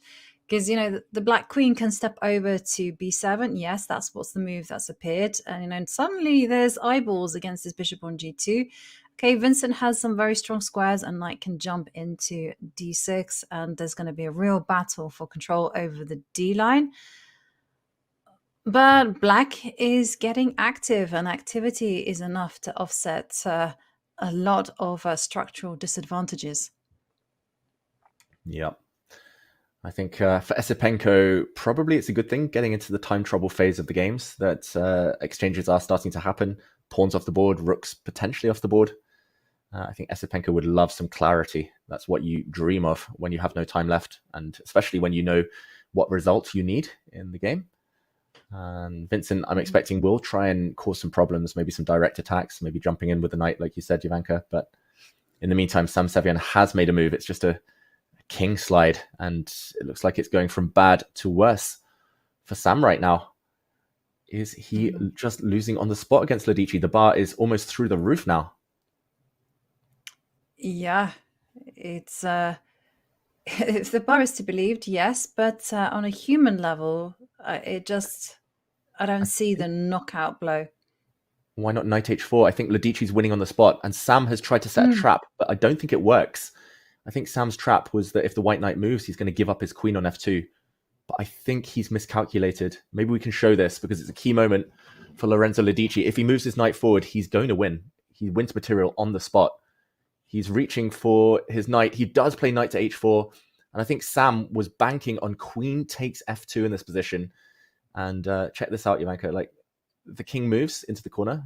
Can't step onto the diagonal. That's too dangerous. If it moves into the corner, he maybe thought this was perpetual check, a repetition. But after the king does go back, you can go to h2 suddenly, and the knight blocks. I think that was what Sam Sevian's missed. And instead, he's about to land. He's about to allow a knight fork, winning material. Sevian's done. This game's been a disaster. Yes, that was a nice find there from Ladici. Just very calmly calculated. Knight g6 incoming, and yeah, Sam, he realizes, because I'm also was thinking that queen takes f2 is enough to get the draw, but nope. Some clever triangulation of the king. And once the rook falls, that's it. You're just going to be a rook down. So Lorenzo Ladici on the verge of winning against Sam Sevian, getting that must-needed win on demand. The Italian opening coming through for the Italian. Exactly. He finds a way to fight on. He trades off rooks, and couldn't have any complications there for Ladici. He happily takes back, but now this e-pawn is a monster. White can play moves like queen to d3, land a knight on g6. Ladici looks guaranteed to win in that clash now. And using up more of his 9 lives. I don't know how many he has left. Esipenko looks like not much has happened over there in the meantime. Vincent Keimer's just made a couple of moves, but looking tense still. Very, very tense. And for Vincent Keimer, Black keeps on getting active. And with Yesipenko actually going h5, there is no kingside initiative. So the rook can't join in the fun there. So I think we're going to be seeing either some trades on the D line, or the white rook just kind of slide all the way down, just to kind of hold the tension. What are you expecting Vincent to do? Can he mix it up somehow? It feels like one of those positions where you can kind of gamble, but is it too soon to gamble? Vincent makes a decision. He does drop his knight in, one of the moves you mentioned. And against the black king potentially. Yeah. And the thing is, though, the very quick trade, it just really seems to resolve the situation for black, and there's still that pressure against the knight on f3. So questions for Vincent, capture on d6 with the rook, or does he goes for that, but that does invite even more trades. Okay, rook takes d6. I'm expecting black to try to resist the temptation to trade that rook, allowing a very strong pawn to be born. But Andrei Esipenko is down to his last 20 seconds. 1 minute, 20 seconds even. So he's got a bit of time, but he does need to rush. He does need to play quite fast. In the meantime, Lorenzo Ladici has done everything right, Jovanka. He's brought all his pieces forward. He's looking clinical right now. Yeah, it's a very effective play there from Lorenzo, and not much for Sam Sevian to do. He can barely move a piece. All he can do is perhaps just shuffle the king to h7 and just hope for the best. But the real tension that is happening on Vincent Keimer, who has to win against Andrei Yasipenko in order to stay in the match, take it to tie breaks. And we've seen a trade of rooks. And Yasipenko is not exactly being subtle. He just wants to go e5 and he wants to start rounding up the pawn on d6. Exactly. Pawn on e5, blunt one bishop at least. The bishop on g2 has been neutralized. A black knight on d7 will be a great blockader. The d6 pawn, maybe it stepped too far beyond the rest of its army. A bit of an interloper there. It does look like it's a very critical position for Vincent Keimer as they both tick towards the 1 minute mark. It's essentially going to be a bullet game shortly. And it looks like they're going to start off from level footing. Jovanka, predictions. Can Vincent do it? Can he keep this 2700 club? Can he keep some honor for them? It's a very difficult call because the Black Queen, the Black Bishop, is keeping its counterparts honest, tied down to the defense of the knight. And the only real strength that Vincent has in this position, okay, so he does decide to deal with the pressure by going knight to e1. This is a nice move. At least it eyeballs h5. That's a sensitive point. And again, just passes the decision making to Yasipenko, who doesn't seem to hesitate any bit. The bishops are off the board. And he's going for the d pawn. Yeah, he's going for the d pawn, which isn't so easy to defend. The Black Queen can add some pressure as well. I'm surprised he took the bishops first, since the white knight now gets active. Look at this, Vincent Keimer bringing his knight forward. The knight otherwise was passive on e1. He could have allowed the trade on his own terms. But, okay, he's looking very calm. Yasipenko, he takes that pawn on d6. Currently a pawn up. Jovanka, maybe the h5 pawn will be the one falling next. For Vincent, though, it's become quite one-dimensional. He needs to mate his opponent. I don't think he's winning this game in any other way. And to mate his opponent, he needs his pieces to get even more active. Yes.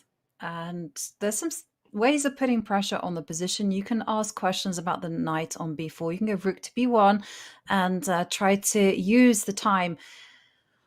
Or you can, as David mentioned, just go on the offensive. But look at the clock, everyone. 14 seconds. He plays a very sneaky move. The knight cannot move because c4, c5 is in the air. And for Yasipenko, again, the decisions.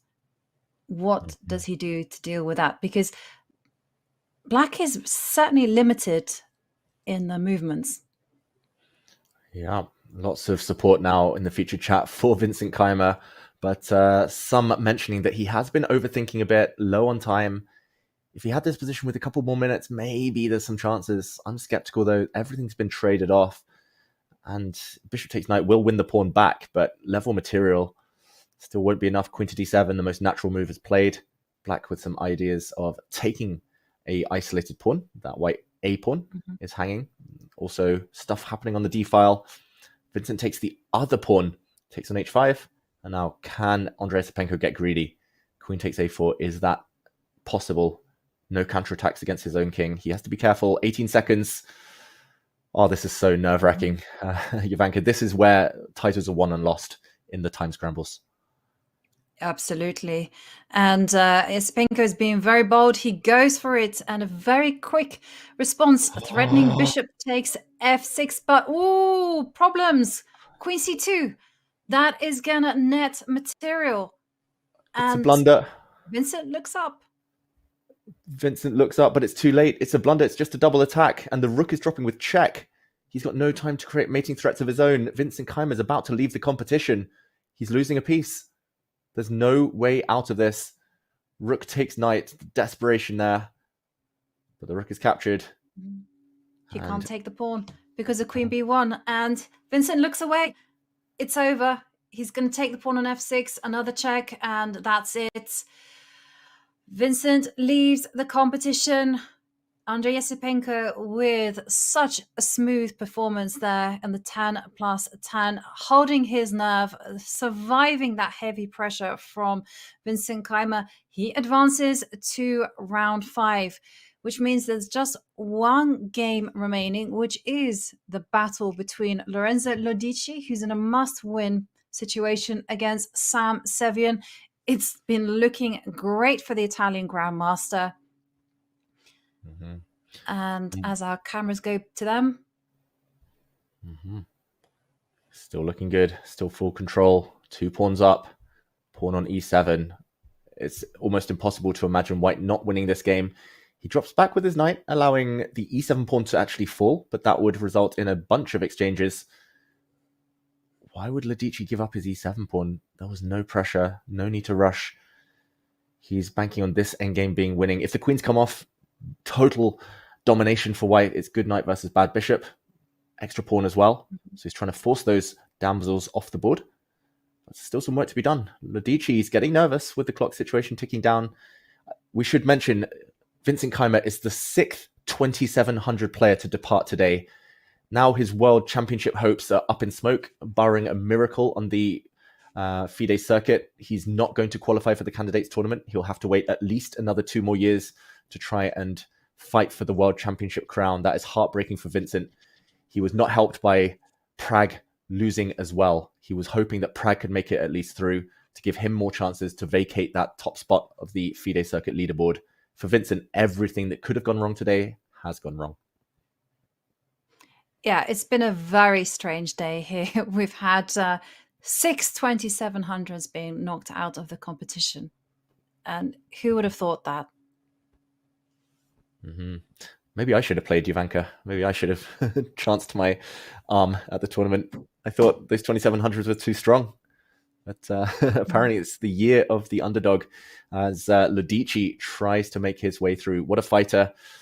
I'm sure he's gained a lot of fans. Maybe a lesser known grandmaster before the tournament began, but Lorenzo Lodici fighting hard. Still should be winning. A knight on g6 is going to be all powerful. Some mating nets in the air. Might force a queen exchange that would grant White a winning endgame, but Sam's still alive, and that's task 1 when you're defending. Just don't allow any immediate knockout blows. Keep the opponent guessing, keep the opponent fumbling, and you might get a chance to strike back. Yep, absolutely. And Sam Sevian thinking of ways to hold the position.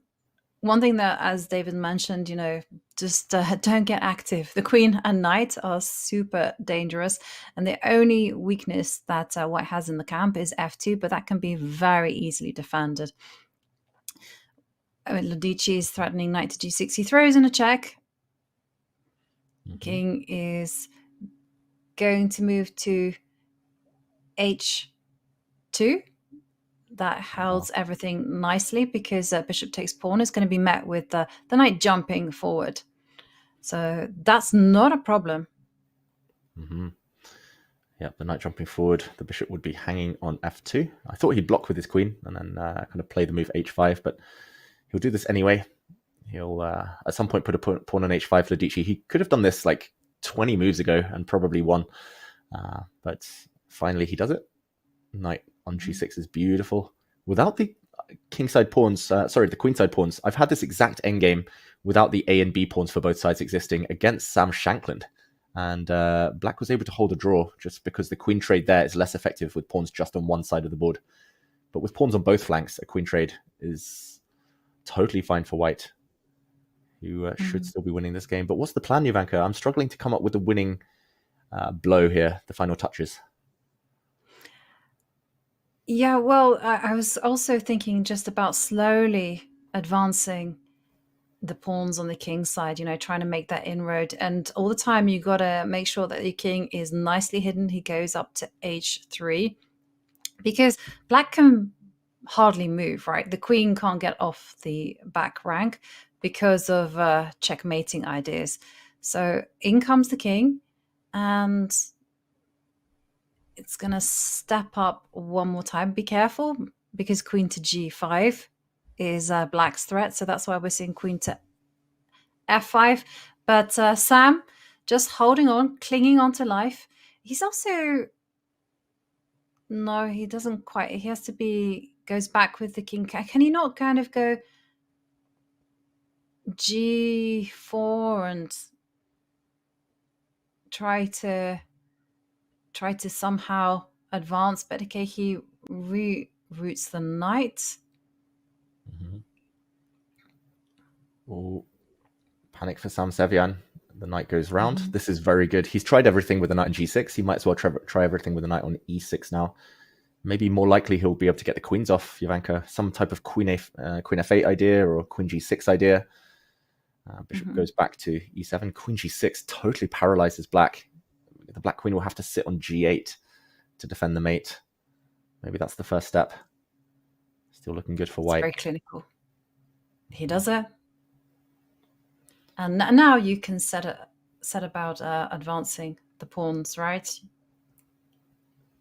Maybe. It's very risky to advance the pawns. I don't know. Then the white king will never be totally safe around the back. That is true. Drops his knight back. Yeah, I mean, I think at some point he probably will advance the pawns. He might have to, but no need to rush. Make 50 moves first. Why not? That is true. And what to do now? Would he go knight to d3? No, he goes queen to f5, threatening knight to g6. Queen has to move. Yeah. I think we've actually had this position before after queen to e8, so that would be the second time this position repeats. Yeah, don't want to be blundering threefold repetition. If you're Lorenzo Lodici, especially in a winning position, offering a queen trade, no will be the answer. But we've also been here before. Oof. Very close to a repetition here. He's got to be very careful, Lorenzo Lodici. He's been going in circles. He must be getting dizzy at this point. Yeah. And it's just, this is such a tense situation. Ooh, we see queen to d1 with ideas of giving a few checks, or at least menacing something, also eyeballing the pawn on f3. Can white actually take advantage of the fact that the queen is no longer on the 8th rank? Interesting question. I don't think there's any immediate threats. Like king g4 will always be the answer to any checks from behind. Maybe Sam's just arguing, okay, there's no mate, and I'll take this pawn if I get given the opportunity. So you have to create a threat. It does feel like you say, like something along the lines of queen, I don't know, e8 or c8. Or actually, he can do it with checks. Put a knight on g6. Can he force mate now? Is knight to g6 a mating that? Or is there perpetual check? Oh, is there?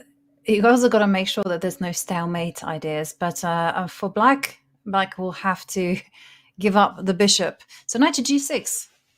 Knight g6. Where's There's the no checks. Queen f1, king g4, queen c4. White can block with the f pawn. There's no more checks in that position. Knight to g6 will win this game now for Lodici. Finally, he gets there. Sam Sevian, why did he move his queen off the 8th rank? Like Lorenzo was struggling to find the plan. He just gifted white a mating net. That is bizarre play.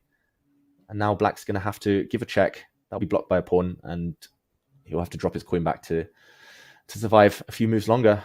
But that will not get the job done. That will just lead to a totally lost endgame. f4. The white queen is so good at stopping any checks now on the e-file. Game over, Jovanka. Queen trade is the same as resignation. Well, the queens are going to come off. Queen takes queen. And once the white king starts coming in, then this is going to be all over for Sam. He comes in with the bishop, but that's simply going to ask white to advance the g-pawn. You can just, again, centralize the king. King is going to go to d6, c6. The knight is also going to get active. Yeah, sooner or later, the white knight and king will combine to hit some pawns. This is very straightforward stuff. King to d6, king to d5. One of the two. Yep. King moves over. The knight on g6, like both, just kind of maintains that f4 pawn, which at the same time prevents the black king from marching over. And sure enough, the white king is running in. It's going to go king c6. You can also activate the knight. And that's it. Black is way too slow here. Knight check drives the king back. You can flick in f5 check if you want. Yep, Save the pawn. That's even more ruthless. And this is going to elicit resignation from Sam. Apparently not. And there we go. Finally, it is confirmed. Ladici does get there. Move 81. It was a long grind, but he is back in the match. He's alive. And that means we have 2 tie breaks still in play. Wow. John, what a twist and turny type of match day we're seeing with all of these 2700s falling like flies. Only 3 boards coming into this time control, and it felt like, okay, we might get some results soon, but we still have 2 heading into the 5+3. Very little to separate these fantastic grandmasters fighting for a place in round 5 of the FIDE World Cup. We go from 10 minutes down to 5 when we come back.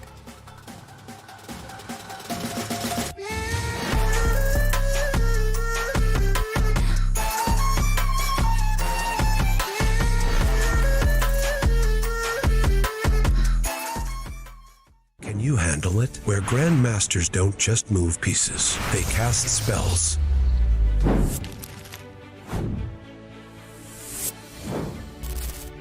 Oh boy, didn't see that one coming. Victory doesn't come easy. Wait, queen time? Oh shoot, I just lost the piece. Yeah, but I got no mana. This isn't your classic chessboard. The thing about the imposter is that if you swap it like...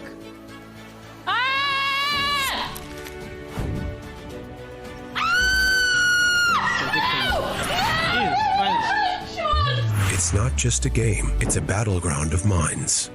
Let's have some fun, you know? Let's have some fun. When the greatest minds meet magic, anything can happen. On chess. Cast that spell, play for free.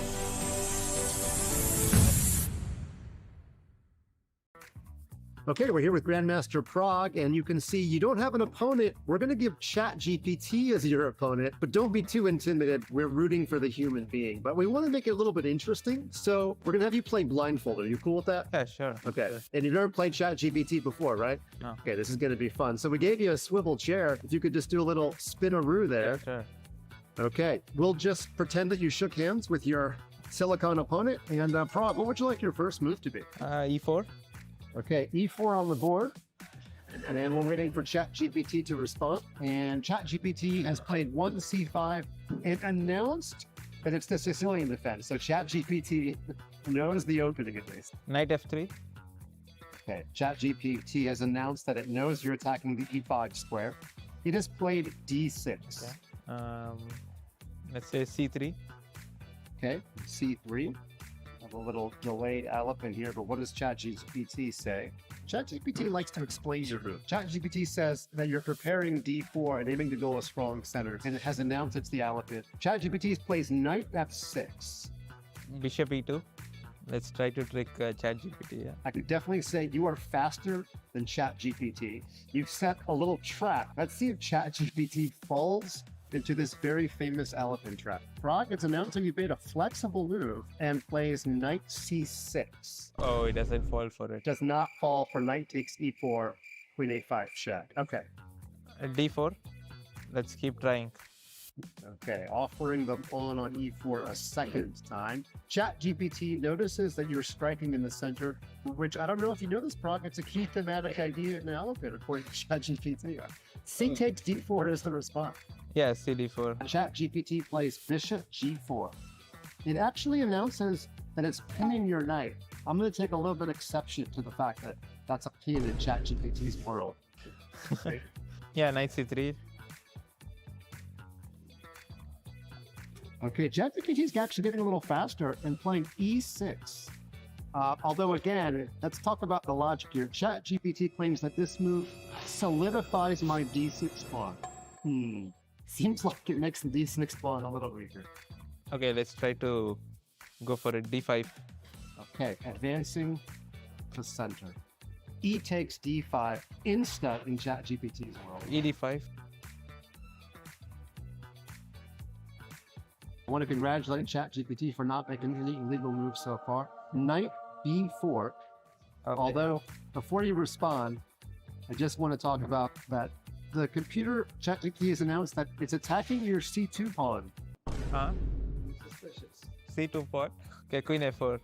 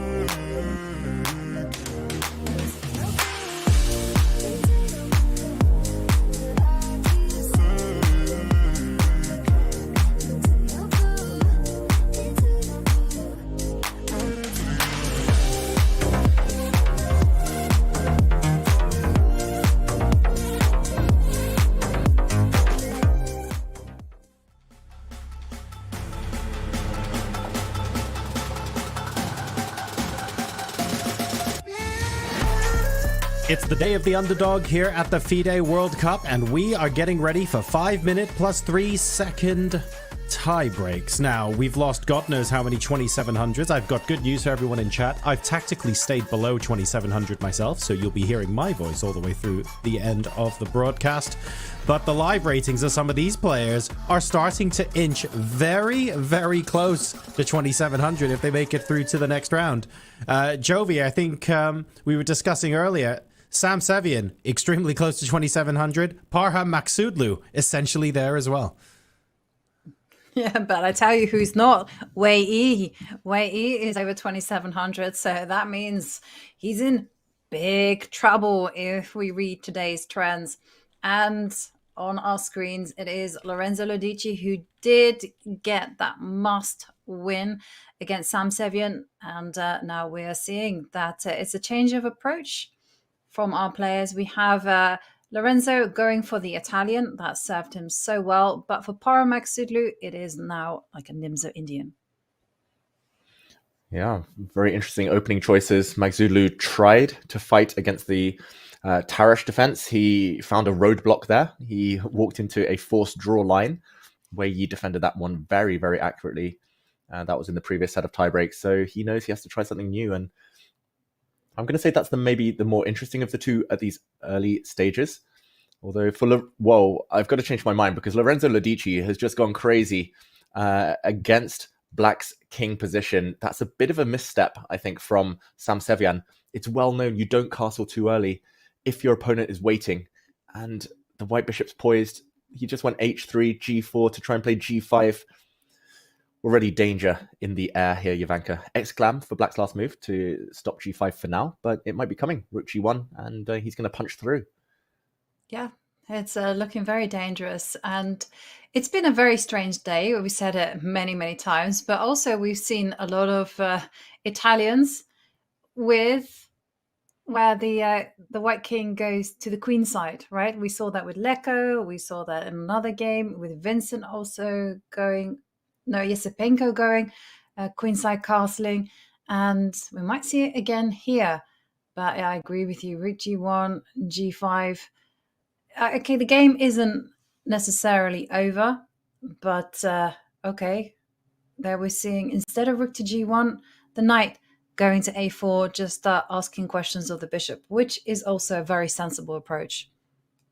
Yeah, very interesting. I'm going to say very inconsistent as well from Lodici to attack on the king side and then suddenly play positional chess, going for the bishop pair on the other side of the board. But yeah, that's modern chess at its best. Engines approve.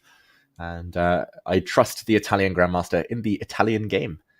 and never play this opening against an Italian. That is the moral of the story. That's what was Samsevian's downfall in the previous encounter. And look at the eval bar rise. Lorenzo Lodici with a winning advantage already. He's just gone for that bishop for knight trade, but Jovanka, does that mean he can snack on a pawn? Can he safely take on e5? He doesn't. He doesn't try to call the bluff. It's blitz. The bar's still on white's side. The red cross appears, though. White could have taken a pawn on e5, and it would have been very good. Yeah, and it would make sense because you can back that knight up on e5 with a pawn on f4 if need be. But he still has a very nice position. You know, beautiful bishop on c4 for now. And he still has that idea of just breaking open the dark squares. And I agree with Ezra.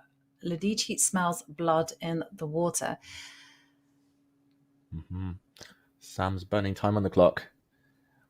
Yeah, lots of Lorenzo Lodici fans. I think everyone's just rooting for the underdog at this point. In any matchup we see, it's the lower rated player who suddenly becomes the favorite. It's playing with no fear, playing with nothing to lose. The higher rated players have something to protect, of course, the expectation, the reputation, everything. Samsevian takes with his queen, and wow, that queen is almost trapped, Jovanka. If White plays the move bishop to d5, how's that queen getting home? Yeah, but she has to go to queen a4. That's the only way out. Because otherwise you're going to lock her in the middle of the board with some kind of c3, and that's it. So, yeah, bishop to d5. That's a very classy move. Yeah. Because I think I was heading in like bishop to e3 territory to see whether you can go in that direction, try to trap the queen by targeting c5, but bishop d5, just simple. Yeah, there's also, at some point, I don't know whether he flicks in bishop d5 or c3 or something like that first, but h4, g5 would be the consistent follow-up to his earlier play. Lorenzo Lodici, he won't castle kingside with white. Well, very unlikely anyway. I don't see why you would castle anytime soon, so you might as well go on the attack on that flank before the black knight gallops forward again. Looks like a fantastic position. 2 bishops. You can play on both sides of the board. You're probably up in terms of tempo when you start harassing the queen. Just looks like a perfect platform, and he actually plays your move, one of the most natural moves in the position, Jovanka. And now big decision for Samsevian. He goes back, but he should have actually called the bluff and taken on b2. Yeah. And okay, but I can understand why he didn't want to take that pawn on b2, because the queen was in danger of getting trapped in no man's land. But now your move appears on the board, h4, depriving the knight of the g5 square and also setting into motion this g4, g5 business. Rook g1 incoming. Yeah, I fully agree, by the way, with this featured chat. Samsevian as black is desperately trying to get an imbalanced position to outplay his opponent. He feels he's a stronger player. He's more than 100 rating points higher, but it does feel like it's backfiring. Like, I think he should just try and be as rock solid as possible as black. Yet somehow he keeps getting in massive trouble early in the opening. And h4, g5 is just a pre-move almost. It looks fantastic for Lodici. On the other board, meanwhile, very imbalanced. It looks like Parham Maghzouli maybe with a small advantage, Jovanka, pushing pawns, trying to crack open lines for his bishop. Yep, and it's always a good idea to extend the diagonal that a bishop is on. So I love this move, f4. You can't take. If you take, then the rook will come in, and here comes Parham's pieces. Knight takes bishop being played, but this has come at the cost of a pawn. The question is whether you can maintain that material advantage. Oof, the blue arrow appears. It's endgame or the end for Wei Yi right now. There's no two ways about it. He has to play queen to c3, get those queens off, and hope to take those black pawns off the board. That is not easy at all. What do you think? Will he find this move? Yeah, he'll find it. He's reaching. Ooh, okay. One square too short. Queen to c4. Trying to post up to e4. Yeah, that feels a bit odd somehow. Like he's asking the white knight to move to improve itself, to just defend this d5 pawn, maybe queen to d4 as well. That was not the way forward. And it looks like he will be in trouble right now. Queen to d4 played by Parham. Very nice, consolidating everything. I'm just making sure everything is overprotected. And I'm very worried because the moves that you've indicated, you know, a knight coming to f4, it's also perhaps got eyeballs on going h5 and targeting g7. But if you kind of just leave that in the back pocket for a while and just think about moves such as rook to c1, taking control over the c line. And I'm very worried about the king side, you know, with always e6 ideas in the air.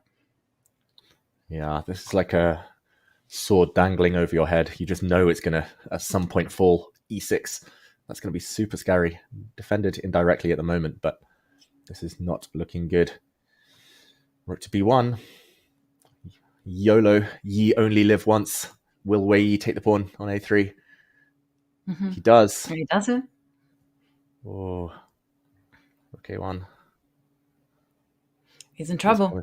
Queen to b3, just keeping active, and the queen is still getting harassed. She's trying to maintain contact with one of the rooks so that white can deliver the move. Rook takes a7, but some hesitation there from Parham as he was reaching for knight to b4, but then he changed his mind. And I feel like somehow Wei Yi has actually made some interesting moves that's confused Parham sufficiently. So I don't feel like Wei Yi is totally out of it right now. Yeah, he's definitely not out of it, but he has to be very accurate and very energetic to defend. First, he needs to decide where to go with the black queen. He goes in that direction. I was going to say also queen f5 maybe, but I think he's aiming to meet this knight jump, Jovanka, by sacrificing knight c6. He's probably just taking that off the board. Although, oh, it is the exchange down. It does look scary. Maybe knight c6, he'll just play rook to e8. There we go, to defend any forking ideas. But the bar thinking that Parham now is dominant in control. e4. Ooh, but David, yeah, I was going to say there's some funny business. If you get rid of the knight on c6, rook c2 is going to be so deadly. Ooh, that is scary. So knight to b8, that's the idea. Get the knight out the way. Only move for Wei Yi. Has to find it. And then maybe counterattack. I don't think Parham saw that. I think e4 is a bit of a, like, it's a very tempting move. It's like a luxury move. But maybe he just didn't have time. And he didn't want to burn time on the clock. And knight b8, he's not reaching for it though. Wei Yi misses the opportunity. Queen to g5, not the end of the world. But also a very logical move. Knight takes e5 threatened. Exactly. Knight takes e5 is a massive threat. And how are you going to defend the pawn on e5? And Parham has to be ever so careful. And h4 is not a natural move. Not by any means whatsoever. Yeah. h4 is difficult. You give up a lot of pawn shelter for your king long term. You allow the pawn to drop. But it's just so important to keep your center intact if you're Parham. He's still down a pawn in some of these variations, but he wants to win the pawn on a7. He wants to go up on material, wants to get active. He's in calculation mode. This is not easy. Will he play h4, get the advantage, seize it, or will he let it fall? Wei Yi is the only remaining player in the top 10 seeds other than Arjun Erigaisi, who's already safely through. Wei Yi is the next highest seed. It would be crazy if he falls. Yep. And Wei Yi showing us where there's a will, there's a way. There is a way to defend this. h4 being met with queen to g3, but e6, some aggressive ideas there from Parham. And Parham now going on the offensive. The knight on d7 under fire. But how to defend this? It's very, very difficult, actually, to hold on to the knight. Yeah. Maybe you can move it to f6, but not many other safe squares. Maybe you can block with rook to c7, but that feels super shaky as well. Wei Yi under massive time pressure, 20 seconds left. Under the 20-second mark now. He needs to find a safe square for that knight. Okay, he does block on the 7th rank. Shake of the head from Parham Maghsoodloo, maybe missing that one. Yeah, I I don't think think he he saw survived the it. word. The queen. Yeah, I think so too. That queen on G3, such a great offensive defensive piece. Rook takes rook, and the pressure is going to be actually on white, whether they can maintain the center. And 20 seconds ticking down for Parham. And the position could spiral out of control. It really could. He has to move. He's taking the rooks off the board. Parham Maizulu, but what next? He's running out of material. It's back to level. E5 played. Very logical. I'm expecting Wei Yi's knight to move out the way now. You don't want to rush. Don't want to take that pawn. Calm move. Wow. Parham looks really nervous, right? It looks like he's feeling the tension. Just 5 seconds left, and they only get the 3-second increment per move. And knight takes pawn, big threats on the board. Planning to sidestep with the queen. So we're going to take some time out. Oh, you got to hold on to the knight. Pins abound. Oh, watch out. Some knight checks in the air. The king very sensibly moves out of the way into the corner. No more checks. Parham's a bit stuck here. He's pinned left, right, and center. Suddenly Wei Yi's got to be the favorite. Not by much. Should still be level. The players push pawns. Giving the king some breathing space. Ivanka, predictions. Who's going to take it? I see Parham actually losing this one because I feel like he's taking irrational decisions, and the queen now comes into F3. Oh, Wei Yi getting active. Seconds left on the clock. Dude, he made that move with 2 seconds. Knight's coming in now. Wow, the knight drops back. That's a check. The queen takes pawn. That is deadly. Now the knight's going to fall. Parham has blundered a piece.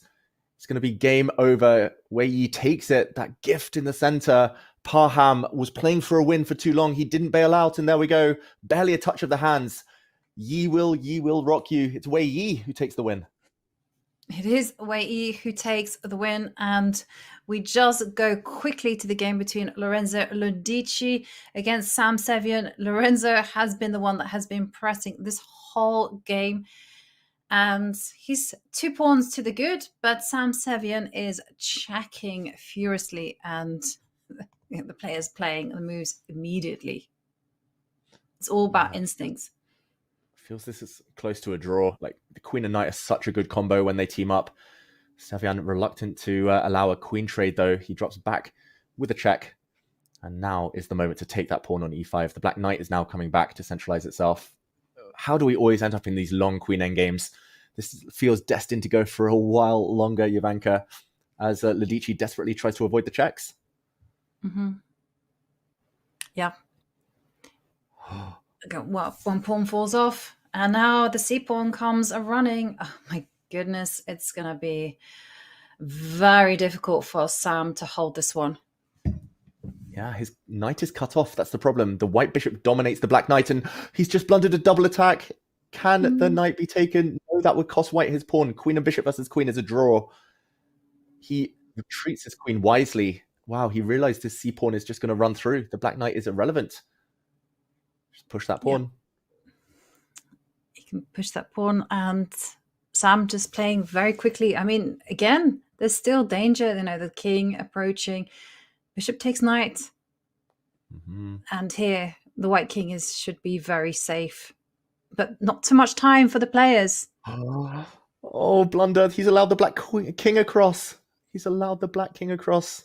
Why would he not have kicked the black king further away or pushed his pawn further forward? Suddenly, there's no way to win for Lorenzo Lodici. Great find there by Sam Sevian. Don't take the pawn, though. You will get skewered. Don't take the pawn with the king. Okay, this is going to go on, though. It's not over. Still winning chances for Lodici. As long as he can give checks and drive the black king away. And apparently a blunder only winning move. The blue arrow will appear. King to b8. That is difficult. He doesn't find it. And now he's allowing a check and probably a draw by perpetual. No way out now for the white king. Yeah, you got to check on d6. That's the only way. Okay, but that's apparently wrong.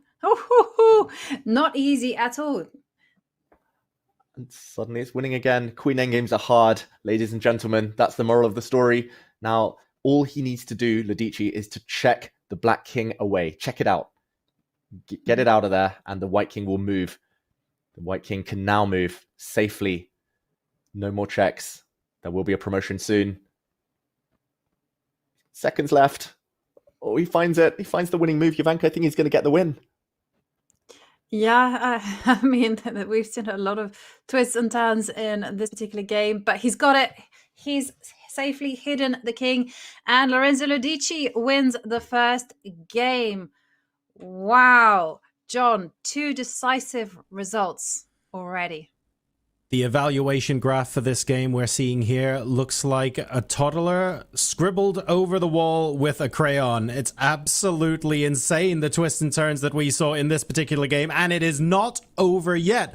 Lorenzo Lodici here getting 1 point on the board. Wei Yi as well against Parham Maksudlu.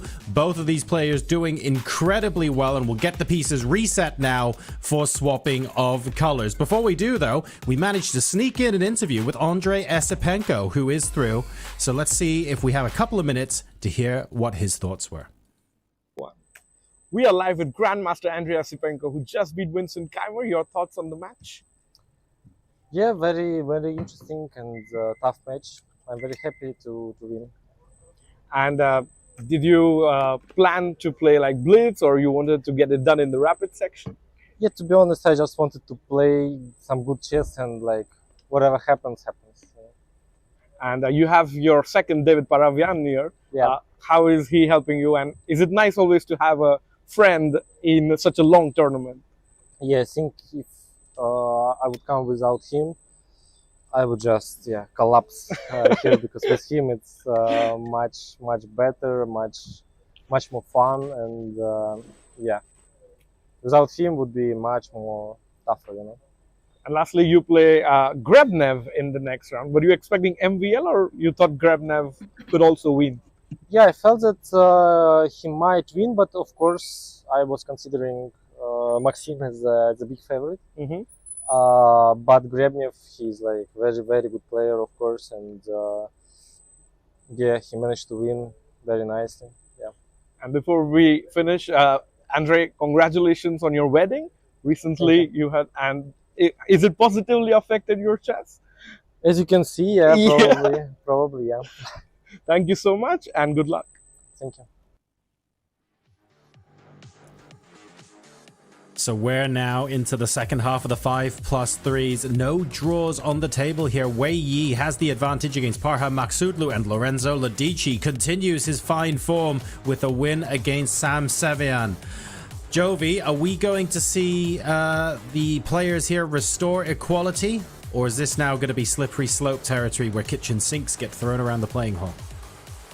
Well, for Parham Maksudlu, he needs to win with the black pieces. I suspect that the kitchen sink and absolutely the whole house will be thrown at Wei Yi.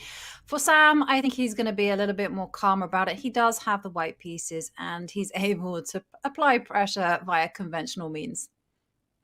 David, how do you be more calm about it? I mean, everything Jovi just said there makes complete sense to me, but it's one thing us saying it at home. It must be another living it in the playing hall. Yeah, definitely. There have been some bizarre things happening. There's some massive roller coasters of games. The player's clearly nervous. I think for Sam, maybe this will jolt him into playing his best chess. It feels like he's been a bit, maybe too calm, if anything, in my view. And I think now that he is on the brink, he will have to bring his A game. Whether it's possible is another question. Lodici just looks inspired. It feels like he's got an angel on his shoulder almost. But I do think Sam is still in this match. With white, he'll back himself.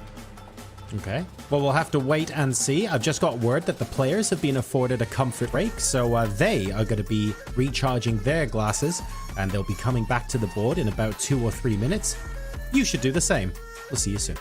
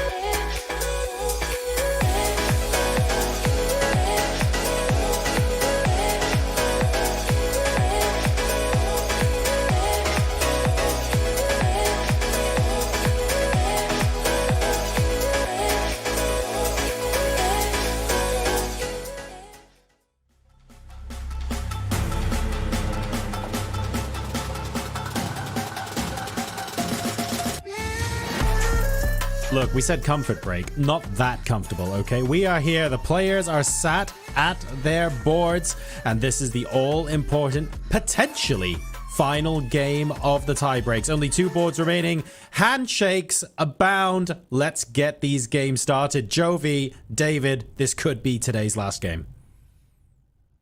Could very well be the last game. For Sam Sevian, he's in a must-win situation. He deploys the Lopez, and it is the A4 system, just putting pressure on B5. And for Wei Yi, you know, he has embraced E4, and it is now no Karakhan's.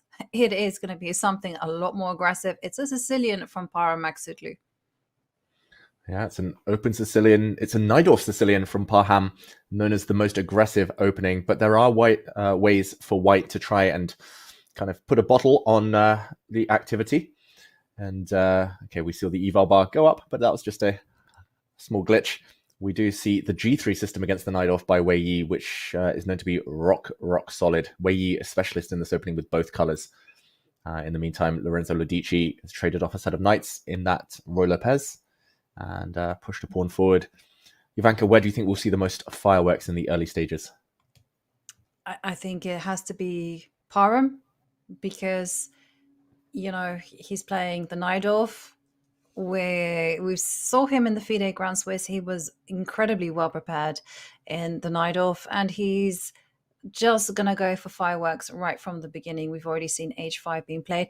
I feel like Sam Sevian, Lorenzo Lodici, that's going to be a bit more of a grind. So I'm seeing the queen step up in Wei Yi there on the left, and I'm thinking we're going to see queenside castling. That's always spicy. Exactly. Wei Yi playing for a draw by playing for a win. It's a good tip for everyone at home. Very rarely it works out these days that you just grovel. You know, you just try and swap off of the pieces, go passive, and that's enough for a draw. The top players, they have realized that going on the front foot, especially with white, playing principled openings is the best way normally. But he's hesitating. He's debating whether to castle Wei Yi. Hasn't made a big decision yet. Burning a bit of time on the clock, and there we go. Bishop takes knight. Very logical as well, since you don't want the knights to defend each other in this system. And castling queenside now gains a tempo on that left board. The white queen and rook lined up against a backward pawn. In the meantime, as you said, Ivanka, Sam Sevian against Lodici. It just feels like Sam has lost a bit of steam. Like he's walked into 2 bad openings in a row. This one, he's totally fine with white, but not really an advantage to speak of. Very mainline theory, which probably isn't the way forward in situations where you must win. I'm surprised by Sam's opening choices. Yeah, he perhaps trying to take, you know, the game to waters that Lodici didn't expect in their classical encounter. It was a C4 type business, but here this is completely different. And as you mentioned, main line, and it does feel black doesn't have too many problems, but okay. We've seen a lot of excitement in these games, especially when the seconds start ticking down.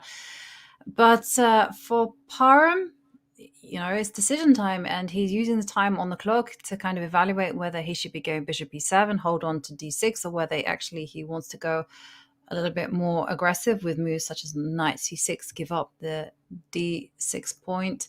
I'm suspecting that he'll just kind of grit his teeth, go bishop e7, and then get on with it. And trades being made in the Sevian Lodici game, and Lodici just seems to be very well prepared. Look at this, you know, he's almost playing instantly. Now he's taking the initiative with f5. Yeah, it looks very good. I think Lodici's idea isn't even to attack, it's just to give his square, give a square to the black knight. There we go. The black knight was a bit stuck, a bit trapped on the back rank. So there we go. He's going to potentially push more pawns to 5th rank, Lodici. I love my pawn structures, and that one is very, very interesting. In the meantime, Wei Yi apparently with a big advantage now.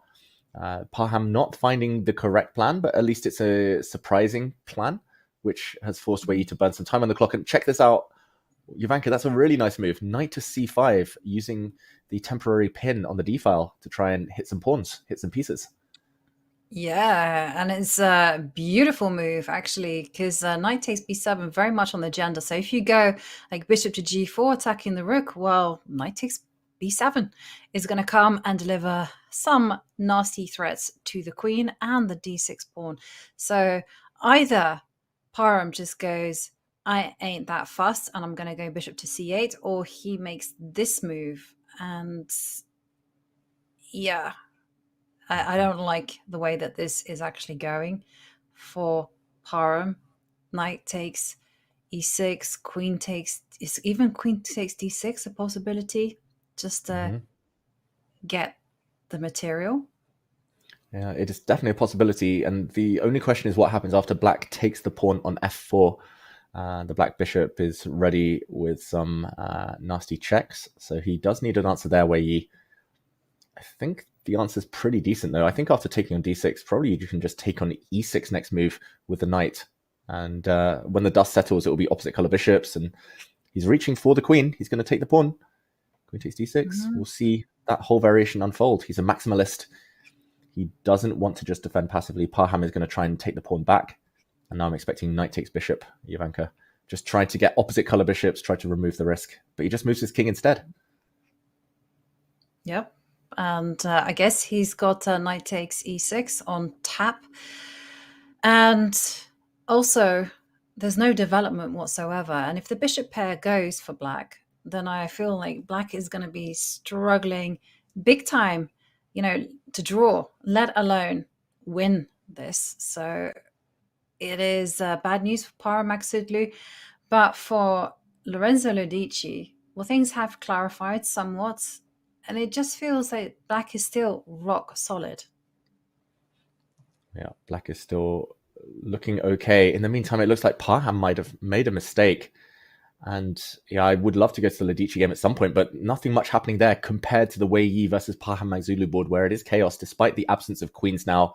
Those queens did leave, and look at the knights. They are just phenomenal, hitting everything. And Jovanka, this unfortunately does look pretty bad for black. If you take one knight, it gets replaced by a very strong pawn on d5, and it will come to d6 with check, with gain of tempo.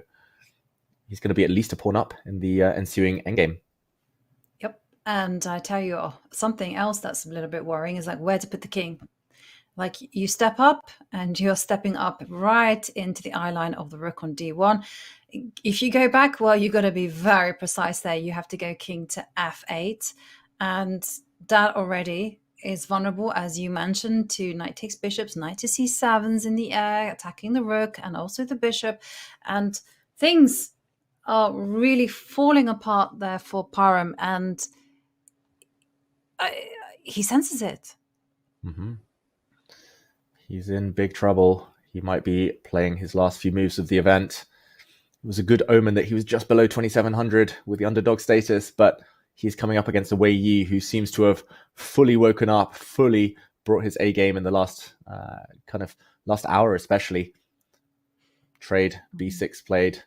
Jovanka, there's so many tempting moves here. Like minimum, you probably allow the trade of knights, right? And the white's c6 pawn is going to be so powerful for the rest of the game. Yep, that's one way how to do it.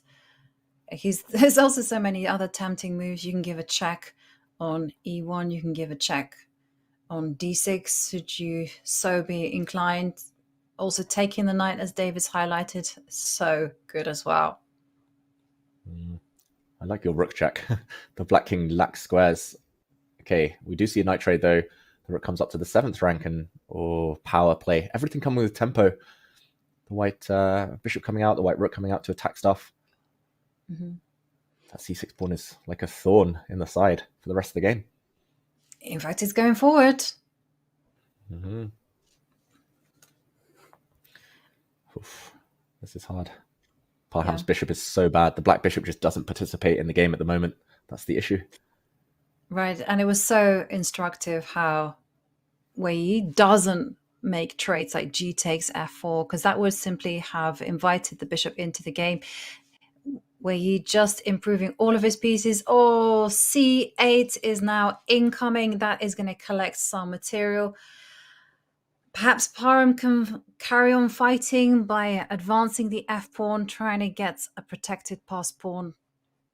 It's either that or resignation. He goes with g4, same idea.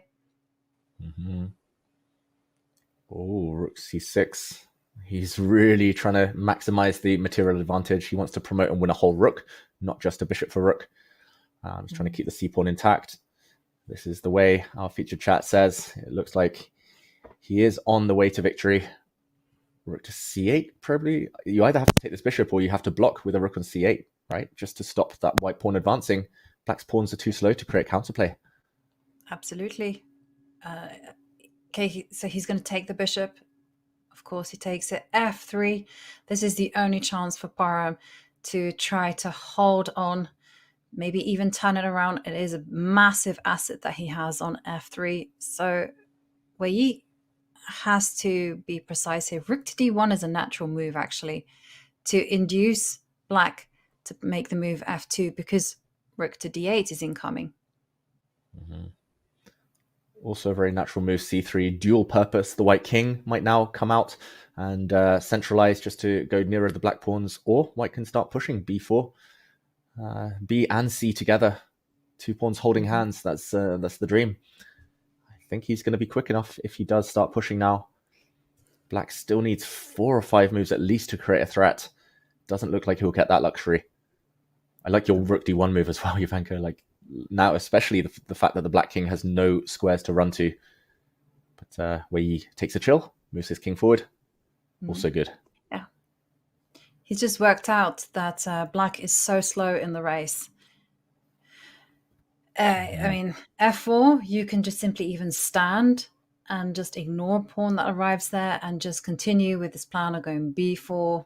Rook d1 is also possible at any time. So the bishop swoops in, but no clear plan of advance here. Maybe it's time to get motoring. Yeah. King to d3 is the logical follow-up for Wei Yi. The black bishop defended by its pawn. Desperation. That pawn mass, though, is well under lock and key. Maybe we just go out. We're totally winning here. Wei Yi is totally winning here, at least. Let's go out. No, let's stay here, David, because it's getting critical. And well, with Parham's pawns advancing, we'll see whether he can generate play. And he's also down to his final seconds. Oh, hang on a second. What's happening here? King to d6 is not possible. Oh, And it's a legal move. There's a rook on c6. Oh, Parham makes a move then with a couple of seconds left on his clock. He says sorry to Wei Yi, who didn't claim the extra time he would have been afforded if he'd claimed the illegal move. And confusion reigns, but one thing that is for certain is that Wei Yi is on the brink of winning this game. He's about to give a check on g6. He's about to bring his rook in. Handshake, Parham Magzulu, heartbroken. The way that he went out there, so close, yet still so far. Congratulations to Wei Yi, who progresses, and nice to see the sportsmanship between the two. Yes, and we know how heartbreaking the exit from this tournament is, especially someone like Parham Magzulu, who wanted it so much. You know, he mentioned for the FIDE Grand Swiss had been training super hard to do well in these two events. Sadly, it was not to be, but for Lorenzo Lodici, it may be that he's going to be finding himself in a situation where he's going to be playing 3+2 because Sam Sevian well on his way to turning things around. Yeah, this is a checkmate attack for white. Black only can land one more check. And either queen takes rook, queen takes knight. Something is going to collapse. Something has to give. Lorenzo with 20 seconds on his clock, trying to find one last hurrah, one last gamble. I don't think it exists. There's no more traps, Jovanka. The domination of white's queen and rook are just too strong. Yep. You can't take the knight because the queen takes knight checkmate.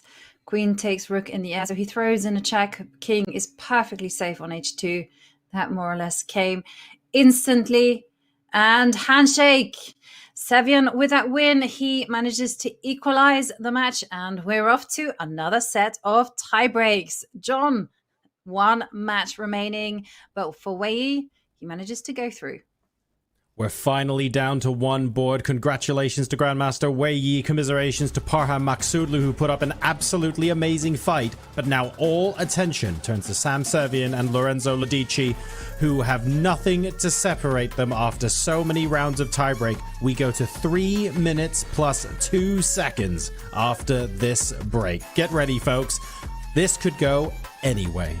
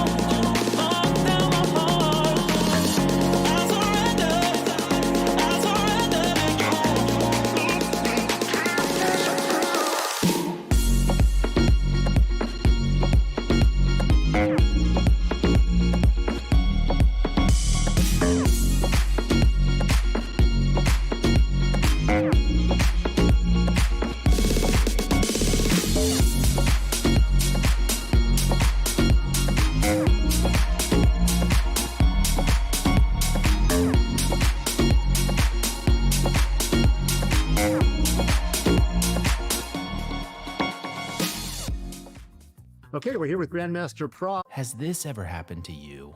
Oh, shoot. Another mouse slip.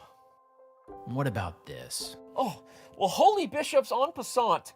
I think I'm getting carpal tunnel. If only there was a way to play online chess with a real-life board. What if I told you you can with Chess Up 2? That's right. With Chess Up 2, you can now play over the board online. Wow. Simply connect your chess.com account to our state-of-the-art Chess Up 2 and get a game started. Every time you move, our revolutionary board will transmit the data online directly to your opponent. And as soon as they move, squares will light up, signifying which piece is going where. Well, shucks. This Hikaru guy seems pretty good. With Chess Up 2, mouse slips and sore wrists are a thing of the past. My carpal tunnel is gone. Well, this sure is fun.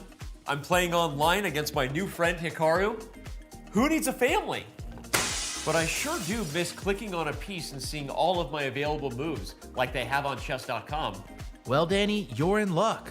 This feature is totally available on the Chess Up 2 as well. Wow. Well, I'm convinced. But hey, what if I don't just want to play an opponent online? What if I want to use one of chess.com's other great tools? I thought you'd never ask. With Chess Up 2, you can fully take advantage of the chess.com integration by playing bots, analyzing your offline games, and even using our optional AI assistants to visualize the quality of moves with color-coded hints. Well, holy Chess Up, you did it. You made IRL chess cool again. You got it, Danny. And how do you know my name? Play chess today on the board of tomorrow.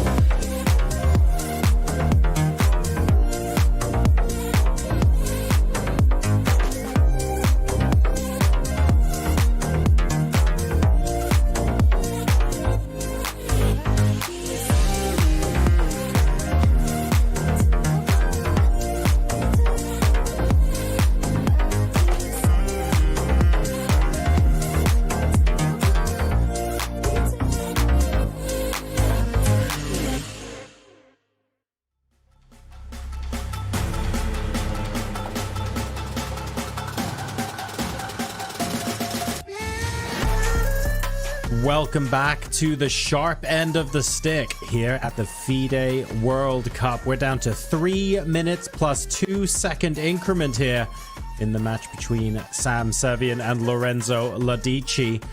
This is the last pair of games because if a winner cannot be decided in these 2 games, we're going to Armageddon. So really not much left to go. And both players have had decisive results, David. So it's not particularly clear which way this swings either. Exactly. It's going to be a tight one. We know that. It might go down to Armageddon. But ever since they broke the drawing streak, it has been a string of wins for white. Last 4 decisive games have all been for that side with the white pieces. As we see another Roy Lopez, Jovanka, almost a repeat of the previous opening, as it's Ladici who slightly switches things up. Yes, going for a fianchetto system castles. It did cause Sam Sevian to actually pause, but once he's adjusted to the change, he simply just got on with things. But we're going to see a situation, d5 appearing on the board, and a lot of support there for Ladici. Still, the last player standing from the second half of the player field. And Sam is doing that thing that lots of grandmasters like to do. It's kind of the stare down of the opponent, the exhale, the kind of stretch to show he's well prepared to try and assert that psychological dominance. Now the frown at his opponent's last move. All of the mind games. I've done it myself. I fully advocate that. A5, the pawn is trying to come forward and harass the white knight. That will likely be blocked. There we go. And we see a very tense pawn structure that could explode at any second. Yeah, absolutely could. You know, there's a lot of tension there. White could be trading on d5. Black could be also making the trade on e4. Black has also gone very ambitiously expanding space on the queen side. And yeah, okay, the queen c1 lining up against h6. Of course, that's defended, and knight to c5. And it's all about the bishop. The bishop on c8 just kind of caged in. So Black is just coming with the queen to d6. It's a little bit mysterious, but I guess it's just to do with waiting in the best way. Yeah, there was a big threat on the board to play d4 and to break the tension break the connection between the white bishop and its knight. Now d4 will not win a piece since the white queen will defend its knight. This opening, this variation, has had a very good reputation for the side with the white pieces ever since Fabiano employed it a few years back. And look at this, he wins a pawn, at least Sam Sevian, with a very quick flurry of tactics. Bishop takes h6. The black bishop cannot move, as it would lose focus over f6. Knight f6 check would win the black queen back, and he's going to be a pawn up. Jovanka, queen takes d3 is maybe the only way to struggle on, but this transition, that little exchange of pawns, is bound to help white. It is bound to help white, and now there's a whole lot of possibility. I mean, this move actually awarded a question mark. I like your move that you're suggesting. You can also just think about giving some checks, but this also, look at this one, go in the other direction. Start attacking the knight on c6. Bishop takes bishop on tap. Queen takes c6, also a possibility, and the queen on d3 isn't necessarily safe. I mean, the rook is going to post up in the center and start harassing it. It's falling apart pretty quickly for Ladici. Yeah, this opening, it's clear he walked into something Sam Sevian was hoping for, that he'd prepared for. Sam, so speedy with that tactic. It's quite a common one. It happens a lot in the Italian and the Spanish. This bishop takes h6 idea. If you fianchetto and put a knight on d5, you have to always be worried about bishop takes d5, bishop takes h6. He's blundered that, and unfortunately, it looks like he will be in big, big trouble now. He couldn't have played bishop takes h6 for anyone wondering. There was still a knight fork, knight f6 check, and the rook would have dropped with a check. So after this exchange, it's a pawn up for Sam Sevian, and as you said, Jovanka, like rook d1 is just an automatic. Knight d6 in the air, knight takes e5 in the air. It looks like a total disaster for black. Mm-hmm. Yeah, and rook b7 is the only way that I can see to kind of struggle on. Okay, he chases away the queen with knight to a6. Queen takes a5. That's sufficient 2 pawns up now. E5 is also hanging. Rotates B2. I'm expecting, this move to kick away the black queen. Actually, where to put her? Not many safe squares. Queen to C2, there's rook to D2 to block. Queen C4, there's knight D6. He's going to have to run to a really odd-looking square if he wants to not lose more material now. Yeah, and in fact, isn't knight to d6 still going to make an appearance as well? And the point is that you're forking the rook and the knight, the bishop. And once you go knight takes bishop, the knight is hanging on a6. Yeah. In the words of Danny Wrench, that is a forking problem. That fork is going to end the game. Queen takes e5 will also be available once the black rook is kicked away. That's going to be deadly. I think this is just game over. Eval Bar says +6 nearly for white. +5.5. Oof, he hasn't even got in the game. It's definitely the curse of the black pieces in this mini match. Yeah, and it's like you said earlier on, that these two were drawing left, right, and center, and then someone won. Lorenzo won with the white pieces, and since then it has been just all white on the knight. And queen to c2 being played, rook to d2. Same idea. Now the knight comes into d6. He's doing everything so beautifully. Knight takes rook will come with a check. So I'm expecting rook takes rook, and followed by. I see Lorenzo is still fighting on though. But it's just a bishop. It's a free piece. And looking at the clock, Jovanka, it's clear one player's adapted to the new time format, 3+2, as opposed to the other. Sam Sevian has nearly 2 minutes against 4 seconds. Ludici, not just the bad position, piece down, but also the desperate clock situation. Well, he's fighting hard, trying to trap the knight on c8. Can be defended, though. Rook to c1 is the most natural move. And the handshake. Sam Sevian wins the first game. Lorenzo Ludici, can he continue the trend where the player with the white pieces wins? Well, that's what's going to have to do if he wants to remain in this match and take it to Armageddon. 5 wins in a row for the player with the white pieces.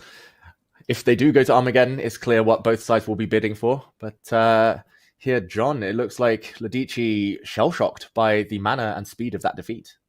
Yeah, I think so. We've had so many games where things have been very back and forth, where players have been playing some double-edged moves. There have been opportunities for counterplay.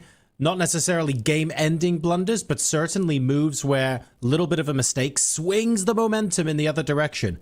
No such luck here. It very much felt like it was one-way traffic from the very beginning, and Lorenzo Ludici, it felt like he was played off of the board. There was no counterplay. There was no obvious point where we could sit down and say, hang on a second, he could have done this here, and that would have allowed him back. There wasn't any of that. Sam Sevian was clinical. Yeah, it was a crush. There's no other words for it. Sam seemed incredibly confident. He was playing those mind games. He was stretching. He was showing to his opponent that he knew his stuff. He put his money where his mouth was, and he managed to deliver. Bishop h6, killer blow. He was just completely relentless. And I'm not really sure where you go from here if you're Lorenzo Ludici. Even though we've had a string of white victories, David, the manner of that victory felt like there was like a big momentum shift in how we got to those white wins. That was a statement.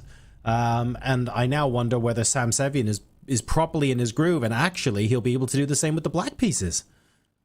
Yeah, it did feel, at least body language wise, like he might have just broken Ludici's spirit somewhat, broken the resistance. Ludici did look heartbroken. In previous times he's been behind in the match before, he always looked quite focused, looked determined, like there was belief he could strike back. It was just that kind of show of his presence, Sam Sevian, in the opening. I immediately thought, oh dear, this is going to end in a rather painful way. But there we see Ludici. He leaves the board, which is a wise thing to do, I think. Shake it off. Just got to reset.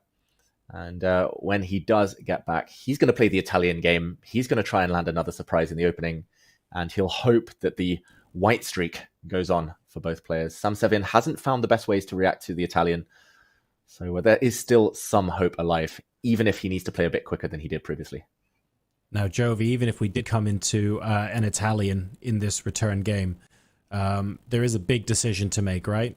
We've had lots of wild games so far. Do we stick with what we know and try and figure out what another middle game surprise might look like? Or do we properly surprise them out of the opening and play something completely different? Lorenzo Ladici's going to have to be thinking about that decision right now. Yeah, I think for Lorenzo, he seems to have found a winning formula. I actually think that question is something that Sam is thinking about. Like, does he open with 1 e4, e5? Considering that his track record hasn't been the best, does he try to change it up and test Lodici somewhere else? I suspect that we might see something like that, but those thoughts are definitely running through the players' minds. And David, is there a danger now if you're Sam, you actually want to say to yourself, let's keep things simple. We know what we need to do. There's no point going, 6 steps deep into these mind games. You don't want to accidentally outthink yourself into an inferior position. Are we going cool, calm, collected mode now? Yep. I think that's on the agenda. He does have different gears, Sam Sevian. We've seen him play solid in the classical. We've seen him take bigger risks and in the rapid games, bigger and bigger as they've gone along, actually. But I do think it's time to go back to that classical mindset. Just dig deep. Don't take too many risks. Keep the symmetrical pawn structure. Keep everything protected. Put the pressure on Lodici to try and create something. It does look like time-wise over the last few games, it is Sam Sevian who's the quicker of the two. So if he can get out of the opening, survive the opening, he's a big, big favorite. But Lodici's getting so many fans, and it would be tough to say goodbye to either of these two.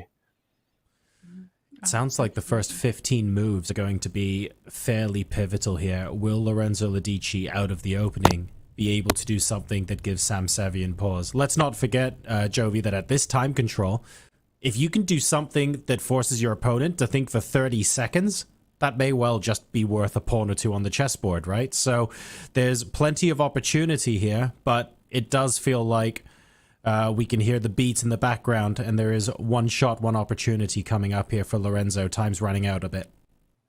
Yeah, time is running out. And I tell you one thing that's very interesting. So Lorenzo is just sitting there at the board. So we know that he hasn't consulted anyone. He hasn't done anything like that. But Sam is not there. Who knows who he's talking to? He could be discussing things with the second. The second could be saying, hey, go in this direction. He could be outside getting some fresh air. We don't know. We can only speculate. But I find that quite intriguing that it is Sam just taking that time out just to think about what direction he's going. And Sam is back. Does he keep it simple? Does he switch up? I think Lorenzo is definitely going to be opening with e4. Well, only time will tell, and we're going to be finding out in just a few moments. All right, pieces getting adjusted now. Sam Sevian looking calm and composed as he sits back down on the chessboard. I think they're just waiting for the arbiter's instruction to handshake and start the clock. I'm going to leave this in your capable hands, folks. It's Mom Spaghetti time for Lodici. What will he do? Let's find out.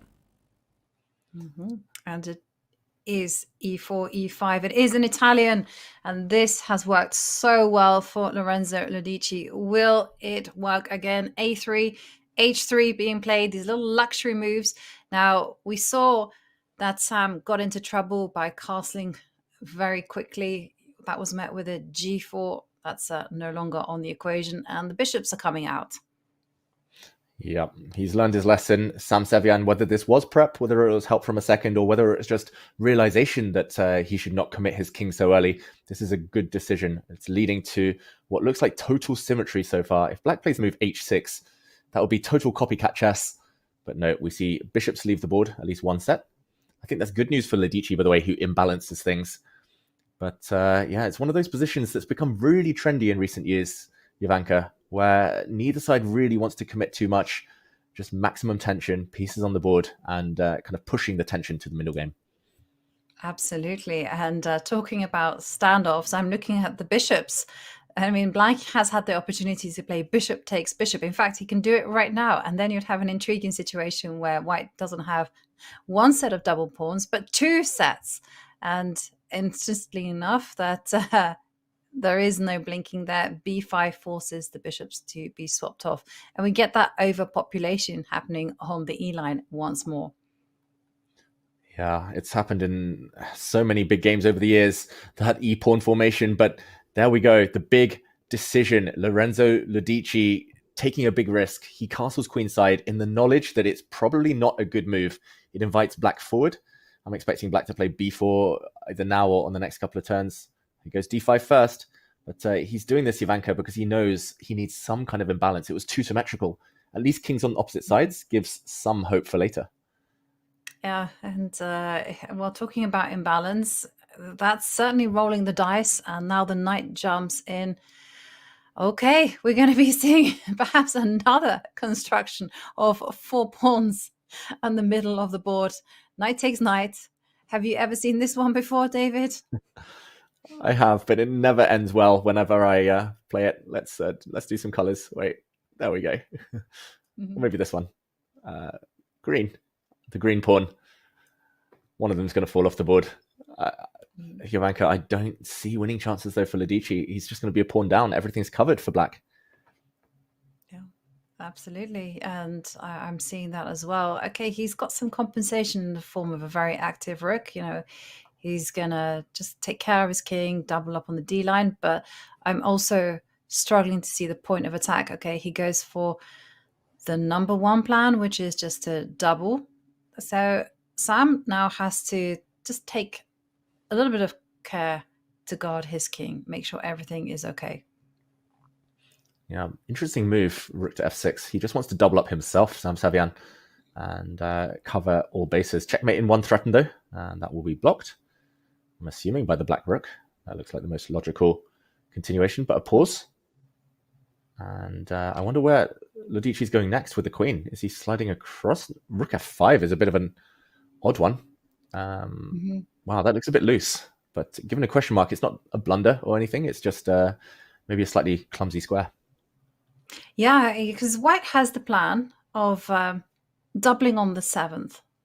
If you get rook e7, rook d7, and you manage to find a safe place for the white king to hide, then everything is going to be very nice for white. But yeah, that's going to take a while, though. It's going to take a while. He drops his rook back. That's a step in the wrong direction, it feels like. Maybe your king b1 I quite liked. King b1, just waiting to decide whether you double up your rooks on the 7th or not. He's going to win the pawn back, Ivanka, but even exchanges here, unlikely to break the balance. Likely to just lead to equality. Yeah, but one thing though, Lorenzo has sped up and just take care of the king. He slides over. This is exactly what was needed. The king can find safety on a2, and Lodici can just plans to go rook to d7, just get as active as possible. That's what you need to do in situations like this. You take care of the king. Oh, h5. I say that, and that's a very bold move. Okay, the queen's going to drive backwards. Queen takes c7. Be careful. Ooh, the blue arrow appears, pointing out that black should play e5, and that's actually a very instructive move. Ivanka, the white rook on e4 lacks squares. It can go to b4 maybe, or h4, but neither of those really productive. Sam doesn't find that move. The blue arrow appeared. That would have given black the advantage. Now it's back to equal. So missed opportunity more than a mistake. I think this is quite logical, though. He wants to take over the d-file. Yeah, he wants to clarify the situation. And again, decision time is for Lodici. Does he take? If he does that, then black's pawn structure improves. If he doubles, well, then there's a situation where black could, again, just capture on d4, trade another set of pieces, and maybe start heading the game towards a safe equality. But he's going to build up the tension. Queen to e5. Wow. To trade or not to trade, I think in a must-win situation, keeping the queens on is ideal. It's just where to put her if you want to keep the queens on. There we go. I was going to say, do you go to g6? That looks like the most tempting square. Still some tension. He's fought really, really well, Lodici, and he's up on time. That's the key. But can he break this d-file blockade that Sam7 set up? It's another roadblock where d5 is so well solidified, fortified. It's not easy anymore for white. And well, what we're seeing here is Ladici going for broke, though. You know, g4, trying to open up the h line. So Sam says absolutely not. That's not going to happen. But king goes to a2. And I'm expecting the white rook to actually post up at some point to d3. Okay, Sam is the one that blinks first. Rook takes, of course. Rook to d7 in the air. Oof. The black queen's a bit offside, though. Take on. You got to take with the queen. Oh, apparently Queen this is c8. big trouble.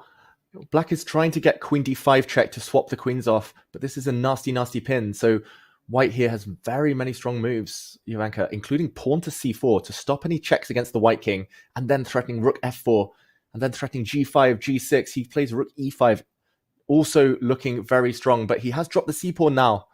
Oh, that was a big opportunity for Lorenzo.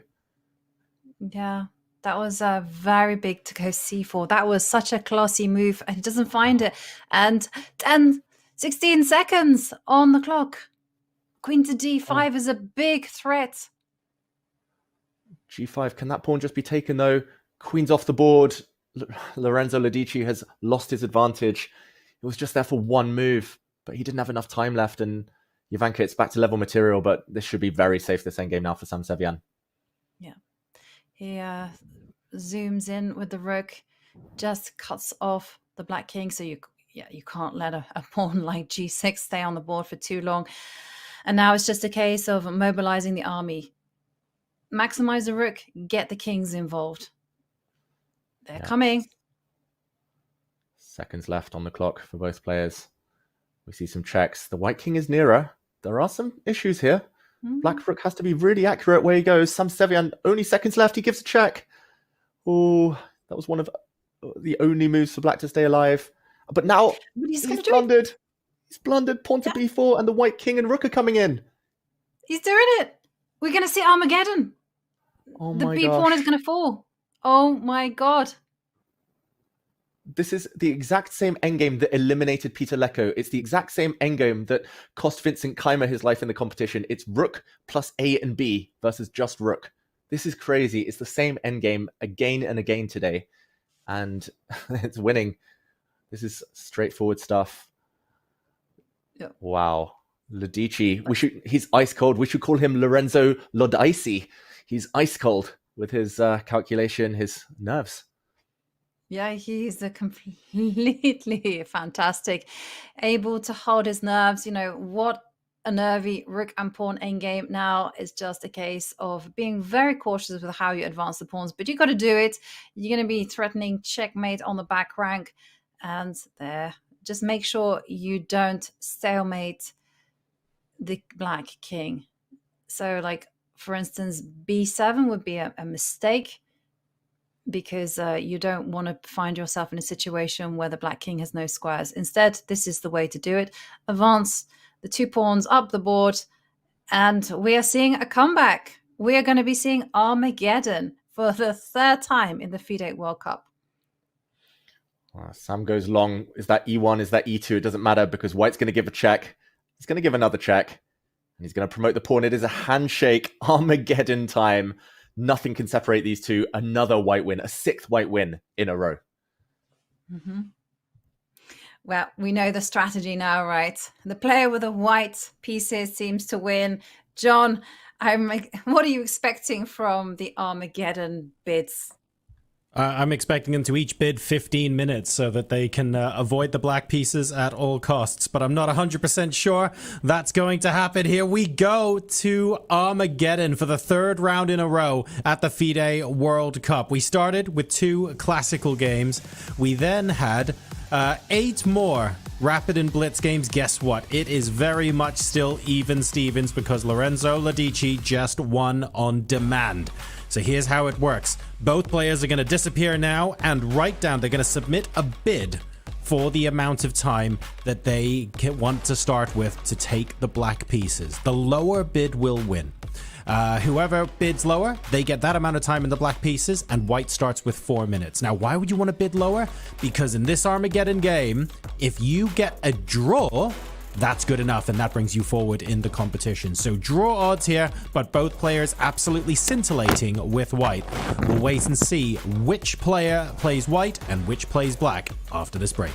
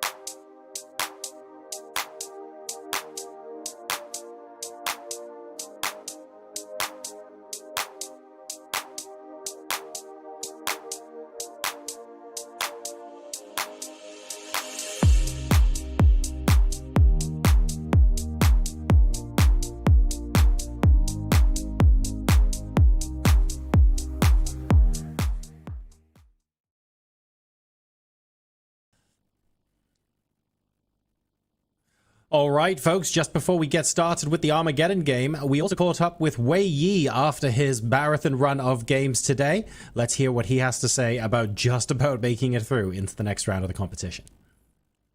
What a tense match today it was against Pragg. How did the match go and how are you feeling right now? I feel happy because my opponent is so strong, and after a long and tough match, finally I won that with some luck. And it was a long match, and yesterday I missed a great chance to win in the classical game. I felt upset, but today I tried to play well. But still, it's of course not easy, for sure, yes. It's definitely tiring because you played 15 plus 10 2 games, then 10 plus 10 2 games, yes, and then 5 plus 3 finally it was decided. During the games, is there time to do anything or think about anything, or it is just about the game, like you say, and play and play? I'm sorry, please. Yeah. Yes, sorry. I was saying that during the games, is it very stressful because there's like very little time, right, between each game? Yes, and also you don't have time to prepare for the game, and also a lot of games today. Yes, you might be very tired. Yes. Tell us about the 5 plus 3 games against Pragg. Where did it go wrong, you thought? I mean, in the blitz game. Yes. In the first game, I think I was lucky because I got lost position in, for example, after f takes e5. But then I tried to create some counterplay but finally it works, and in time scramble he blundered. Yeah, I think I was so lucky in that game. And in second game, I think I just want to play like normal, but of course he wanted to win. But I think in the second game, my play was okay. And you are through, of course, to round 5. Who will be your opponent in round 5? They are still playing the match. Yes. So Even they will be even more tired than you. yeah, even longer than our match today. Yeah, that will be something. But again, do you have any preference? Maybe over them, like who would you like to be your opponent or something? I'm not sure who will win that because both of them are in great shape. And Lodici had lower rating, but his play was amazing this time. So, I mean, both of them can be dangerous opponents. Have you played any of them before in any classical game? Yes, but I think I only played with Serian in one classical match in Tata Steel, and with Lodici, I think only one blitz game. And do you have a second here who's helping you? Yes, but he's also the captain of Chinese team, and also my friend Xu Xiangyu, grandmaster. Yeah. We actually saw this.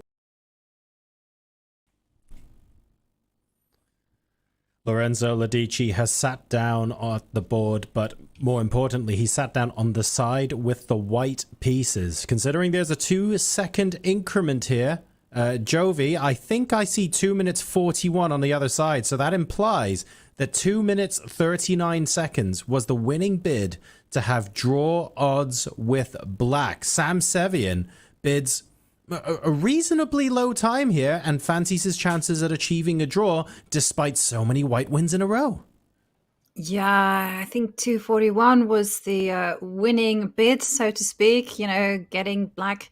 And as you mentioned, black having draw odds. But yeah, it's I don't know what's happening in this match, and does seem that the trend seems to be favoring the player of the white pieces. But I suspect it's now or never, where Sam Sevian will shake things up. He will change the momentum. He'll do something a little bit different because it's not been working for him. The Italian seems to be favoring the Italian. This is interesting stuff indeed. We're probably getting an Italian, but with 2 minutes 41, do we think Sam is favorite here, David? How do we feel about the balance of this match? Oh, it's borderline, right? He started the last game in a situation he only needed a draw to go through. It was 3 minutes versus 3 minutes, and even that he wasn't able to hold. Here he has less time against more time. As we see the players bash out the moves, Lodici does switch things up. He puts his pawn on a4 rather than a3, a small deviation, not too significant. And yeah, I'm just looking back to past Armageddons, Ivanka. We had this crazy match between Rasmus Svaner and Ralph Mamedov. That was all about the white wins. White won that Armageddon. We also saw Maxime Vachier-Lagrave against Artemiev. Artemiev bid very similar to Sam Sevian, but he got punished on the clock with black. And yeah, the play pretty much the same as it was in the last game, just with the pawn on a4 and a few other differences. Who do you think this is going to favor? I think the momentum in this match is all about having the white pieces. It just seems to be the trend. And we saw that actually, in the very first Armageddon with Rasmus Svaner. And there it was super important to have the white pieces. I also think that here it is as well, just because the players are getting that 2-second increment. So castle, queenside, yet again, being played on the board. It's a risky business, but I guess you gotta roll with the punches when you're in a must-win situation. And now the queen is gonna slide up, and it's maximum tension. I'm expecting. You can't really do anything like d4, but I guess it's perhaps time to look after the king. King b1 is like a nice safety first move.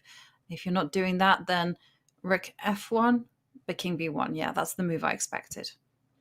Yeah, that tends to be good conventional wisdom if you castle queenside. When in doubt, put the king closer to the corner. It's basically now a mirror image of castling on the king side, just on the other flank. And the critical moment will come. G4, wow, that's a pawn sacrifice. Opening up some lines is the dream for Lorenzo. But given a question mark, I was going to say the key idea is D4 anyway. Maybe it's even more vital to play a move like this one here and now, while white goes off distracted on the other flank. Yeah, D4 will force the knight to the edge of the board as well, because there's no other place for it to go. And some hesitation, though, from Sam. Okay, he bites bullet, he goes for it. And now, okay, questions. Do you go E5? And to me, it appears that you absolutely have to do that. You have to go on the front foot, because if black is allowed to get in E5 themselves, then black has an amazing space advantage in the center. So E5 is a nice move. Move the knight out of the way to A2 afterwards, and then just see where your pieces flow. Yeah, this is pure calculation. Like knight to A2 now, I think, is disastrous due to knight takes G4. And like the knight comes into E3. That's a stronghold that I don't think white will ever break. And E5, black has to just simply take this pawn off the board, and it becomes very, very concrete. But after knight takes, and then the white knight on C3 drops, it's the white king that comes under fire. It's been a dream start to this game for Sam Sevian, I feel, Jovanka. He's eating away at the time disadvantage, and he's actually got a very good position on the board for the first time with the black pieces. Yes, that may be the case. But it feels like Lorenzo's hands are really tied. He can't do too much else. It's either knight A2 and kind of grit your teeth and suffer, or you go E5 and, okay, fine, you go down in flames. He goes knight to E5, of course, knight takes E5. And now I'm expecting knight C4, take on C3, or maybe try to ask the queen the question, you know, where's she going to go? She has to cover E6. And yeah, rook E1. I thought he'd go to B4 with the black queen, try to deliver checkmate. But now it's less clear, Jovanka. This pawn actually keeps the white king safe on B2. He takes it. Okay, I wasn't expecting that.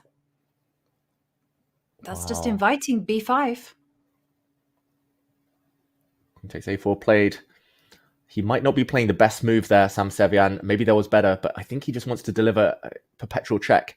If the white knight moves, as the blue arrow indicates, he has to be really careful, Lorenzo Lodici here, not to allow perpetual, which would guide black through. You'll be like, oh, I was going to say knight E5 is definitely the move the hand wants to play, but apparently a mistake because he's blundered away this pawn. Maybe there's something even better for black in this position. Yeah, well, he can just repeat the position a few times, because you can't really go king C1. You have to allow queen takes G5, and it will come with check. Wow. Sam Sevian pauses. He attacks the white queen. That's also very, very good. The queen is almost trapped. She only has one safe square in H3, but that's so far away from the action.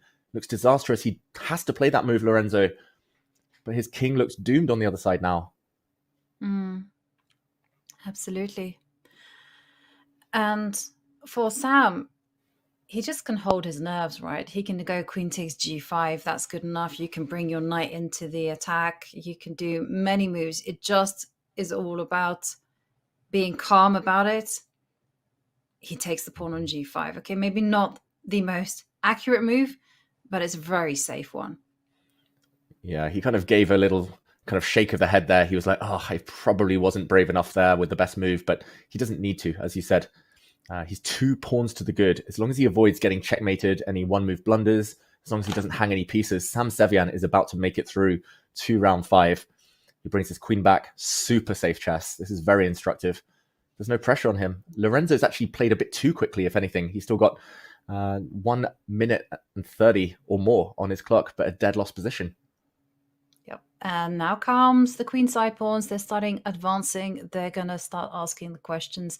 You can go no threat, so you can go C5 instead. He just chooses to protect the point on G7. And Sam is just unraveling the pieces very, very nicely, keeping everything firmly controlled.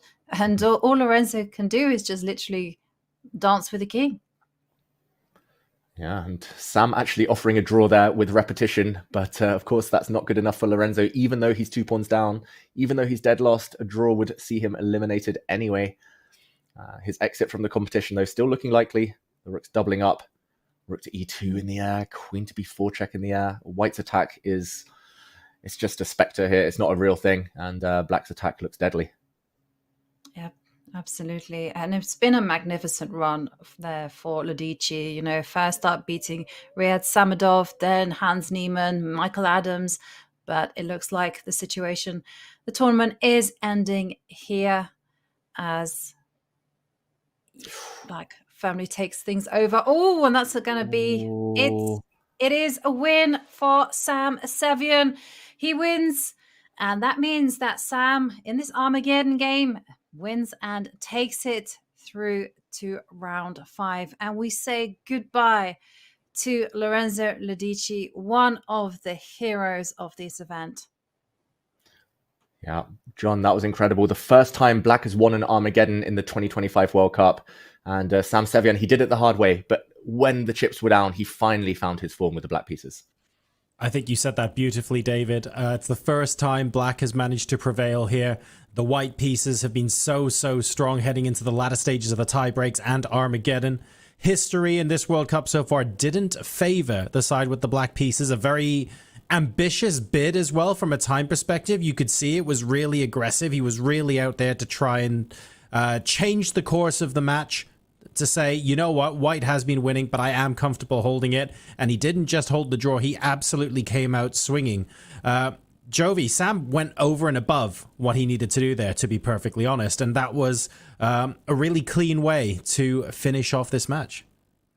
Yeah, it was a very clean game there in the end. You know, literally, Lorenzo just took one rather over-ambitious decision. That was castling queenside. And then Sam was just pretty ruthless, you know, just breaking in the center, just grabbing the material, playing with full control. And that's exactly what you need to do when you're playing black in the Armageddon. It's all about keeping your head and keeping control. Let's spare a thought here for Lorenzo Lodici, who has won many fans all around the world, I am sure. He's had an incredible tournament. He's knocked out some of the biggest names in the chess world. David, he can go out of this competition with his head held high. And even when he went out, it was in Armageddon. Very, very difficult to get this player out. Exactly. Lorenzo Lodici, he defeated Hans Niemann. He defeated 9-time British champion Michael Adams. He gained a bunch of rating points. He made a name for himself. He leaves with a lot of prize money too. Yeah, he's become a bit of a fan favorite, I'm sure. But ultimately, it was going to end somewhere, and it just happened to be today. He tried his everything, gave it all, but Sam Sevian just a little bit too quick at the end. So here is our King's Cross style departures board. There are now 0 players left from the second page. As Lorenzo Lodici, we wave goodbye to him after this incredible round at the FIDE World Cup. And here are all of the players still in. Alexei Grebnev now takes over as the lowest seeded player to still be in the competition. But so many of the big names are out. Arjun Erigaisi, the only top 5 player left in. Wei Yi, though, as far as the top 10 is concerned, joining him. And Jovi, maybe an opportunity here for Sam Sevian, who already has a pretty big following, but to increase that following even further, because he was playing Lorenzo today, who had a great story throughout the World Cup. He got a lot of new fans, but at the end of the day, Sam was able to deliver the goods, and I feel like this is going to bring some really nice attention his way as he progresses through the competition. Yeah, absolutely. I mean, he impressed us all with the ability that he did to bounce back. You know, also he was pretty persistent. He was stubbornly chasing, you know, that perfection with the black pieces. He got it there right when he needed it in the Armageddon. But also the resourcefulness, you know, he needed to win, and that's exactly what he did time and time again. It's been an eventful match, and it's been very entertaining in the sense that both sides, you know, needing to win on demand, striking back on demand. Yep. And it has really kept us on the edge of our seats. So what does this mean for the bracket? What does this mean for the tournament as we now move into round 5? We have the opportunity now to take a look. And this is the bottom of the bracket here, where you can see Arjun Erigaisi defeating Peter Leko. But take a look at how much we've filled in all the way through. There we go. We finally have the round 5 bracket, and we can zoom out and see the path to the final. David, I feel like this is almost the point where we pause for a second and go, this is where it starts getting real. Exactly. They can smell those candidate spots now. The players, they know that getting to the final will bank them a spot in the candidates, also huge prize money, potential tournament glory. Getting to the semis might be enough. They'll get at least a third place playoff to try and get into the candidates. But look at the two halves of the draw. On the top half, the top 4 pairings there, it's very open. There's no clear favorites. I would say Liam Lei maybe is the one that will be backing himself. The bottom half is still packed with talent. We see Arjun Erigaisi up against Levon Aronian tomorrow. That is going to be juicy. 2-time World Cup winner Levon Aronian against one of the top players in the world. And yeah, Wei Yi staying in the competition. He's going to be feeling confident now. And staying on this screen for a second, Jovi, I believe the way the bracket is currently stacked in the top half, we're now, I think, guaranteed someone who hasn't been in the candidates before make it through to a candidate spot in the top half of the draw. What do you think about that? Wow, I actually hadn't thought about that at all. And you're completely right. You know, it has been a really shocking day. A lot of the favorites have left the competition. And I'm unsurprised now, you know, when you put it so bluntly like that, that we're going to be seeing someone in the candidates that's never been there. That's going to mean that we're going to have someone to cheer for, and it's going to add extra motivation to the top half of the bracket, because as David mentioned, you know, anything can happen. We've seen a whole lot of unpredictable results, and I'm excited. I mean, I can't call it. I can't predict which one of those players is going to make it to the final, because it feels like that this is ever so close. All right. Well, it's been a very, very long day of chess. Obviously, we had our latest Armageddon game. That's been our talking point for the last half an hour, hour or so. But we had other games as well today, and we did start the round with many more boards than that, and 11 games going into the tie breaks. David, your closing thoughts on the day as a whole? Yeah, it's been another surprising one. I thought it would be a matter of time before those top seeds would be able to knuckle down, show their class, assert their dominance. But no, we saw 6 2,700 players leave. I mean, I love it. It just shows how open chess is, how narrow the margins have become in this age of technology and easy access to information and knowledge. But it's also, yeah, it is kind of mixed feelings, because we say goodbye to Pragg, we say goodbye to Vincent Keimer. It would have been fun to see him in the candidates. Yeah, just so much to unpack. And Jovi, I'll leave the final word here with you. So many of what we would consider the usual suspects, the top seeds who we would be expecting to make it all the way, with all of them gone, that's going to be an ego boost for the remaining players. They're going to have more than one eye on the prize now, surely. Yeah, I think that people are certainly going to be thinking about those top 3 spots, because you get the golden ticket. Not only do you play the candidates, but you manage to get your name in the history books. And it's super exciting because we have a lot of new names that we've never perhaps even heard of. I mean, I'm thinking of the teenager, 19-year-old Alexei Grebnev. You know, who had heard of him before this competition? Not that many of us. And now he's making a name for himself. He defeated Maxime Vachier-Lagrave, and we're going to be looking forward to tracking his journey. And it's giving a chance to people that don't necessarily get that opportunity to play in those big events.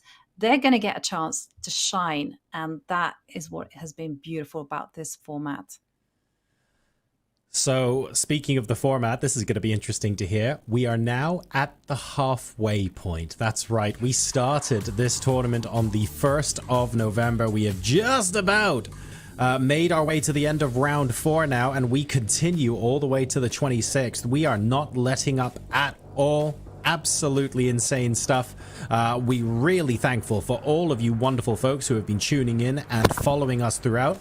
We are going to be back with the next round's games, of course. Absolutely no rest here. We start at 3 o'clock Indian Standard Time tomorrow, and we are on Chess24 on YouTube and on Twitch. and we would love you to join us then as well. But that's it for our coverage today, and that concludes round 4 of the FIDE World Cup. The players can now breathe a sigh of relief, but only for a matter of hours, because round 5 begins tomorrow. Stay safe wherever you are, and we'll see you online right then.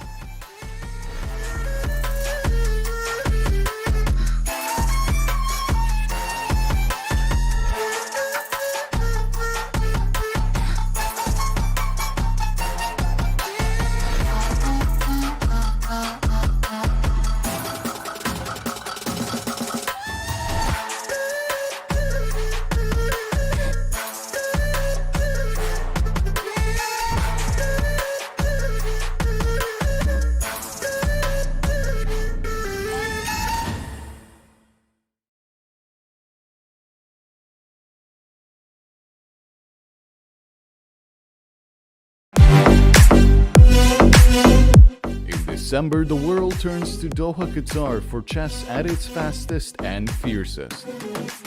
The 2025 FIDE World Rapid and Blitz Championships bring the globe's elite to battle under lightning time controls. December 26th to December 30th, Rapid and Blitz formats designed to reward precision, courage, and creativity. In the heart of the Middle East, Doha offers more than a board, a world-class venue, a cultural backdrop, and a stage worthy of legends. With a €1 million prize fund on the line and the title of world champion at stake. The 2025 FIDE World Rapid and Blitz Championships, the ultimate test of fast chess.